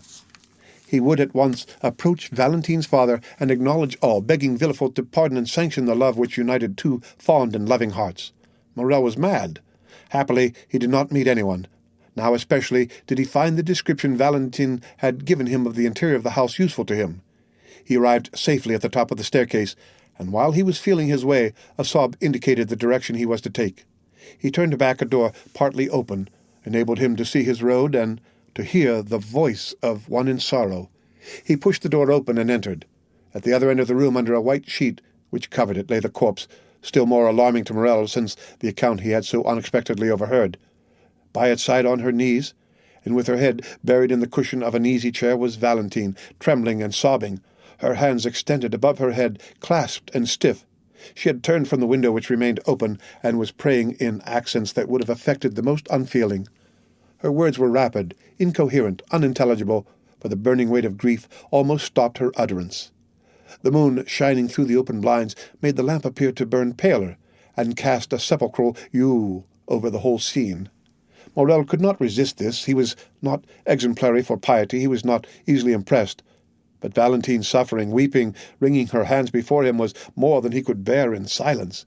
He sighed and whispered a name, and the head, bathed in tears and pressed on the velvet cushion of the chair, a head like that of a Magdalene by Correggio, was raised and turned towards him. Valentine perceived him without betraying the least surprise. A heart overwhelmed with one great grief is insensible to minor emotions. Morrel held out his hand to her. Valentine, as her only apology for not having met him, pointed to the corpse under the sheet, and began to sob again. Neither dared for some time to speak in that room. They hesitated to break the silence which death seemed to impose. At length Valentine ventured. "My friend," said she, "how came you here? Alas, I would say you are welcome, had not death opened the way for you into this house." "Valentine," said Morrel, with a trembling voice, "I had waited since 8:30, and did not see you come. I became uneasy, leaped the wall, found my way through the garden, when voices conversing about the fatal event." "What voices?" asked Valentine. Morrel shuddered as he thought of the conversation of the doctor and Monsieur de Villefort, and he thought he could see through the sheet the extended hands, the stiff neck, and the purple lips. "Your servants," said he, "who were repeating the whole of the sorrowful story. From them I learned it all." "But it was risking the failure of our plan to come up here, love." "Forgive me," replied Morrel. "I will go away." "No," said Valentine. "You might meet someone. Stay." "But if anyone should come here—" The young girl shook her head. "No one will come," said she. "Do not fear. There is our safeguard," pointing to the bed. "But what has become of Monsieur d'Épinay?" replied Morrel. "Monsieur Franz arrived to sign the contract just as my dear grandmother was dying." "Alas," said Morrel, with a feeling of selfish joy, for he thought this death would cause the wedding to be postponed indefinitely. "But what redoubles my sorrow," continued the young girl, as if this feeling was to receive its immediate punishment, "is that the poor old lady on her deathbed requested that the marriage might take place as soon as possible. She also, thinking to protect me, was acting against me." "Hark!" said Morrel. They both listened. Steps were distinctly heard in the corridor and on the stairs. "It is my father who has just left his study." "To accompany the doctor to the door," added Morrel. "How do you know it is the doctor?" asked Valentine, astonished. "I imagined it must be," said Morrel. Valentine looked at the young man. They heard the street door close, then Monsieur de Villefort locked the garden door and returned upstairs. He stopped a moment in the anteroom as if hesitating whether to turn to his own apartment or into Madame de Saint-Méran's. Morrel concealed himself behind a door. Valentine remained motionless, grief seeming to deprive her of all fear. Monsieur de Villefort passed on to his own room. "Now," said Valentine, "you can neither go out by the front door nor by the garden." Morrel looked at her with astonishment. "There is but one way left you that is safe," said she. "It is through my grandfather's room." She rose. "Come," she added. "Where?" asked Maximilian. "To my grandfather's room." "I? In Monsieur Noirtier's apartment?" "Yes." "Can you mean it, Valentine?" "I have long wished it. He is my only remaining friend, and we both need his help. Come." "Be careful, Valentine," said Morrel, hesitating to comply with the young girl's wishes. "I now see my error. I acted like a madman in coming in here. Are you sure you are more reasonable?" "Yes," said Valentine, "and I have but one scruple, that of leaving my dear grandmother's remains which I had undertaken to watch." "Valentine," said Morrel, "death is in itself sacred." "Yes," said Valentine. "Besides, it will not be for long." She then crossed the corridor and led the way down a narrow staircase to Monsieur Noirtier's room. Morrel followed her on tiptoe. At the door they found the old servant. "Benoit," said Valentine, "shut the door and let no one come in." She passed first. Noirtier, seated in his chair and listening to every sound, was watching the door. He saw Valentine, and his eye brightened. There was something grave and solemn in the approach of the young girl which struck the old man, and immediately his bright eye began to interrogate. "Dear grandfather," said she hurriedly, "you know poor grandmamma died an hour since, and now I have no friend in the world but you." His expressive eyes evinced the greatest tenderness. "To you alone, then, may I confide my sorrows and my hopes?" The paralytic motioned yes. Valentine took Maximilian's hand. "Look attentively, then, at this gentleman." The old man fixed his scrutinizing gaze with slight astonishment on Morrel. "It is Monsieur Maximilian Morrel," said she, "the son of that good merchant of Marseille whom you doubtless recollect?" "Yes," said the old man. "He brings an irreproachable name, which Maximilian is likely to render glorious, since at 30 years of age he is a captain, an officer of the Legion of Honor." The old man signified that he recollected him. "Well, grandpapa," said Valentine, kneeling before him and pointing to Maximilian, "I love him, and will be only his. Were I compelled to marry another, I would destroy myself." The eyes of the paralytic expressed a multitude of tumultuous thoughts. "You like Monsieur Maximilian Morrel, do you not, grandpapa?" asked Valentine. "Yes." "And you will protect us, who are your children, against the will of my father?" Noirtier cast an intelligent glance at Morrel, as if to say, "Perhaps I may." Maximilian understood him. "Mademoiselle," said he, "you have a sacred duty to fulfill in your deceased grandmother's room. Will you allow me the honor of a few minutes' conversation with Monsieur Noirtier?" "That is it," said the old man's eye. Then he looked anxiously at Valentine. "Do you fear he will not understand?" "Yes." "Oh, we have so often spoken of you that he knows exactly how I talk to you."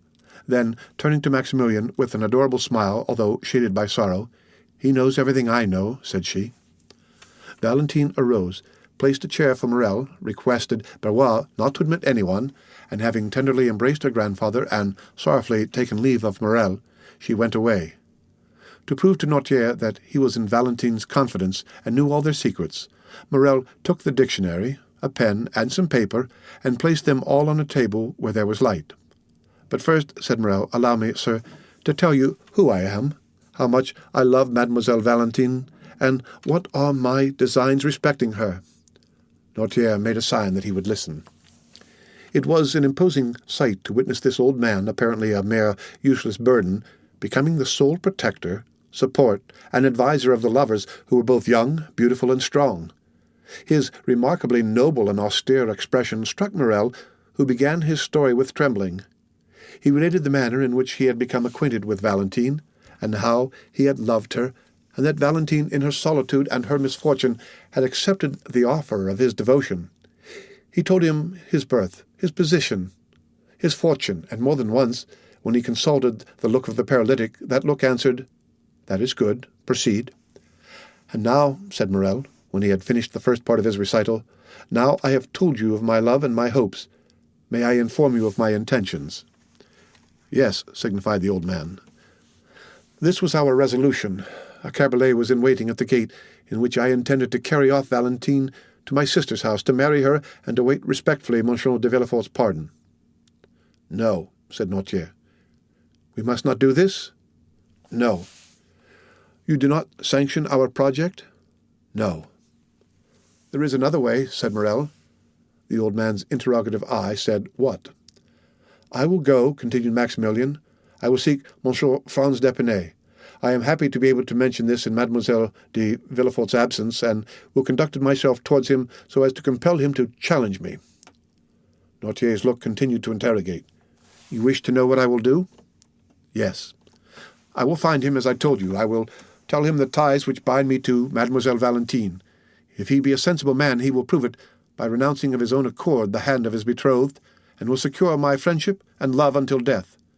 If he refuse, either through interest or ridiculous pride, after I have proved to him that he would be forcing my wife from me, that Valentine loves me and will have no other, I will fight with him, give him every advantage, and I shall kill him, or he will kill me. If I am victorious, he will not marry Valentine, and if I die, I am very sure Valentine will not marry him." Noirtier watched with indescribable pleasure this noble and sincere countenance on which every sentiment his tongue uttered was depicted, adding by the expression of his fine features all that colouring adds to a sound and faithful drawing. Still, when Morrel had finished, he shut his eyes several times, which was his manner of saying "no." "No," said Morrel, "you disapprove of this second project as you did of the first?" "I do," signified the old man. "But what then must be done?" asked Morrel. "Madame de Saint-Méran's last request was that the marriage might not be delayed. Must I let things take their course?" Noirtier did not move. "I understand," said Morrel. "I am to wait?" "Yes." "But delay may ruin our plans, sir," replied the young man. "Alone Valentine has no power. She will be compelled to submit. I am here almost miraculously, and can scarcely hope for so good an opportunity to occur again. Believe me, there are only the two plans I have proposed to you. Forgive my vanity, and tell me which you prefer. Do you authorize Mademoiselle Valentine to entrust herself to my honor?" "No." "Do you prefer I should seek Monsieur d'Épinay?" "No." "Whence then will come the help we need? From chance?" resumed Morrel. "No." "From you?" "Yes." "You thoroughly understand me, sir? Pardon my eagerness, for my life depends on your answer. Will our help come from you?" "Yes." "You're sure of it?" "Yes." There was so much firmness in the look which gave this answer, no one could at any rate doubt his will if they did his power. "Oh, thank you 1,000 times, but how, unless a miracle should restore your speech, your gesture, your movement, how can you, chained to that armchair, dumb and motionless, oppose this marriage?" A smile lit up the old man's face, a strange smile of the eyes in a paralyzed face. "Then I must wait?" asked the young man. "Yes." "But the contract?" The same smile returned. "Will you assure me it shall not be signed?" "Yes," said Noirtier. "The contract shall not be signed?" cried Morrel. "Oh, pardon me, sir, I can scarcely realize so great a happiness. Will they not sign it?" "No," said the paralytic. Notwithstanding that assurance, Morrel still hesitated. This promise of an impotent old man was so strange that, instead of being the result of the power of his will, it might emanate from enfeebled organs. Is it not natural that the madman, ignorant of his folly, should attempt things beyond his power? The weak man talks of burdens he can raise, the timid of giants he can confront, the poor of treasures he spends. The most humble peasant, in the height of his pride, calls himself Jupiter. Whether Noirtier understood the young man's indecision, or whether he had not full confidence in his docility, he looked uneasily at him. "What do you wish, sir?" asked Morrel. "That I should renew my promise of remaining tranquil?" Noirtier's eye remained fixed and firm, as if to imply that a promise did not suffice. Then it passed from his face to his hands. "Shall I swear to you, sir?" asked Maximilian. "Yes," said the paralytic with the same solemnity. Morrel understood that the old man attached great importance to an oath. He extended his hand. "I swear to you, on my honor," said he, to await your decision respecting the course I am to pursue with Monsieur d'Épinay." "That is right," said the old man. "Now," said Morrel, "do you wish me to retire?" "Yes." "Without seeing Mademoiselle Valentine?" "Yes." Morrel made a sign that he was ready to obey. "But," said he, "first allow me to embrace you as your daughter did just now." Noirtier's expression could not be understood. The young man pressed his lips on the same spot on the old man's forehead where Valentine's had been. Then he bowed a second time and retired. He found outside the door the old servant to whom Valentine had given directions. Morrel was conducted along a dark passage which led to a little door opening on the garden, soon found the spot where he had entered, with the assistance of the shrubs gained the top of the wall, and by his ladder was in an instant in the clover field, where his cabriolet was still waiting for him. He got in it, and thoroughly wearied by so many emotions, arrived about midnight in the Rue Michelet, threw himself on his bed, and slept soundly. The end of Chapter 73 of The Count of Monte Cristo, read by Rick Kistner for Lit2Go on the web at fcit.usf.edu.